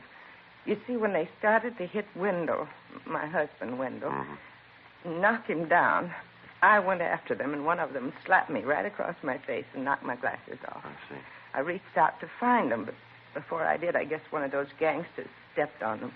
$35 glasses broke both of the lenses, just ruined the frames. Now, look at that. Of course, I can't see a thing without them. That's why I say it might as well have been blindfolded. And you didn't have a chance to notice what kind of clothes they had on and what they looked like at all? Well, they weren't shabby, I know that. Pretty well dressed, if memory serves. Both of them in dark suits. If only they wouldn't have broken my glasses. How about their voices, Miss McClung? Anything unusual about the way they talked? Anything that they might have said? Miss McClung? No, I was just thinking. One's name was Sam, I remember that. The other one had sort of an accent of some kind, maybe from the Midwest or maybe Texas, one of those funny people. Oh, funny people? How do you mean, ma'am? Well, you know, something like a cowboy or a farmer, that funny kind of talk. I see. I guess I really should be inside fixing you men a cup of tea. Maybe if you'd just help me up That's here. all right, ma'am. You just sit there. When my sister Dolly gets here, it shouldn't be too long. I'll have her fix something. There's no need to bother, ma'am. We'd like to have you tell us this if you can. Did your husband do anything at all to provoke the 2 men? I mean, did he call out for help or try to get to a phone, anything like that? It was the jewelry we had, Wendell and I, just those few pieces. The 2 men seemed to know all about it, just as if they had a list of the things. That's so? Yes. When they first came in, they took my engagement ring and old brooch that belonged to my mother I was wearing. Then they got Wendell in that chair over there and tried to make him tell where our other things were. Well, now, is it pretty common knowledge around the neighborhood here that you and your husband own expensive jewelry, ma'am? No, I don't think so. What the men seemed most interested in was Wendell's ring, his diamond signet ring. It was a beautiful thing, 4 carats. Yes, ma'am. We've got a description on that. That was when they tried to force your husband to tell them where it was hidden. Is that right? I never thought anybody'd be that cruel, officer. Downright cruel. They burned his hands and his feet, kept hitting him in the face with their fists. It was just terrible. Poor Wendell. He finally had to tell them. I see. They went and found the things, and then they came back in here and ripped out the phone. Warned us not to move. Mm-hmm. And then they left. I just broke down and cried, officer. To see poor Wendell there, the way they abused him. Yes, ma'am, we understand. You're sure he's going to be all right? What did the doctor say? Well, he said there's no danger, ma'am. Mr. McClung's resting comfortably now. Well, that must be my sister You want to stay Dolly right now. here with Ms. McClung, Ben? I'll get that. Yeah, right. Joe. Hi, Jess. You and Powers do any good? I've been checking through the neighborhood 3 or 4 blocks around. Not an awful lot. A lot of people know the McClungs. Few of them know about their having jewelry. None of them saw anything unusual going on tonight. The thieves used the car. We know that. Didn't anybody at all spot it? I'm not sure, but there's one possibility. Some of the neighbors said a young kid was peddling magazines down this block tonight, just about the same time as the robbery. He might have spotted Well, something. that's fine. Where is the boy? Where does he live? Well, that's what we asked the neighbors. Yeah? Nobody knows. A supplementary broadcast in an APB was gotten out containing what description we had on the 2 hold-up men, plus descriptions of each article of jewelry taken from Mr. and Mrs. McClung. The following morning, along with Jess Gonzalez and Johnny Powers, we continued canvassing the immediate neighborhood of the hold-up. The only thing we got was a fair description of the boy who'd been selling magazines the night before in the vicinity of the McClung house, and also the names of the magazines he was peddling. Monday morning, 9 a.m., we got in touch with the local distributor for the publications, got a list of 5 boys who sold for them in that general area, and started checking them out. Third on the list was a Bill Newsom, a sophomore student at a nearby parochial high school. He lived a half a dozen blocks from the McClungs. We checked at his house, but his mother told us he wasn't at home. I'm sure Billy won't be long. Thank you, ma'am. Right in here, officer. Let's go ahead. Thank you. Sit down, won't you? Thank you very much. It must be him now. Billy, in here. Yeah, Mom. Come in here, Bill. 2 police officers to see you. Huh? Bill, this is Sergeant Friday and Sergeant Romero, my son Bill. Would you excuse me? I'm going to have to start fixing dinner. You go right ahead and have your talk with Bill. I'll be out in the kitchen. All right, ma'am. Thank you very much. You speak right up now, Bill. Try and help the officers all you can. How can I help you? What's it all about? We understand you have a magazine route in the neighborhood, Bill. Your mother tells us you were out selling this last Saturday night. Yes, sir, that's right. Thursdays and Saturdays, they're my regular nights. Mm-hmm. I don't really sell, though. How do you mean, son? Well, you see, I line up all my customers ahead of time. I got a regular list of people they buy from me every week. I don't do any door-to-door selling. That way it's not much good. I see. Do you have a regular customer on your list by the name of McClung, Bill? That's M-C-C-L-U-N-G. Yeah, Mr. McClung. Once a month, he takes a gardening magazine. Comes out the last week in every month. Were you over near the McClung's place Saturday night? You remember? Yeah, I was. I went right by it. I've got customers all along that block there. Say, this wouldn't be about that robbery. That's right, Bill. You heard about it? After church Sunday, a couple of kids who go to the same school I do, they live right around the McClungs. They heard about it. What time was it when you went by there Saturday night, you remember? Oh, about a couple of minutes after 9, I guess. Maybe a quarter after. When I heard about the robbery on Sunday, I thought maybe I ought to tell somebody about it. I wasn't sure about it, though. You know, I didn't want to be a pest. What do you mean, son? You weren't sure about what? This dark blue sedan I saw parked on the street there, just a couple of houses down from the McClung's place. The reason I even noticed it was because it was a new car, almost a brand new car, but it looked like the license plates on it were kind of old. Mm-hmm. What else? Well, I delivered some magazines to Mrs. Brubaker, and I got my money for them. And then coming down the stairs, I saw these 2 men. I'm not sure they came out of Mr. McClung's house. It was dark, you know, but I thought that's where they came from. Anyway, they went down the street, got in the car, and took off. Seemed to be in a hurry. Well, what did the 2 men look like, Bill? Do you have any idea? No, I didn't see them too well. Wasn't too close to them. I was about from, here to across the street from them. How about their clothes? You notice them at all? Yeah, they had suits on, dark suits, I know that. How would you describe their build, son? Medium, tall, fat, skinny? What would you say? Why, I think I'd say medium. Yeah, both of them medium. Now, about that car, Bill. You said it was a dark blue sedan, new model, and the license plates look kind of old. Is that right? Yeah, that's right. That's how I first noticed it parked down by the restaurant. How's that? About 7:15, when I started my route down on South Benson, I saw the same car parked outside the restaurant down there. Forget the name of the place now. It just opened about a month ago. You're sure it was the same car? Oh, yeah, I'm pretty sure. That's why I noticed it again when I saw it up by McClung's place. thought it looked kind of terrible. Brand new car like that with old license plates. By any chance, son, do you remember the license number on those plates? No, sir, I didn't notice it at all. I'll tell you what, though. Yeah? If I see that car again, I'll be sure and get the number for you.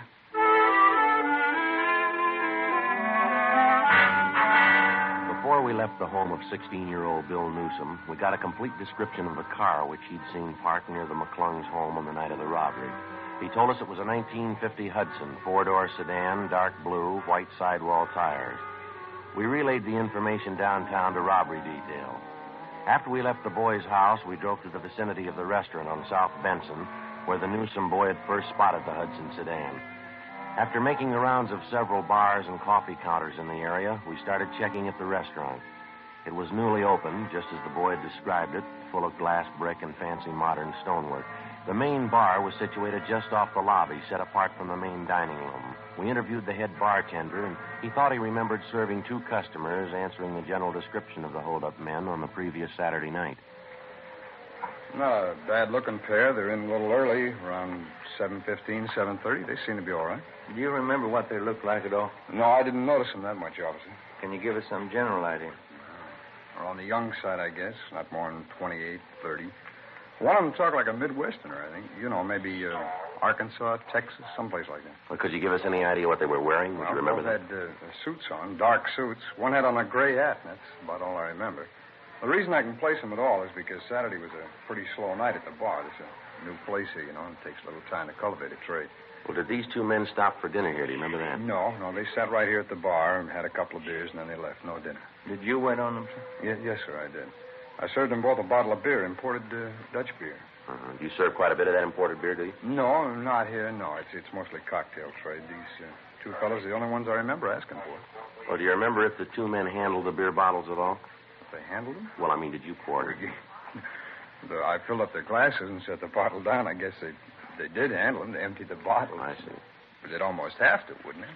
Would you still have those 2 bottles on hand? No, let's see. Yeah, I guess I would. They don't pick up the empties till sometime around the middle of the week. We'd like to take a look at them, if you don't mind. Oh, sure thing. You guys just want to follow me down the bar here? It's in the storeroom just in back. All right, let's go. It's right back here, officer. Fine. Let's see. Yeah, they're right over here. There you go. Holland labeled.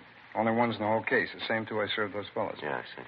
What do you think? Fingerprints? Maybe. And as soon as you get the fingerprints, you can pick them up, can't you? Yeah, when we find the men they belong to. Monday, 6 p.m. We called Leighton Fingerprints, and they came out to check the evidence. First, they obtained a set of the bartender's fingerprints to serve as a basis for comparison. Then they dusted each of the empty beer bottles carefully. After the various sets of prints were lifted off the bottles, the men went back to the office to run the sets through, classify their findings, and then turn them over to R&I for further checking. While they worked on it, Ben and I ducked out and had a sandwich and a bowl of soup for dinner. 7:25 p.m. We got back to the city hall. I sure am getting tired of the kind of food that guy serves, Joe. It seems to get worse every time I go in there. It wasn't very good, was it? I'm willing to bet I know his formula for the soup. 2 gallons of hot water and 1 bouillon cube. Well, I've gone and done it before. I may still do it again. What's that? Bring my dinner from home in a paper sack. Pack a thermos full of hot coffee. Be a better deal than across the street. I don't know about that. You remember the last time you had your wife fix you up a thermos full of coffee? Yeah, I almost forgot. Wasn't any better than the stuff across the street. Hi. Where you 2 been? Hi, Jess. Getting something to eat? Leighton Prince called just a minute ago. Told him I'd give you the message. What's that? Well, the prints they lifted off those beer bottles, checked them through the record bureau. Yeah. Found 2 sets. They made both of them.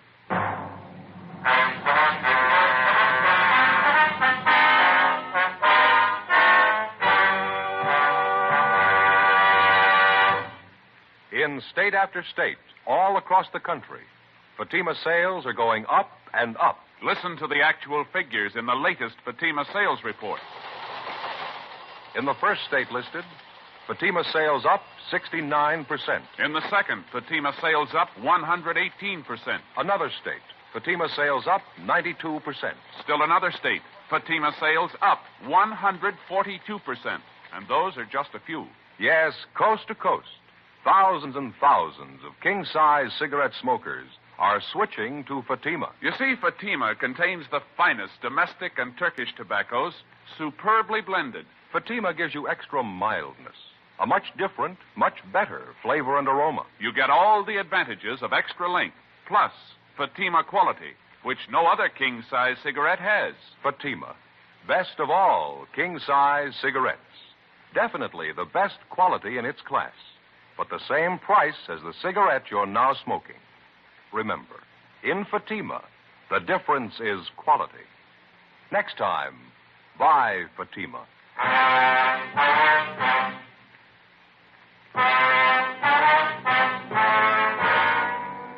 October 5th, Saturday, 7:40 p.m. The two sets of fingerprints which had been lifted from the empty beer bottles were checked through R&I and identified as those belonging to two known criminals. The first was Henry Vincent Moss, WMA, 29 years old. He'd served 2 terms in the county jail for burglary and grand theft auto, and 1 term in San Quentin for robbery.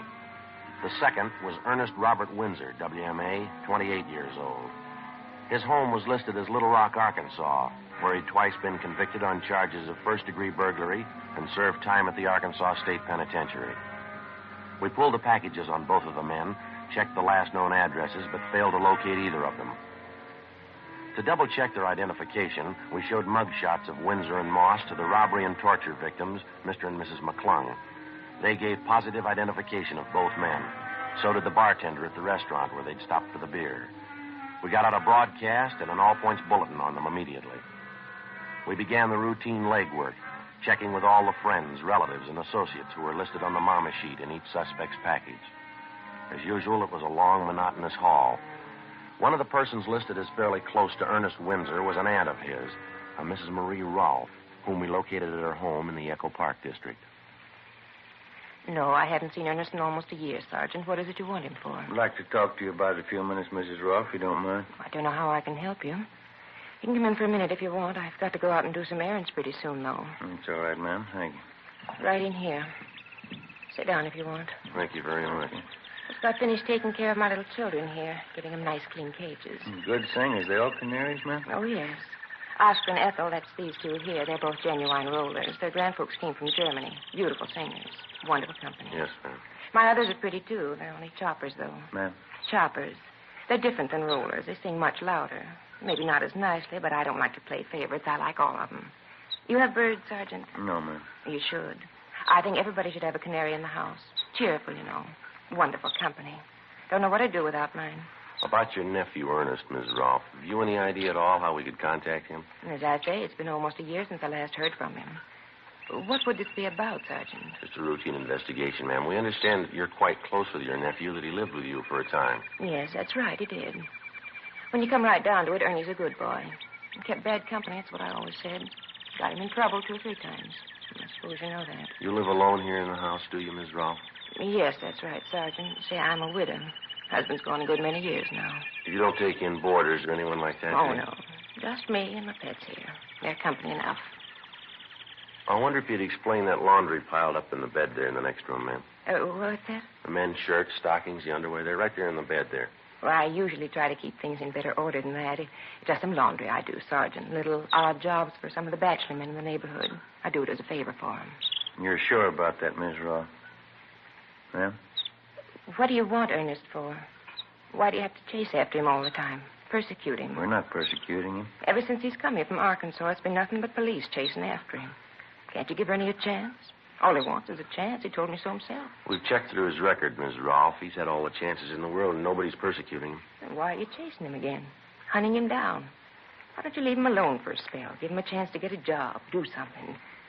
Why are you chasing him? Well, this is a robbery charge, Miss Rolfe. He's been positively identified. He and Henry Moss forced their way into an old couple's home a few weeks back. They tortured the old man, and they beat him till he was unconscious. That's what we want Ernie for.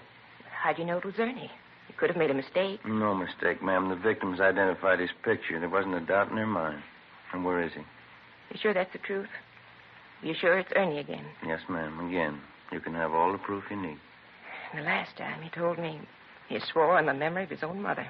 He swore he wouldn't do anything wrong again. I guess I just don't know, Ernest. Where is he, ma'am? You want to tell us? It's the last time, Sergeant. I'm sorry. Ernie's had his last time. Yes, ma'am. He's sleeping. The room over the garage. You'll find him there. Ernest Windsor was apprehended and placed under arrest. His room was searched, as well as the entire home of his aunt, Mrs. Marie Rolfe. We failed to find a trace of any of the jewelry stolen from Mr. and Mrs. McClung. After we made arrangements for a stakeout on the house, Windsor was taken downtown to the interrogation room, where Jess Gonzalez, Ben, and I questioned him for 5 hours. He refused to tell us anything. At a special show-up, he was positively identified as one of the hold-up men by the two victims. Windsor was booked at the main jail on suspicion of 211 PC. The investigation went on. Every possible lead on the other suspect, Henry Moss, was checked out. We got nowhere.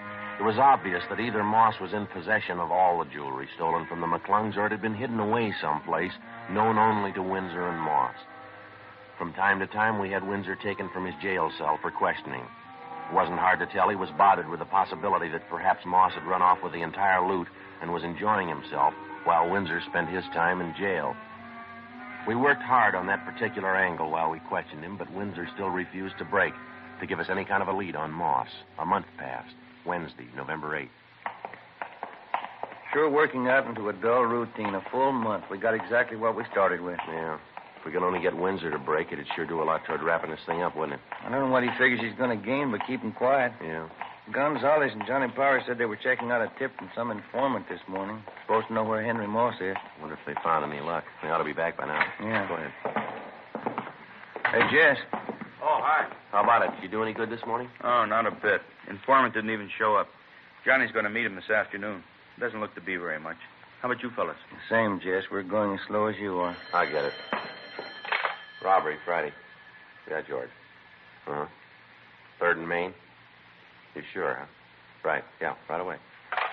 Well, maybe we got a break. What is it? Henry Moss. He tried to hock a ring at a pawn shop, 3rd and Main, about 20 minutes ago. You make it? Well, the pawnbroker stalled him. He didn't know for sure that the guy was hot. Well, how's it stand? Moss said he'd come back to close the deal. When? Half an hour. 11:55 a.m. A special detail of men, including Gonzalez and Powers, Ben and myself, were sent to cover the pawn shop near 3rd and Main. Gonzalez and Powers staked out in stores adjoining the place. Ben and I were stationed inside the pawn shop. Another team of men covered the rear exit. We waited. The suspect, Henry Moss, failed to show at the appointed time. We kept waiting. 1 p.m., 1:30. No sign of him.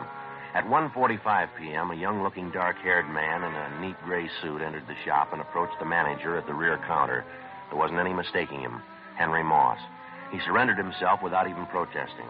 We took him to the city hall, to the interrogation room, where we started to question him. Meantime, Gonzalez and Powers located the apartment where the suspect had been staying. His rooms and personal belongings were searched, and every piece of the missing jewelry recovered. Surprisingly enough, in contrast to his partner, Ernie Windsor, Moss was cooperative, even obliging. We had a stenographer take his full statement, and then we got ready to move him over to the main jail for booking. Just a couple of questions before we leave, Moss. Sure, Sergeant, go ahead. We've had you in here before. How come all the cooperation this time? Why not? I had it figured before time. If you got me, you'd have everything you need on me. Wouldn't do much good putting in a beef, would it? Whose idea was it to start with, Moss? The hold-up deal. Yours, or was it Windsor's? Both of us, I guess. I didn't want to get rough with the old man. I mean, the way Ernie did.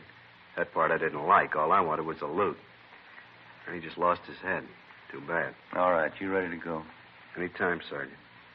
Hey, I wonder if I could ask a favor. What's that? Well, it's going to get a little tough in there in that jail. Wonder if we couldn't stop for a good steak and some French fries first, huh? Maybe some good restaurant around here? No, it won't work, Moss. You know I wouldn't try anything. You put your order in a long time ago, mister. What do you mean? When you worked over that old couple. Yeah? That's when you ordered jail food.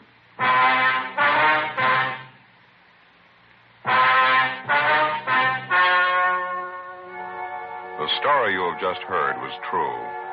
The names were changed to protect the innocent. On March 2nd, trial was held in Superior Court, Department 88, City and County of Los Angeles, State of California. In a moment, the results of that trial. Now, here's our star, Jack Webb. Thank you. If you smoke king-size cigarettes, listen to Fatima's amazing new offer. Buy a pack of Fatimas.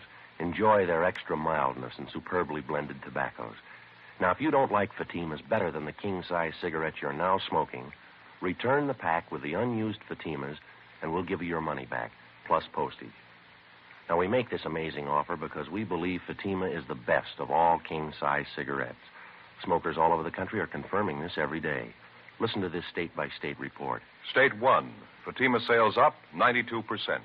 2, sales up 72%. 3, sales up 107%. 4, Fatima sales up 192%. Buy Fatima today. If you're not convinced they're better than your present king-size cigarette, just return the pack and the unsmoked Fatimas before December 1st and get your money back, plus postage. Fatima, Box 37, New York 1. Buy Fatima today. Best of all king-size cigarettes.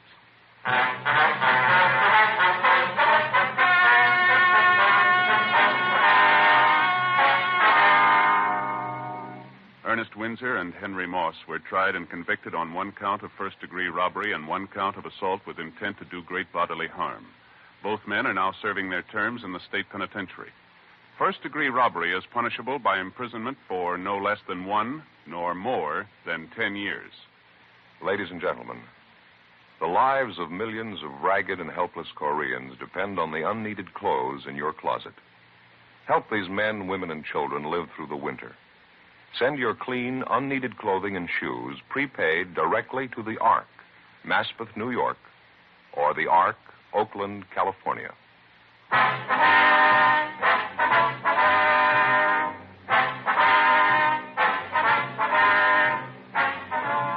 You have just heard Dragnet, a series of authentic cases from official files. Technical advice comes from the Office of Chief of Police W.H. Parker, Los Angeles Police Department. Fatima Cigarettes, best of all king-size cigarettes, has brought you Dragnet, transcribed from Los Angeles.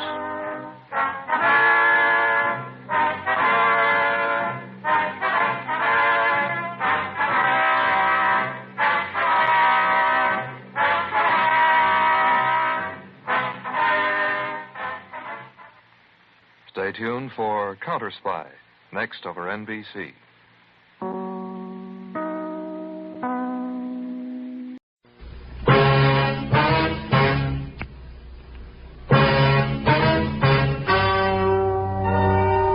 Ladies and gentlemen, the story you are about to hear is true. The names have been changed to protect the innocent. Dragnet is brought to you by Chesterfield, made by Liggett & Myers, first major tobacco company to bring you a complete line of quality cigarettes.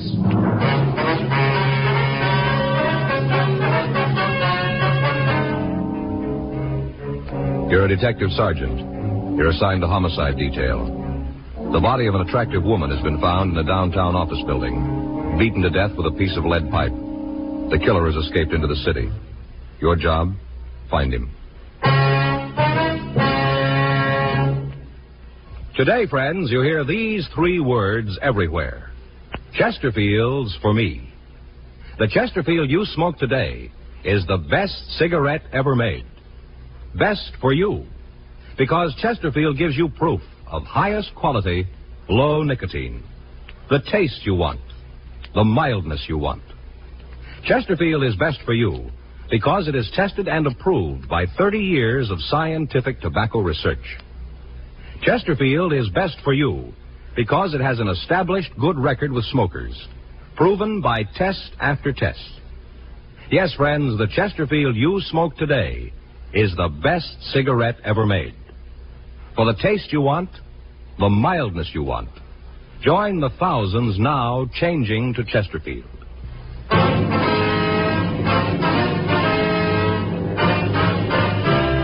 Dragnet, the documented drama of an actual crime. For the next 30 minutes, in cooperation with the Los Angeles Police Department, you will travel step by step on the side of the law through an actual case transcribed from official police files.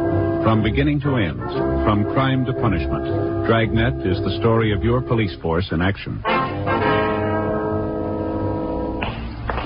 It was Thursday, April 15th. It was warm in Los Angeles. We were working the day watch out of homicide detail. My partner's Frank Smith. The boss is Captain Lorman. My name's Friday. We just left the murder room, and it was 7:40 a.m. when we got to suite 718, the building manager's office. Miss Joyce? Yes.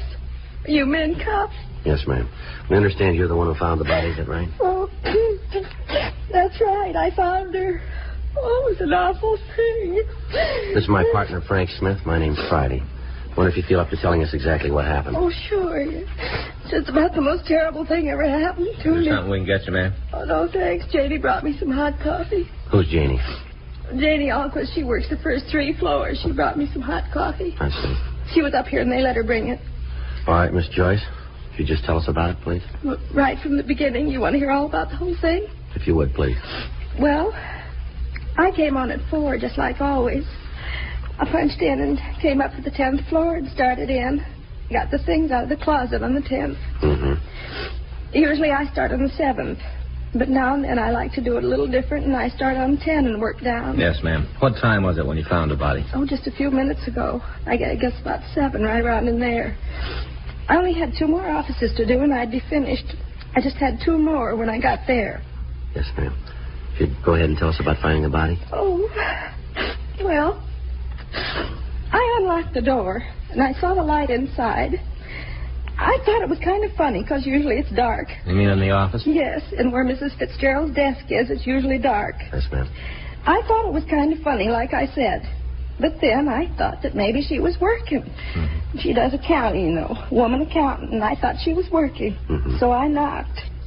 I didn't just want to go right in if she was working, you know, disturb her. So I knocked. Mm-hmm. But she didn't answer. All right, go ahead, please. Well, I opened the door and went in. Right off, I was kind of sore about it. No excuse for a thing like that. No excuse at all. What do you mean? Well, didn't you see the place? Didn't you look? Yeah. Well, then you know what a mess it was.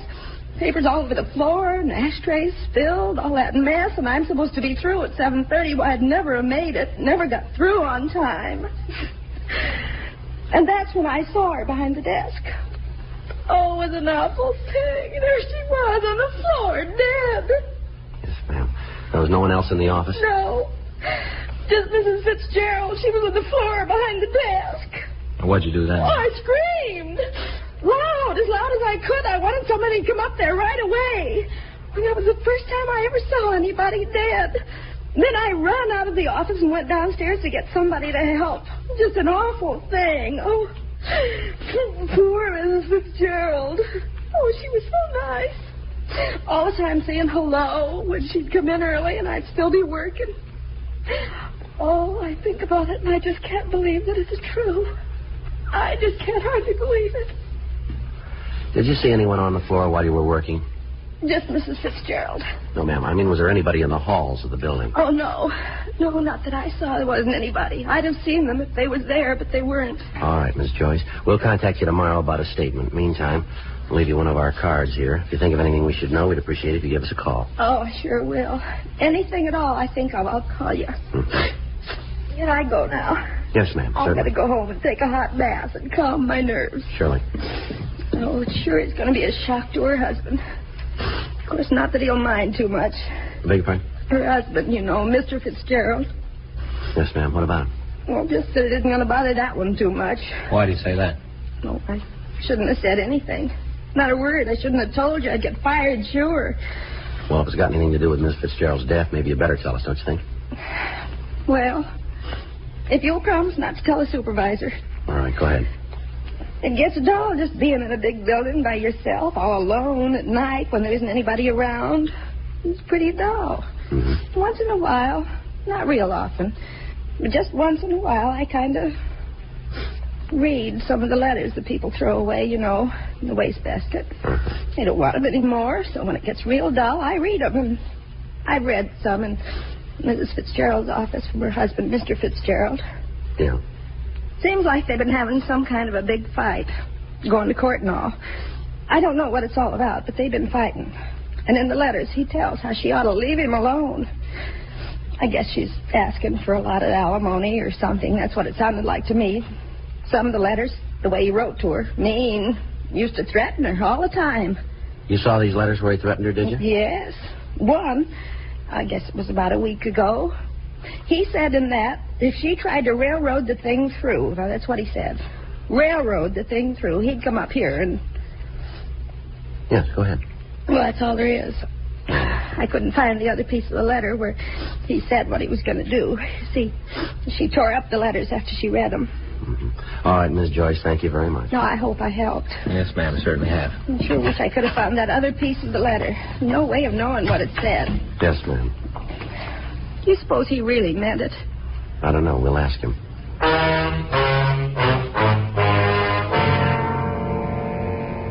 By the time Frank and I had arrived at the scene, the crew from the crime lab was there. Photographs of the entire room were taken, and fingerprints were lifted from the edges of the desk, from the top of a lamp, and from the molding around the door. The murder weapon, a 15-inch section of heavy lead pipe, was booked for evidence. There was nothing we could tell from the pipe itself other than the fact that it was the murder instrument. It was a plain piece of 3/4-inch pipe. One end was wrapped in a heavy brown paper. The other was blood-stained. Because of the appearance of the office, it looked as if robbery was the motive for the crime. However, on examination of the victim's personal effects, we found that 2 large diamond rings were still in her fingers. In her purse, we found cash in the amount of $226. On the desk itself, we found a woman's wristwatch set with 12 diamonds. The fact that none of this had been removed apparently ruled out robbery as the motive. The other employees of the building were questioned, but they were unable to shed any light on a possible suspect. None of them had seen any unauthorized persons in the place after closing hours. People on the street in the immediate vicinity were questioned. The only lead we were able to come up with was that at approximately 7:02 a.m., a newsboy had seen a short, stocky man walk from the office building entrance. Other than the brief description of the man's build, the witness was unable to tell us anything. An immediate broadcast was gotten out on what information we had. From a telephone book in the victim's desk, we got an address for her husband, Oscar Fitzgerald. It was a men's club located in downtown Los Angeles. Frank and I drove over to talk to him. Come in. Thank you. Thanks very much. Sit down. I'll call for some coffee. You fellas want some? No, thanks. No, sir. You don't mind if I have some? No, you go right ahead. Room service, please. Kind of early for the cops to come calling, isn't it? Yes, sir, I guess it is. This is Mr. Fitzgerald, room 417. Would you please send up a pot of coffee? That's right. Oh, and send a large glass of orange juice, too, huh? Yeah, make sure it's cold. 417. Right. One thing I can't go is warm orange juice. Like a cigarette? Yeah, thank you. Now, what's this all about? What do you want to see me for? Well, when's the last time you saw your wife? Ada? Thank you. I guess a couple of weeks ago. Why? Well, can you narrow that down to a day? Why? Any special reason for me to? Well, we'd like to hear it. Well, let's see. I guess it was around March 30th. I can check it if it's important. Where'd you see her? With my lawyers. We had a conference to try and work out the divorce and settlement. What line of work are you in, Fitzgerald? I think you better tell me what this is all about before I answer any more questions. If this is some sort of trick Ada's trying, you tell her it won't work and she can get off my back. No, it's no trick. I think it might be better if you cooperate with us and answer the question. All right, but I'm going to tell you going in that if you try to pull a fast one, I'm going to deny everything I tell you now. If you tell us the truth, you won't have any trouble. Now, where do you work? Right now, I'm between. Well, what's that mean exactly? I'm an actor. Right now, I haven't got an assignment. Where'd you work last? Picture studio. Look, until you tell me what this is for, I'm not going to give you any names. Can you give us your movements for the past few days? Starting when? Well, let's try the day before yesterday. Okay, I got up and went out to see my agent. Of course, that was a waste of time. Hung around the office for a couple hours and then had lunch on the Strip. After that, I came downtown, saw a movie. I came home, took a shower, and then kept the dinner engagement. You prove that? If I have to, yeah. But you're getting no names until I know what's going on. All right, how about yesterday? What'd you do then? I got up and went out to my agent's. He told me he had a part on the fire. We went out on an interview. I was at the studio until about 4:30, and then we went back to my agent's office and had a couple of drinks. After that, I came back here, didn't feel too good, and I went to bed. Well, the man at the desk would be able to verify all that, would he? Yeah, just ask him. Fitzgerald, how'd you get along with your wife? Well, it's not any of your business, but I'll tell you. It isn't any secret. I hated everything about it. You ever have any fights with her? Not more than 5 a week for the past 4 years. You ever hit her? You know, people win money for answering questions on quiz shows. What happens if I answer the big one? Well, that depends on how you're going to answer it. We understand you wrote your wife some threatening letters. Now, is that right? I guess you could call them that, yeah. I told her to get off my back and leave me alone. Told her if she didn't, she was building more trouble than she could handle. You ever threaten her wife? No. I'm not going to try to tell you that there weren't times when I could have killed Ada. There were a lot of them, but it wasn't worth it, not for her. What'd you argue about mostly? The divorce. I've been trying to get one for the last 4 years. Ada wouldn't see it. Finally, when I did talk her into it, the settlement she wanted was way out of line. I wouldn't go for it and told her so. Well, what's all this about the fights and the threatening anyway? Something happened to Ada, is that it? Yes, sir. She been hurt? I'm afraid it's more serious than that. She dead? Yes, sir. You think I did it? Now we're checking everybody that knew her. Okay, I told her there were times when I could have, when I maybe wanted to. But I wouldn't go to jail for her. Not ever. You got to find another boy, and when you do, I'll go his lawyer's fee. Yeah. How'd they do it? Piece of lead pipe. Bad? Yeah. Rough way to go. Is there an easy way?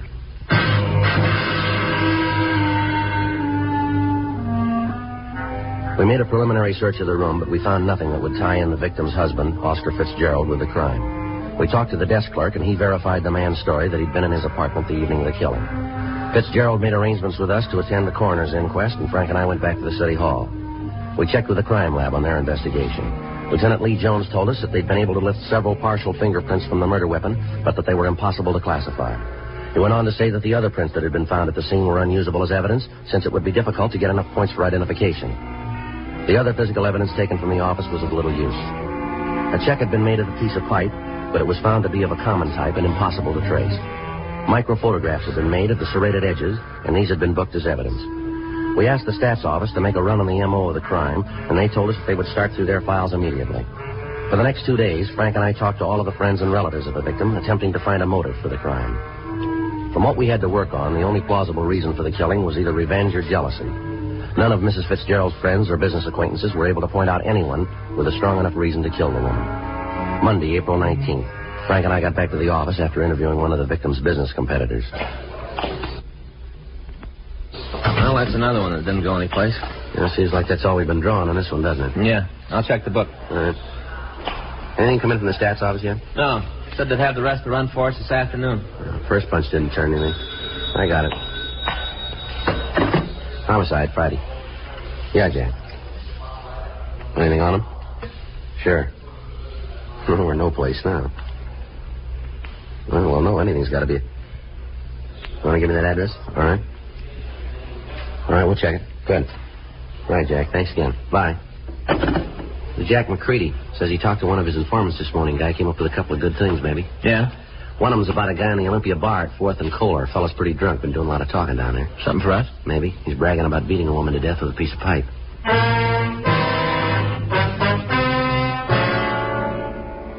4:40 p.m. We left the office and drove over to the corner of 4th and Kohler, the Olympia bar. When we walked in, there were only a few customers in the place. At the far end of the bar, a short, stocky man was sitting alone. In front of him was an empty shot glass and a bottle of beer.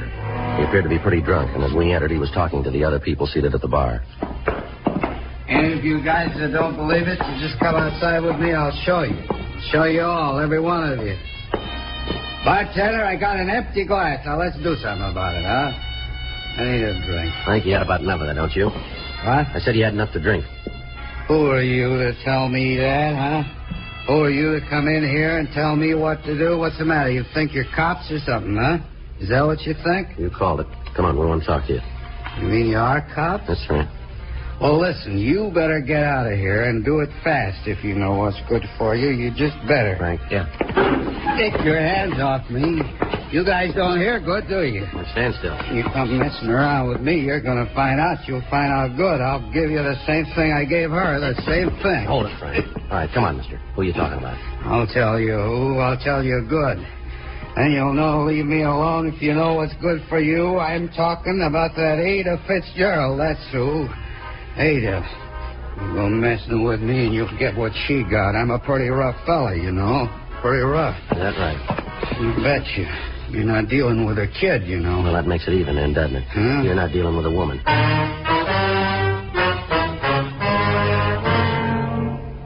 We took the suspect down to the homicide squad room. He identified himself as Carl Neely. He was handcuffed to a chair, and we ran his name through the record bureau. He had a long string of arrests for various charges, including attempted robbery, assault, and assault with intent to do great bodily harm. He'd never been convicted on a felony, but his record showed that he'd served 2 terms in the county jail for drunk charges and creating a public nuisance. While we were checking his record, the suspect passed out in an alcoholic stupor in the squad room. We contacted Sergeant Jack McCready and Officer Danny Galindo and asked them to make a search of the suspect's residence. In going over the place, they found a blood-stained shirt and a coat. The garments were packed in a cardboard box that had been hidden under the kitchen sink. They were brought downtown to us along with an empty envelope found in the apartment. It had been sent to the suspect, Neely, and the return address on the back indicated that the letter had been sent by the victim's husband, Oscar Fitzgerald. We waited for the suspect to come to enough for us to question him. Frank went out and brought back some hot coffee. We tried to get Neely to drink some of it. 8:40 p.m. It's hot. All right, come on, try some more.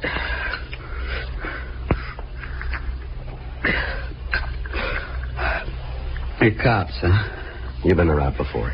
Yeah. What am I here for? I want to talk to you about the Fitzgerald woman. Ada? Spouting off again. You said you killed her. Figures. Every time I get tanked up, I always kill somebody. It never fails. All right, tell us about the Fitzgerald one. Nothing to tell. I read about it in the papers. This morning I started drinking. It always happens when I've been belting the booze. I right away tell people I killed somebody. These clothes here belong to you? Let me see. I don't know. Where'd you get them? Are they yours? I don't know. You got that many clothes? I know all the clothes I got. No trouble at all. Maybe you don't dress as good as me. All right, come off it, Neely. You're in trouble. Big trouble here. You sat in the bar this morning, told everybody about how you'd beaten a woman to death. We find these clothes in your apartment, bloodstains all over them. Here's another thing, this envelope. Where'd you get this? Through the mail, like it says. You see the stamp? You know Oscar Fitzgerald? I don't get mail from strangers. Sure I know him. Is it a crime to get a letter now? What was in that envelope? I don't think that's none of your business. Well, we do. What kind of dealings have you got with Oscar Fitzgerald? Well, you still work for him? Doing what? I took care of the place when him and Ada were married, sort of a general handyman. When'd you see him last? I don't know, maybe a couple of months ago, around there, 3 months. And what did he find so important that he wrote you about it? Look, he loaned me some money. He sent me a check. It was a loan, huh? Yeah. Sign any sort of note for the money? Well, I endorsed the check. It said on it it was a loan. What are you guys trying to prove, anyway? You're trying to tie me in with Ada's killing? You look good for it. You're off your rocker. I had nothing to do with it. Sure, you got me for drunk, but that's all. Your record makes you look good for it. Clothes we found in your apartment don't help you. You sure Oscar Fitzgerald didn't pay you to kill his wife? It'd be a lot better if you told us the truth here, Neely. I'm telling you the truth. It's right in front of you. All you got to do is open your eyes. It's there. Where'd the bloodstains come from? They're mine. Well, tell us about it. Well, I got in a fight with another fella. Where? A bar down on 7th. When? Wednesday. Last week? Yeah, last Wednesday. What time did you have this fight? Closing time? That'd make it about 2 o'clock, huh? That's when the bar's closed. Where'd you go after you had the fight? Went up to a friend's house and had a couple more drinks. Who's a friend? You don't know him. He's got no record. What's his name? I don't want him dragged into anything. What's his name? Jackie Meadows. Let me see your hands, Neely. Sure. Well, you got some pretty bad bruises there. You must have hit something pretty hard.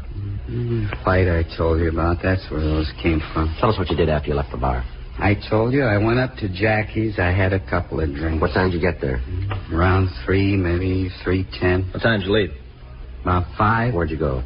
I don't remember too good. I was pretty boozed up. Well, where do you think you went? Well, Jackie was worried about me being cut up from the fight. He wanted me to see a doctor. Yeah?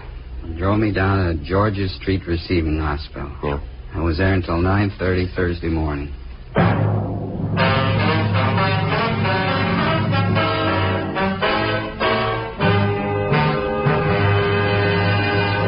You are listening to Dragnet, the authentic story of your police force in action. World altitude records. World speed records. All part of Bill Bridgman's job as a supersonic test pilot for Douglas Aircraft. You read about Bill in Time magazine. Now let's meet one of the world's fastest humans, and Jacqueline Hazard, who is collaborating with Bill on his new book, Test Pilot. They smoke America's most popular two-way cigarette, Chesterfield. I smoke the king size. After hearing what the Chesterfield people have been saying about them, I thought I should try them. I'm convinced they're best for me. It's Chesterfields for me, too. But I like the regular size. Either way, they're everything Bill says, and they're really mild. You try Chesterfield. I think you'll find they're best for you. Yes, for the taste you want, the mildness you want. Join the thousands now changing to Chesterfield.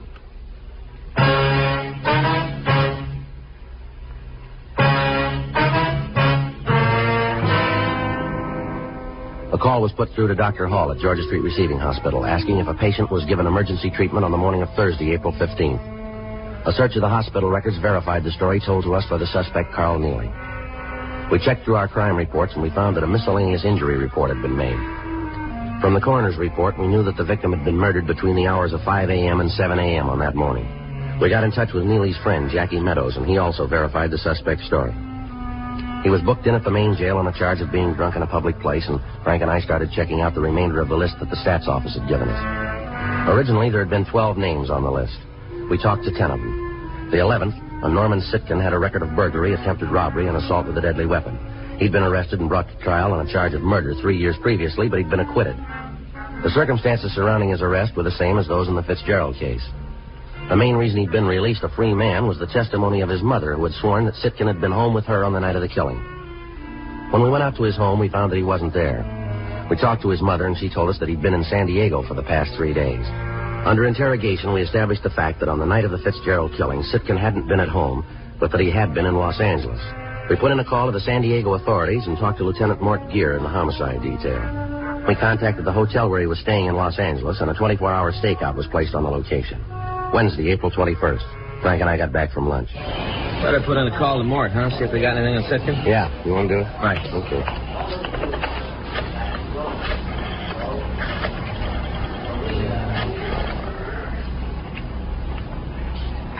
Hi, this is Frank Smith, robbery.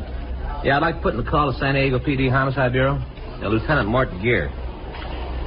No, it's a homicide. Yeah, DR 132549. Yeah, that's the one. Mm-hmm. That's 3268? Huh? Oh, 58. Right. Okay, Sam, thanks.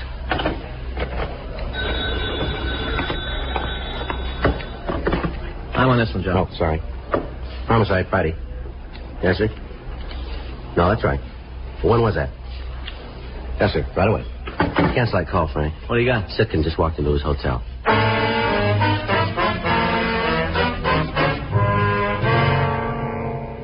Frank and I left the office immediately and drove out to Sitkin's hotel. We talked to the officers on stakeout, and they told us that the suspect had just returned. They went on to explain that they'd given Sitkin no reason to suspect that anything was wrong and that he'd gone directly to his room. Frank and I got in the elevator, and we went up to the 4th floor. Yeah? All right, just a minute. Yeah? What do you want? You Norman Sitkin? Yeah, what do you want? Police officer. Come on.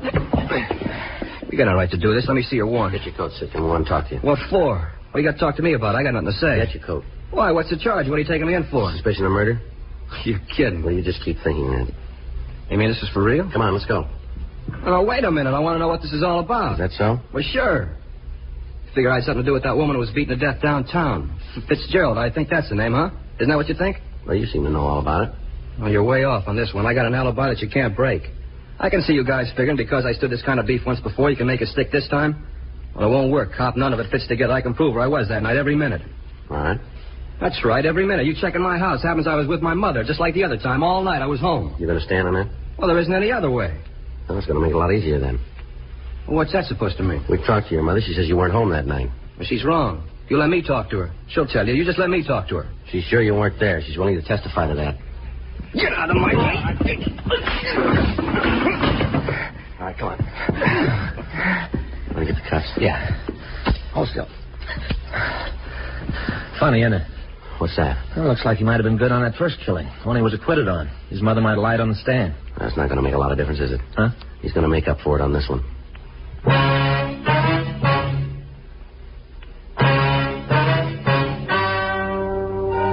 The story you have just heard is true. The names were changed to protect the innocent. On August 17th, trial was held in Department 97, Superior Court of the State of California, in and for the County of Los Angeles. In a moment, the results of that trial. Now, here is our star, Jack Webb. Thank you. Earlier, George Fenneman told you exactly why the Chesterfield you smoke today is the best cigarette ever made. And best for you. Now, the rest is up to you. Get a carton or two for yourself. Smoke them and you'll say as we do, it's Chesterfields for me.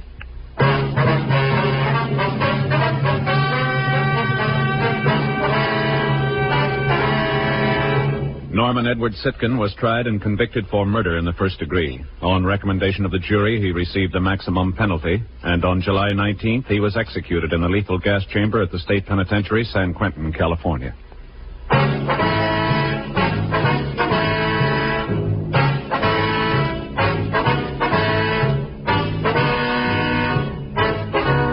You have just heard Dragnet, a series of authentic cases from official files. Technical advice comes from the Office of Chief of Police W.H. Parker, Los Angeles Police Department. Technical advisors, Captain Jack Donahoe, Sergeant Marty Wynn, Sergeant Vance Frazier. Heard tonight were Ben Alexander, Virginia Gregg, Herb Ellis. Script by John Robinson. Music by Walter Schumann. Hal Gibney speaking. Watch an entirely different Dragnet case history each week on your local NBC television station. Please check your newspapers for the day and time. Chesterfield has brought you Dragnet, transcribed from Los Angeles. Filter tip smokers, this is it. L&M Filters. The one filter tip cigarette with plenty of good taste, much more flavor, much less nicotine, and effective filtration.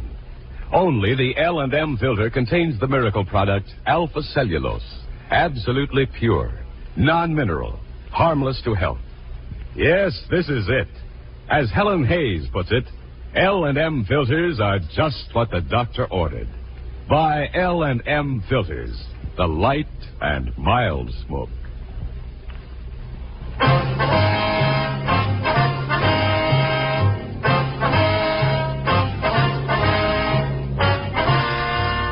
Hear Rocky Fortune following John Cameron Swayze and the news on the NBC Radio Network.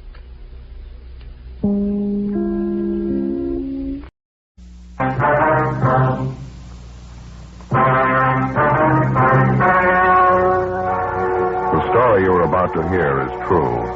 The names have been changed to protect the innocent.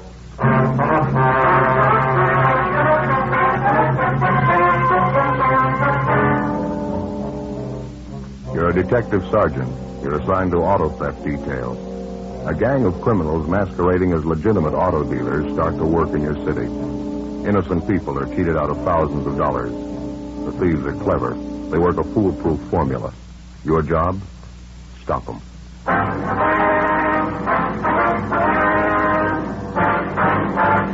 Dragnet, the documented drama of an actual crime. For the next 30 minutes, in cooperation with the Los Angeles Police Department, you will travel step by step on the side of the law through an actual case transcribed from official police files. From beginning to end, from crime to punishment, Dragnet is the story of your police force in action.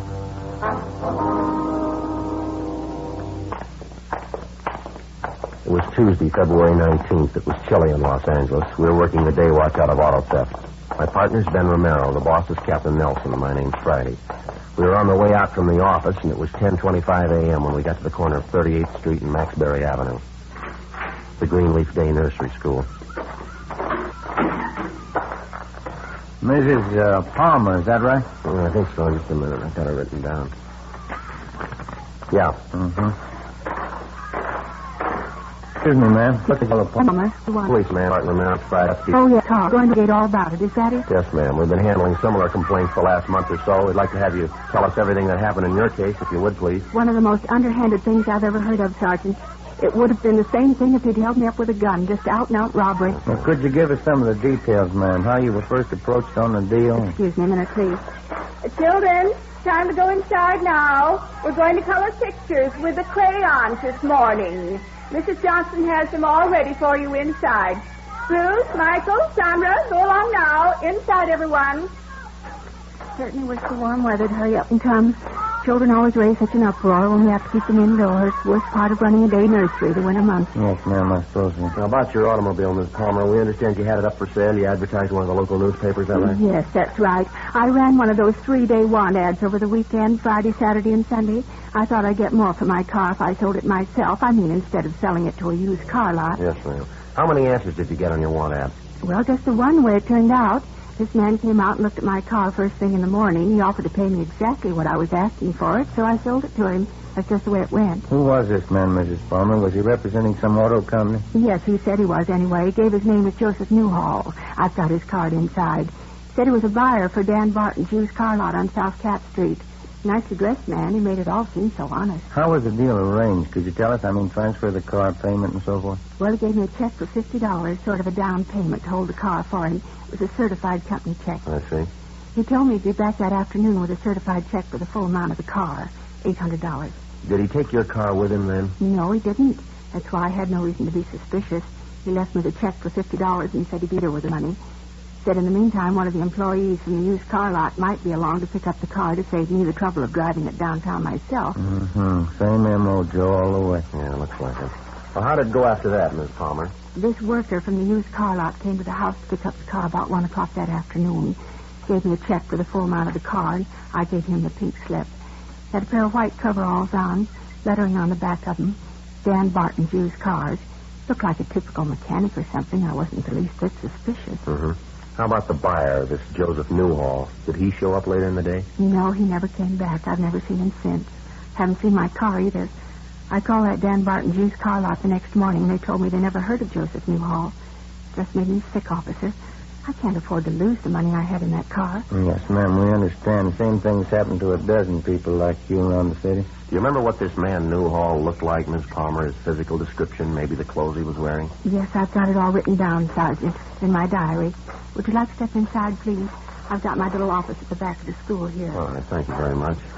I always make a record of everything in my diary. I've kept one ever since I was a girl in college, every day. I suppose you've got all the information on your car, the make, license number, things like that? Oh, yes, indeed. I got everything together I thought might help you. Right up these stairs, please. Thank you. Go ahead. How about the description of the man in overalls, the one who came to pick up your car? Would you remember him, ma'am? Yes, I've got that for you, too. Everything I thought would help. Just have a seat there, officers. I've got the things in my desk here. Thank you, right ahead. Thank you. I wouldn't mind the whole thing so much, but as I say, I can't afford to lose the cash I had tied up in my car. That seems to be the way the thieves operate, ma'am. They've been cheating the people who can least afford it. Terrible thing, just out-and-out robbery. There you are, Sergeant. Thank you, ma'am. There's the description of my car, license number, all the rest. Yes, I see.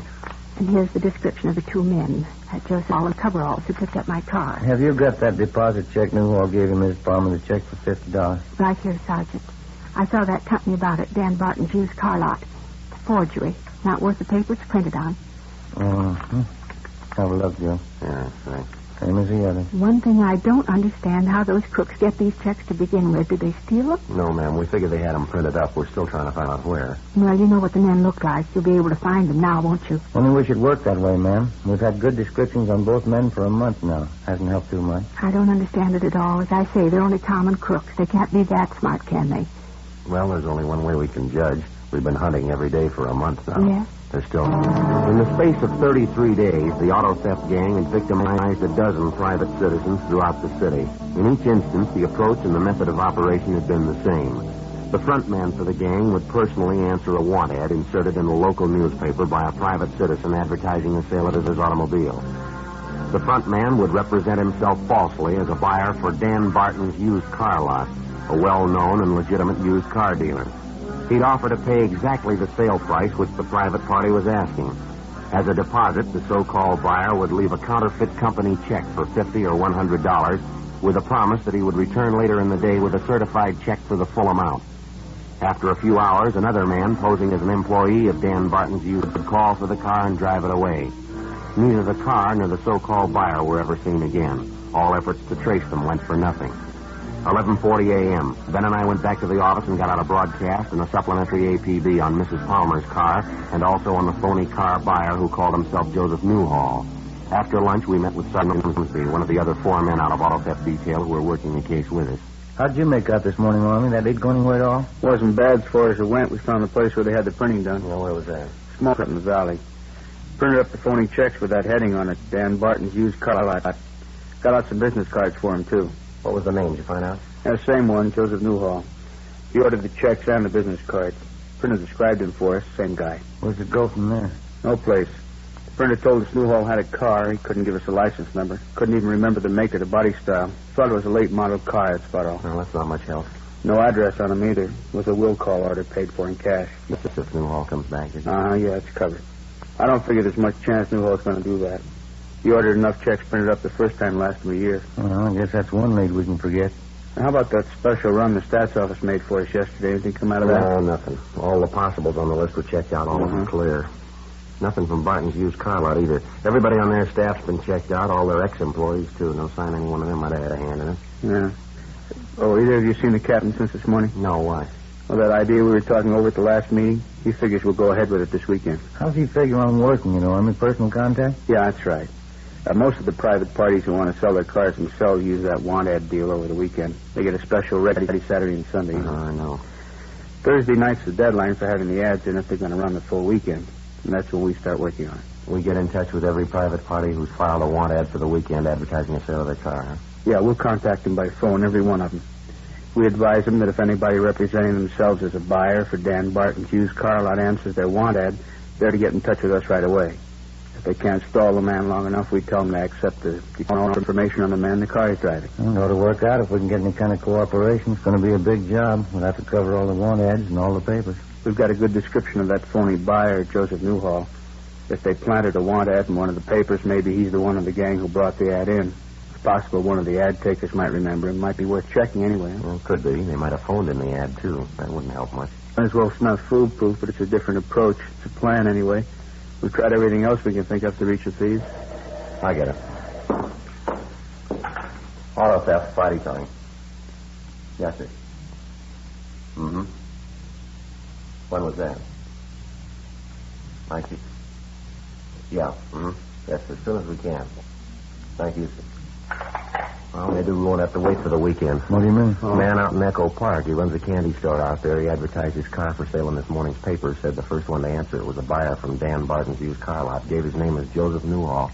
Looks like the same M.O. Mm-hmm. They make a deal? Well, the candy store owner wouldn't go for the deposit check. He wanted the full amount. Said the deal didn't sound right to him. How does it stand now? Well, Newhall said he'd come back with a check for the full sale price. When? 8 o'clock tonight. 2:20 p.m. We drove out and questioned the candy store owner further. His description of Newhall tallied with the others, but again, the potential victim had failed to get any kind of a description of the car Newhall was driving or the license number.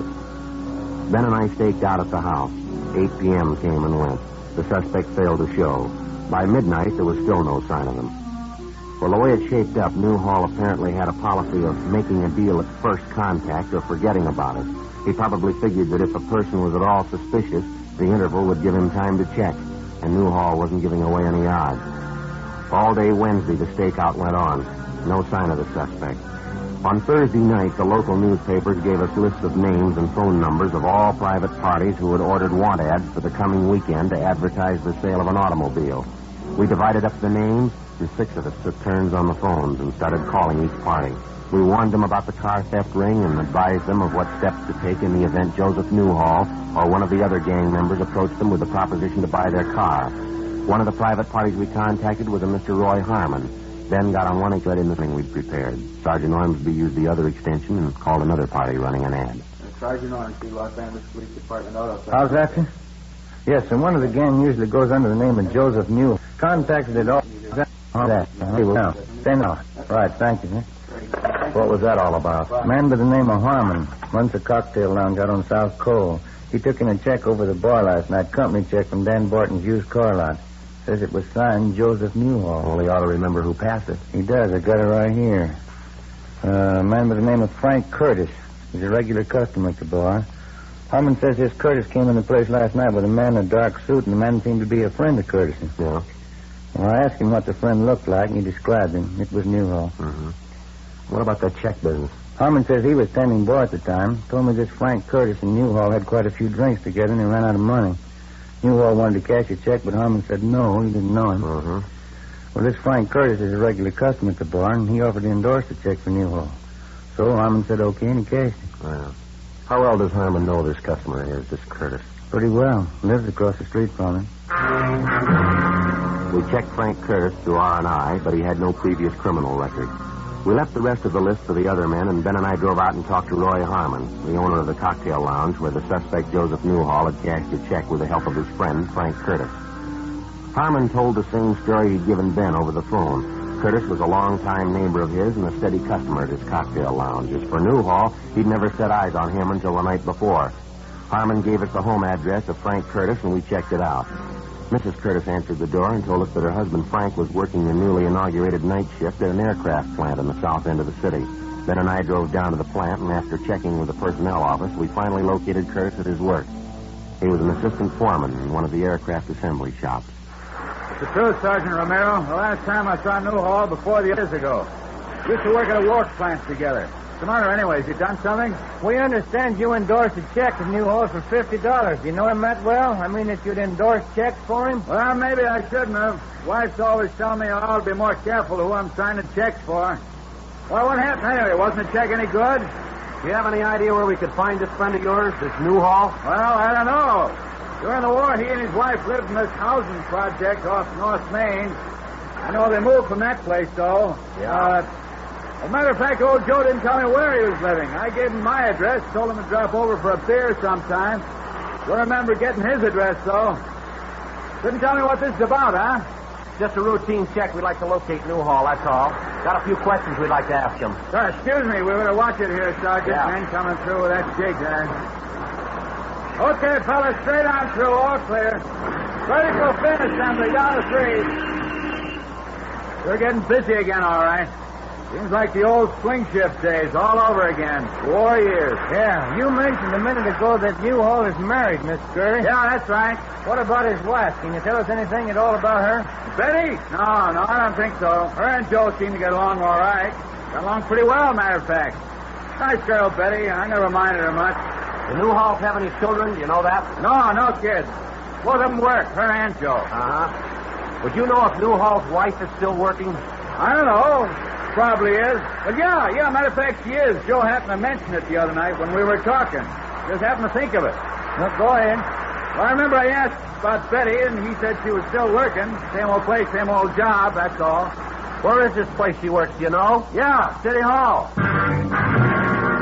We continued questioning Frank Curtis, and he told us that to the best of his knowledge, the suspect's wife, Betty Newhall, had a civil service rating and that she'd worked as a file clerk in the record room of one of the bureaus in the municipal. The next morning, Ben and I got in touch with the civil service officials at the City Hall, and they got out a tracer on the wife of the suspect. 11:20 a.m. I got it. Auto theft Friday. Yes, sir. How's that? I didn't hear it. When? Yeah, I see. Yes, sir. Right. We'll check with you in about an hour. Bye. I don't know why we always have to do it the hard way. Why? What was it? A call back on Newhall's wife. Most of it checks out just the way Curtis told us. What's the rub? Betty Newhall quit her job a month ago. Hasn't been around, hasn't been seen since. Civil service can't even contact her. What's the deal? She moved. No forwarding address, not a trace of her.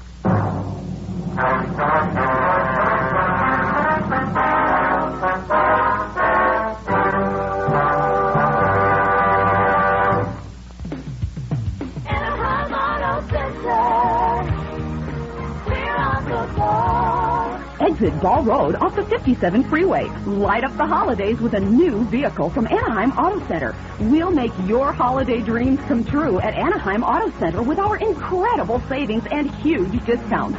Need some extra money for the holidays? Come to Anaheim Auto Center today and save thousands. We have a great selection of new vehicles and unbeatable service. Light up your holiday season today at Anaheim Auto Center. We want you to be completely satisfied. The holidays are the perfect time to buy a new vehicle. Why go anywhere else? We have it all at one convenient location near the Anaheim Pond. So light up your holiday season with a great new car or truck from Anaheim Auto Center. Anaheim Auto Center, we're on the ball. Exit Ball Road off the 57 freeway. KNX 1070 News Radio.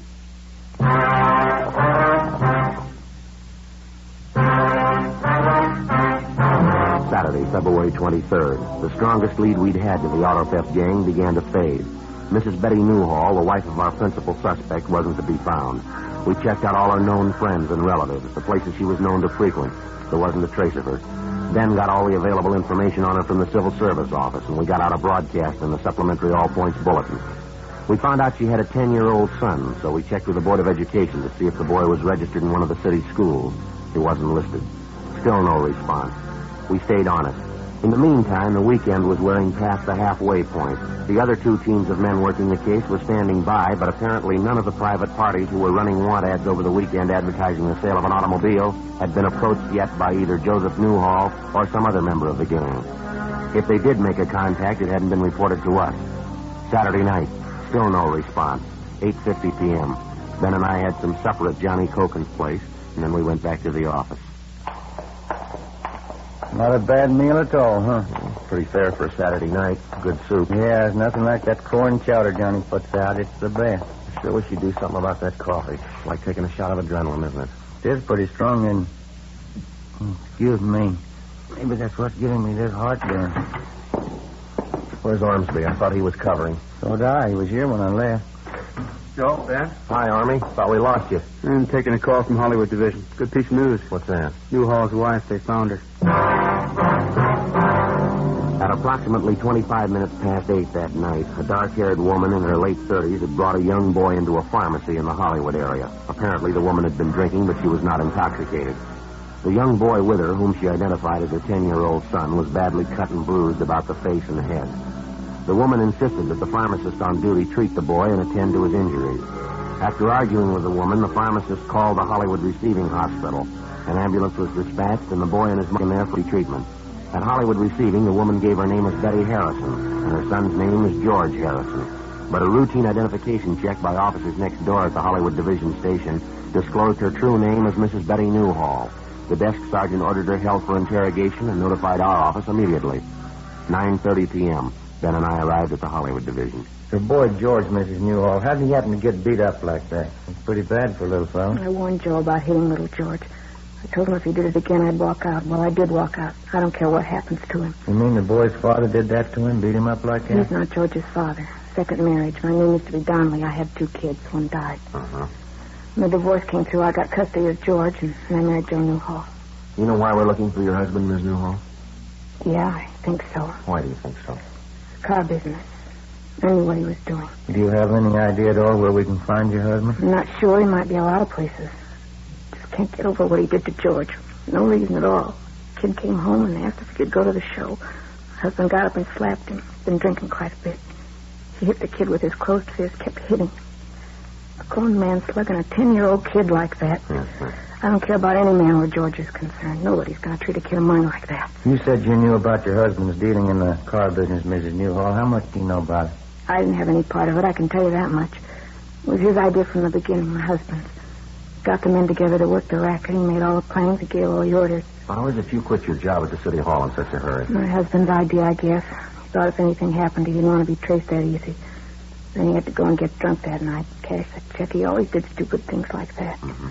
How about the gang your husband has working with him, Ms. Newhall? Can you tell us anything about them? Yes, I can. 3 fellows working with him I know of. Deadman and Curly Reese and Jack Whitmore.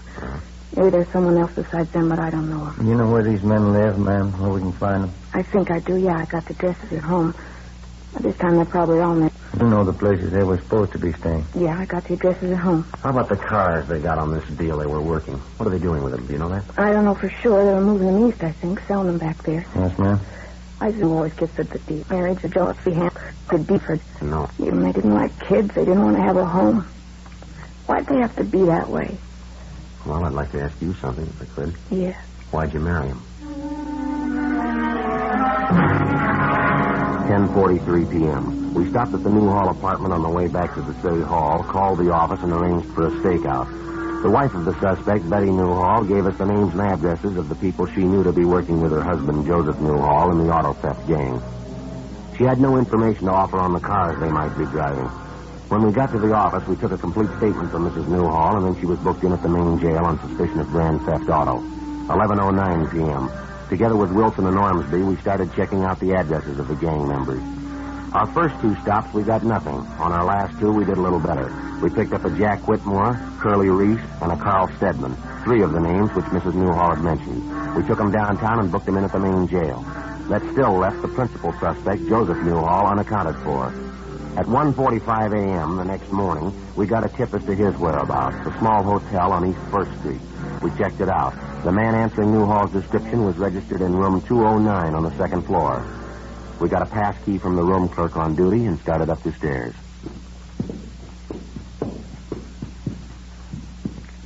209. Down this way, Joe. All right. Yeah, 7. Here we are. Mm-hmm. See if we can get a rise, huh? Yeah. Yeah, who is it?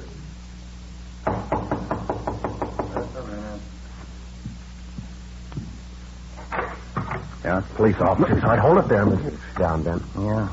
Hey, what is this? What's this all about? You generally sleep with your clothes on, Newhall? Look, I don't know what you're talking about. What is this, a shakedown? He's clean, Joe. I'll check his bag. Hey, now stay out of those things. You haven't got any right breaking in here like this, going through my property. Let's relax, Newhall. This won't take long.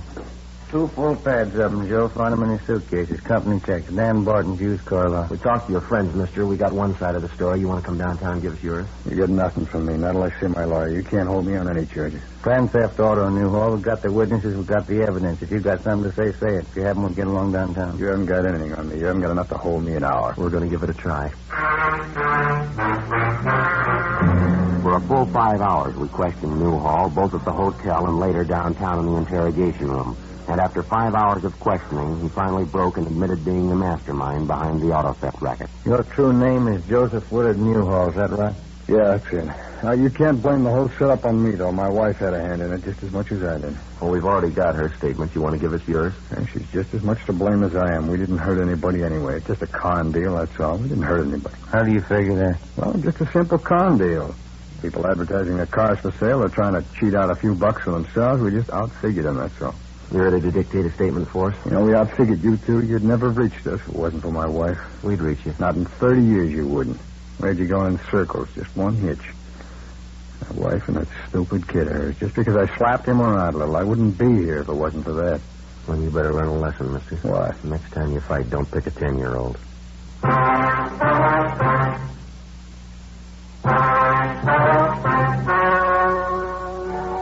The story you have just heard was true. The names were changed to protect the innocent. On May 29th, trial was held in Superior Court, Department 87, City and County of Los Angeles, State of California. In a moment, the results of that trial.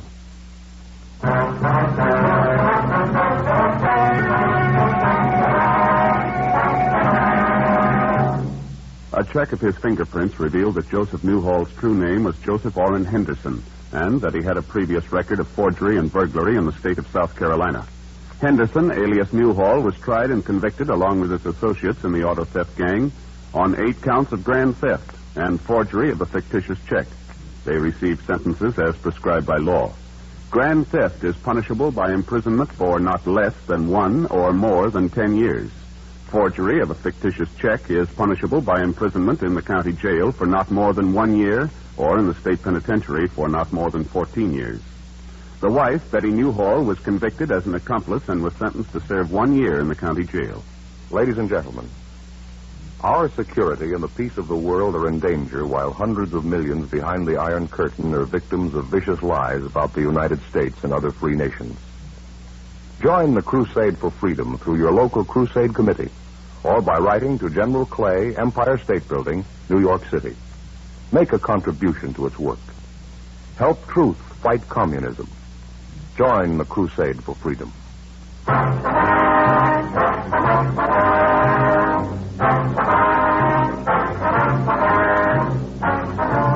You have just heard Dragnet, a series of authentic cases from official files. Technical advice comes from the Office of Chief of Police W.H. Parker, Los Angeles Police Department.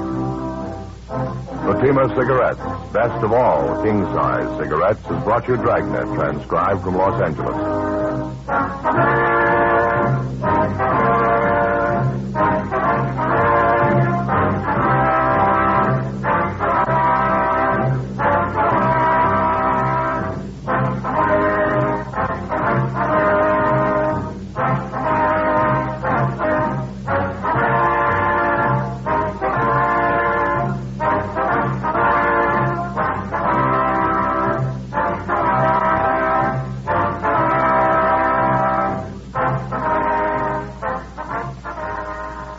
Cerebral Cinema hopes you have enjoyed this movie of the mind.